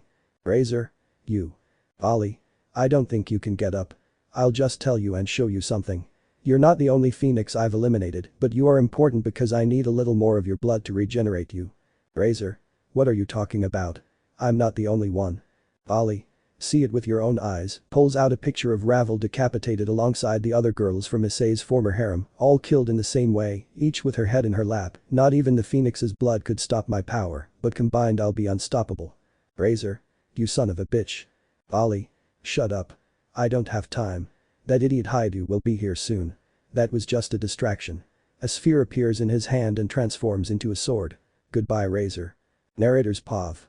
Volley was about to decapitate Razor when the same whistling sound was heard again. Without thinking, Volley quickly activated his balance breaker and flew away. A second later, Issei arrived and saw him with his dragon vision, flying towards him. Nobody's pav. Razor. Ravel Volley deserves to die. He gets up and an aura of fire surrounds him, setting everything around him ablaze. Citri Castle, 30 minutes later. Serafal. Oh my god, I can't believe it. I just found out. Office. We couldn't get here in time. We need your help to stop them both. Sona. Not that I don't want to help, but couldn't you take charge, Office? Office. Right now, Issei is practically in his wild mode and he far surpasses me in power. That's why we need help. Rainer. I hate to admit it, but Volley deserves to die. He killed all the girls in Ria's entourage. Asia. We can't do that. It might be unforgivable, but there has to be a way other than killing him. Loki.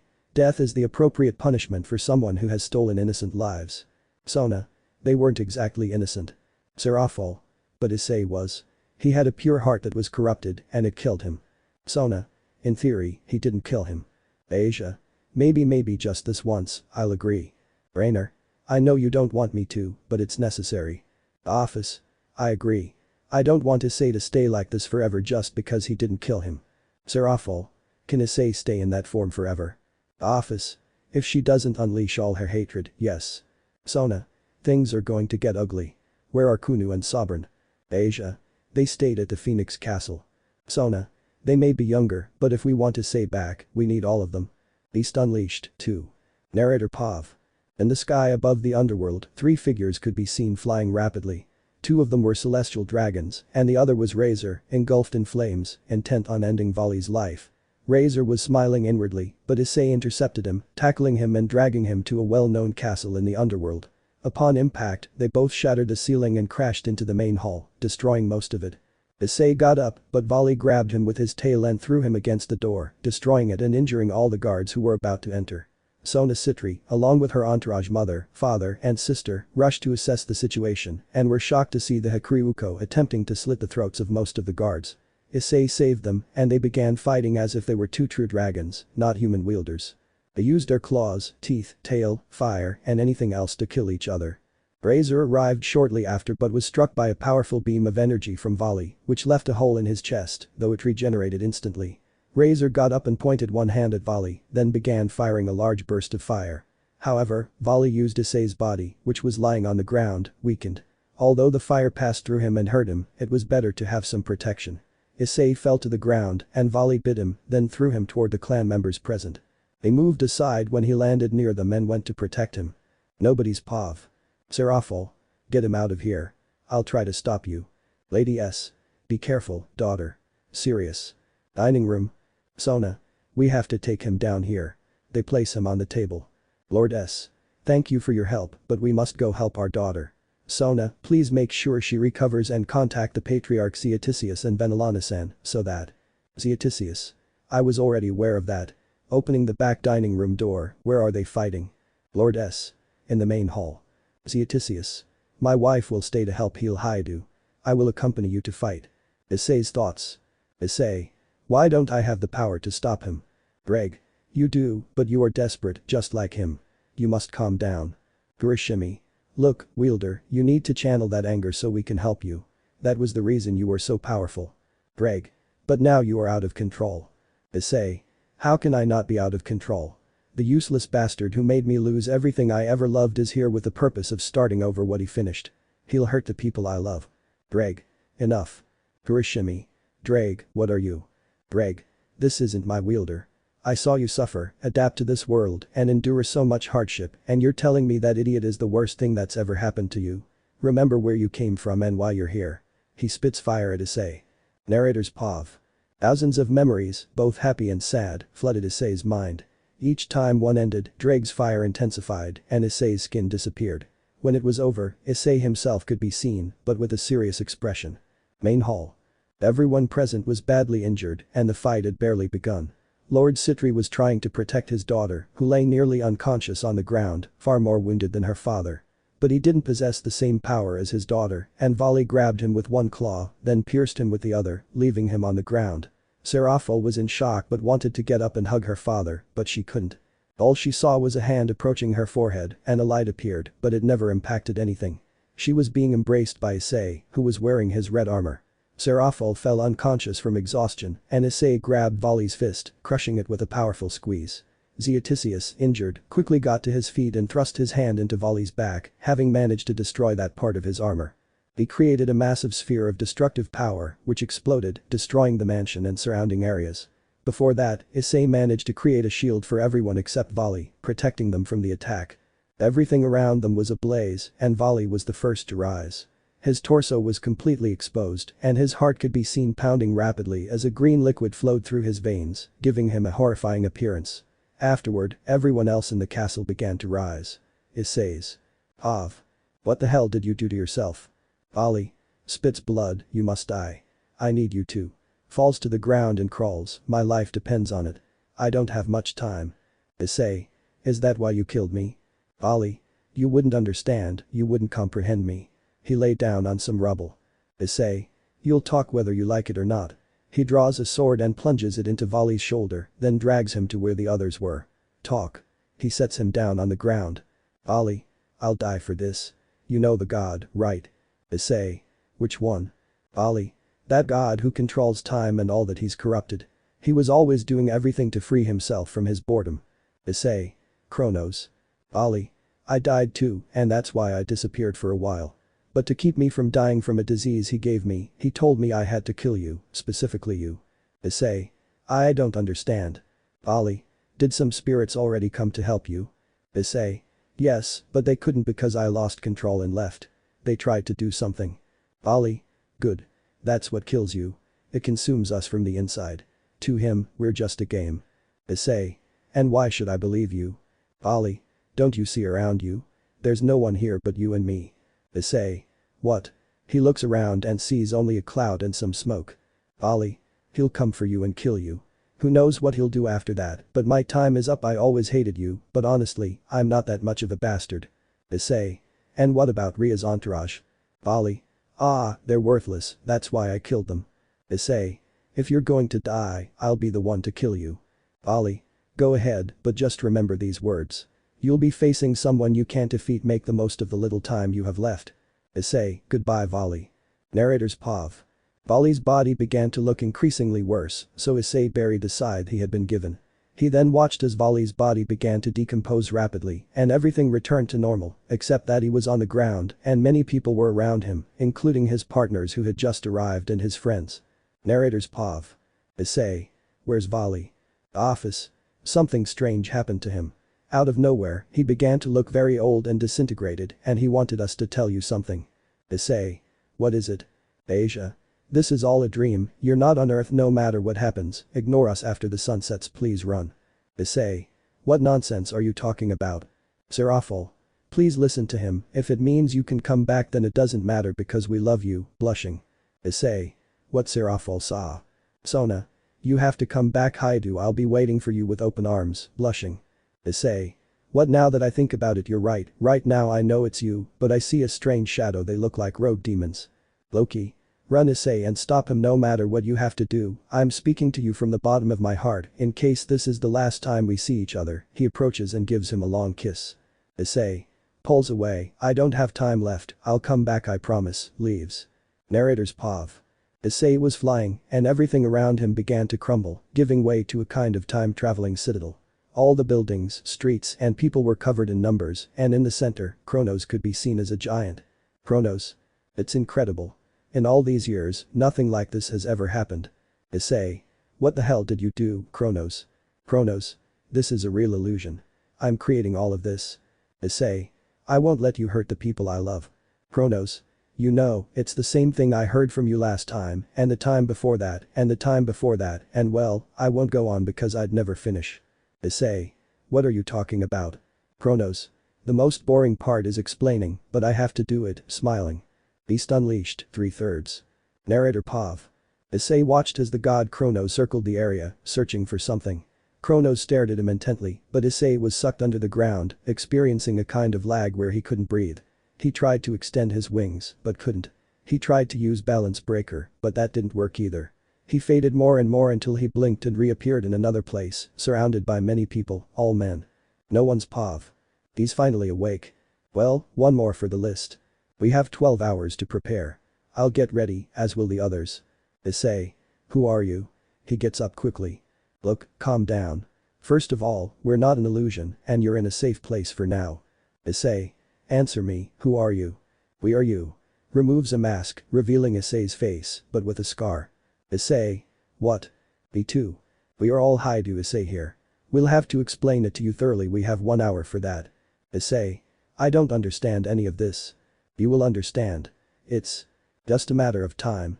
You see, you and all of us were part of his game and we've been trapped here for years trying to defeat him.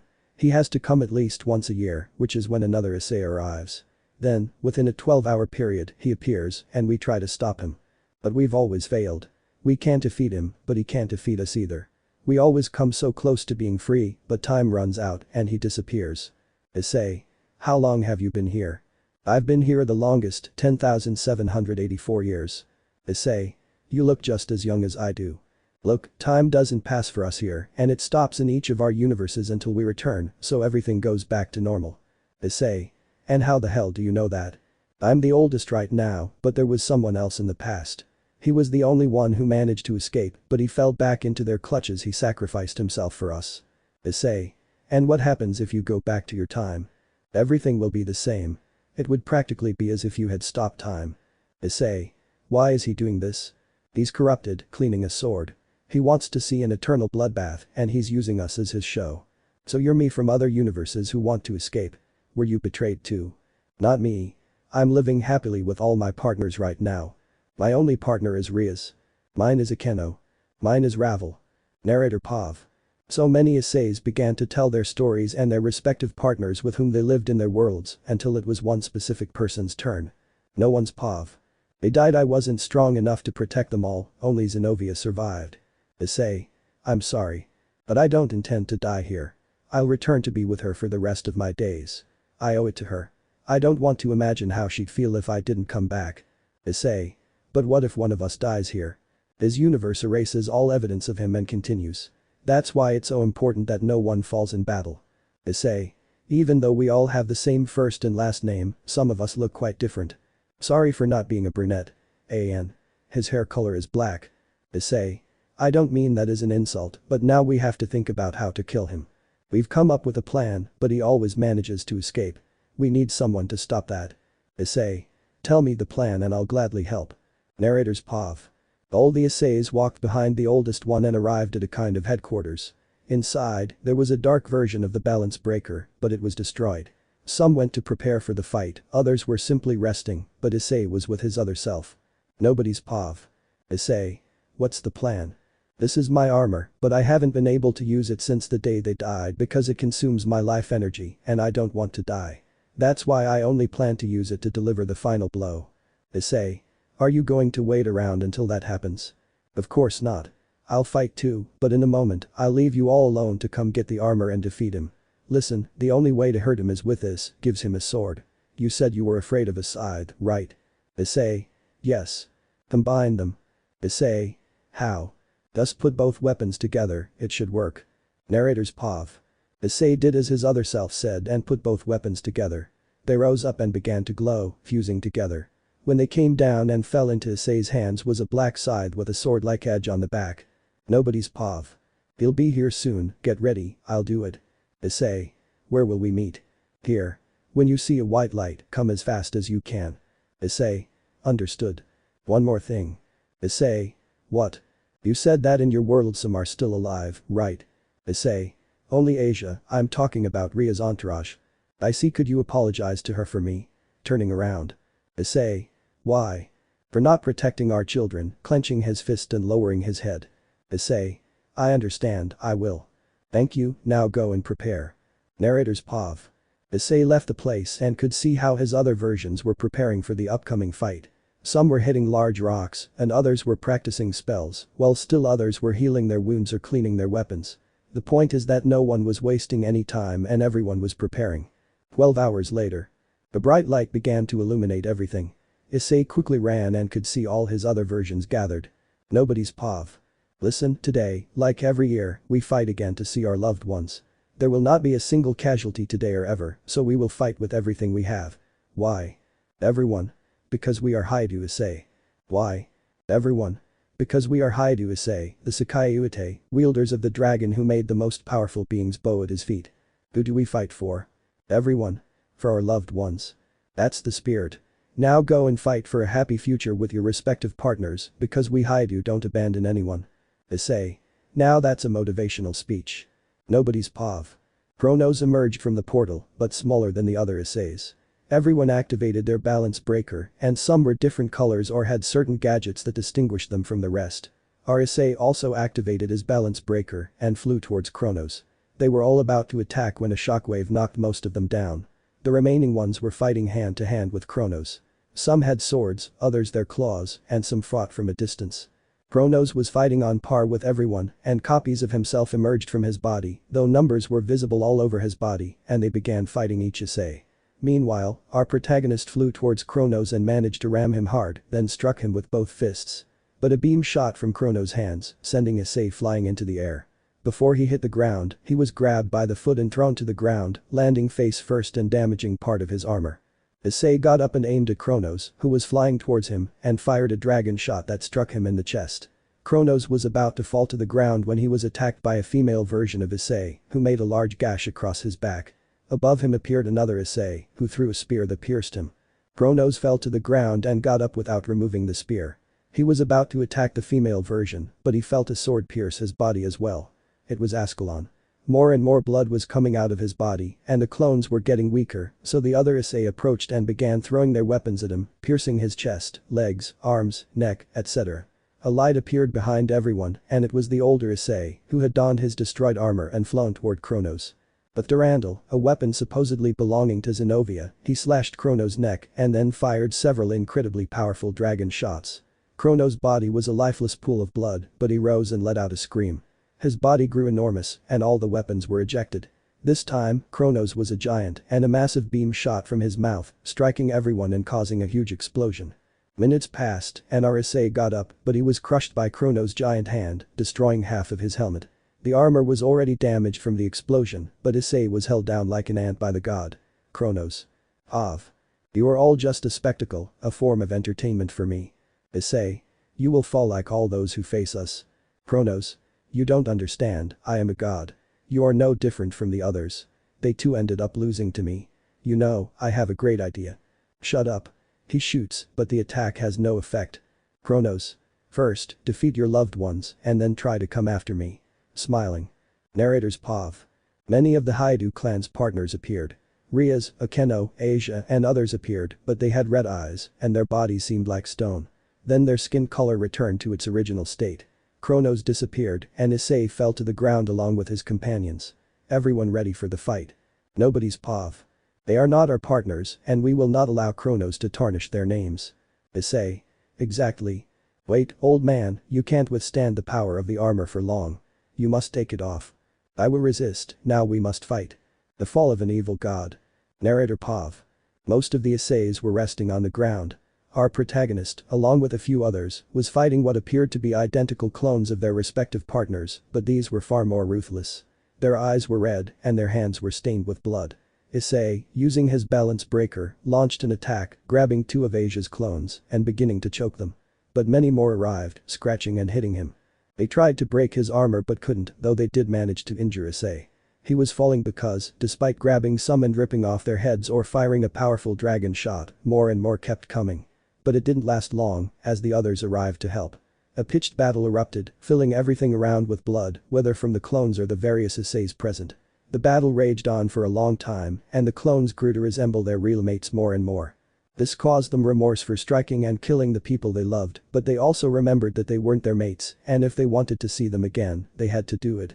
Everything was about to end when the ground began to crack from a sudden blow Kronos delivered.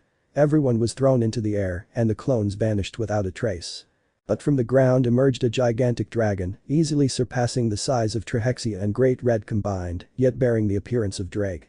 It breathed fire, attempting to burn everyone, but each person created a powerful shield that protected them. Kronos. If their mates can't kill them, then the one who gives them power will. Issei. Where the hell are you, coward? It's pointless. We must stop that thing quickly, or we won't be able to return. Issei. It's going to be a difficult task. But not impossible. Narrator POV. They all flew towards the dragon and began to attack it.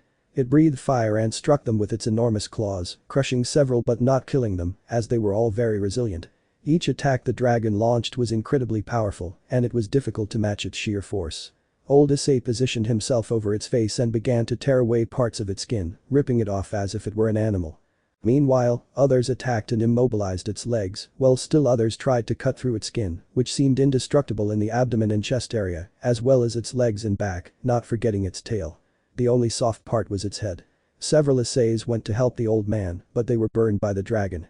Although they didn't die, they had to be rescued urgently. Time was running out and the dragon seemed to be growing stronger. Issei grew angry. He had lost part of his life and his happiness because of an unjust and psychopathic god. He wouldn't allow it. More versions of him suffered the same fate and his armor changed from red with gold and green accents to black. This time, the balance breaker revealed razor-sharp fangs and his jaw was black. Issei had razor-sharp claws, and with them, he began attacking the dragon all over its body, causing deep cuts. The others watched in surprise, and the older Issei positioned himself behind the dragon to plunge Durandal into its tail and run past with the sword buried in its back, causing a large wound.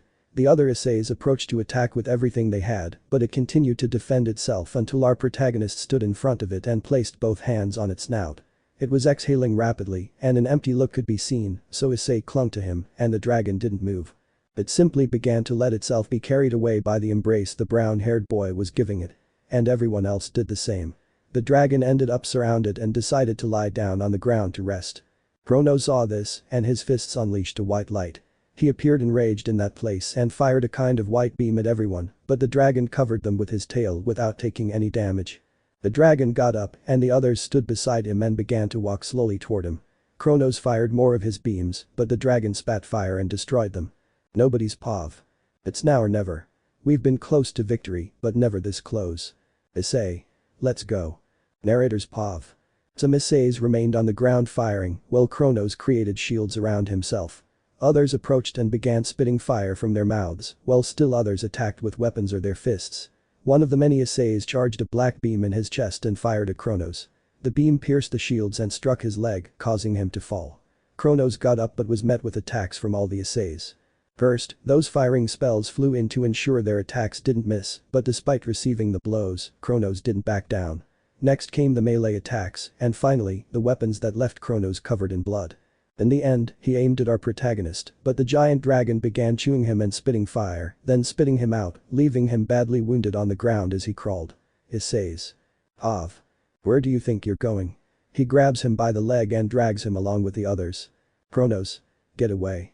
He shoots at them, but they just move aside. I am an immortal and invincible god, you are mere demons. And as demons, it is our duty to atone for all your sins. Narrator's POV. Old Issei punched Kronos and he fell to the ground. Then, all the Isseis formed a huge circle and chained Kronos with a spell to recite the words they said the first time they used Juggernaut Drive. A circle appeared beneath Kronos with the symbol of a red dragon breathing fire, and Kronos began to disintegrate. His skin began to peel away and slowly rot until he disappeared with a scream of agony. Nobody's POV. Issei. Is it over?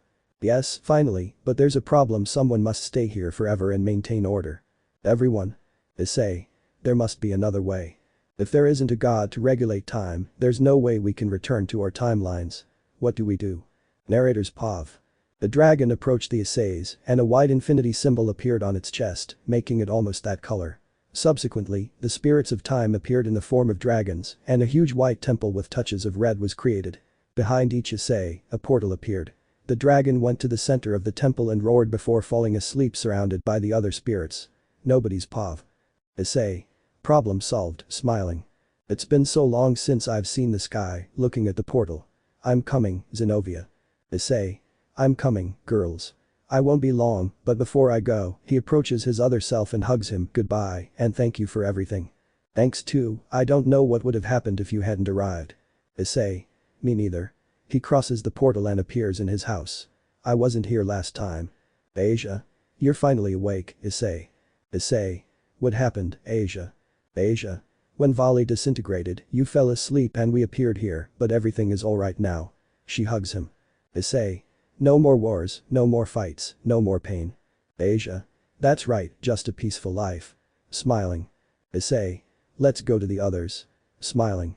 Narrator's POV. Issei was greeted by all his partners, except for Sona, Seraphol, and Sovereign, who gave him a deep and loving kiss that made his other partners jealous. Issei obviously accepted them, but received a few playful pinches from the others. Everyone left the house, and Issei looked up at the sky for a moment. His eyes saw a well-known white dragon fly by, roar, and disappear. Finally, after so many fights and defeats, pain and suffering, Hyoudou Issei, the wielder of two incredibly powerful dragons, could live peacefully. Let me know in the comments below if you guys want the next part. Also check out my other video that has been shown and left. Thank you for watching. If you enjoyed this video please like and share this video. And have a fantastic day. Bye.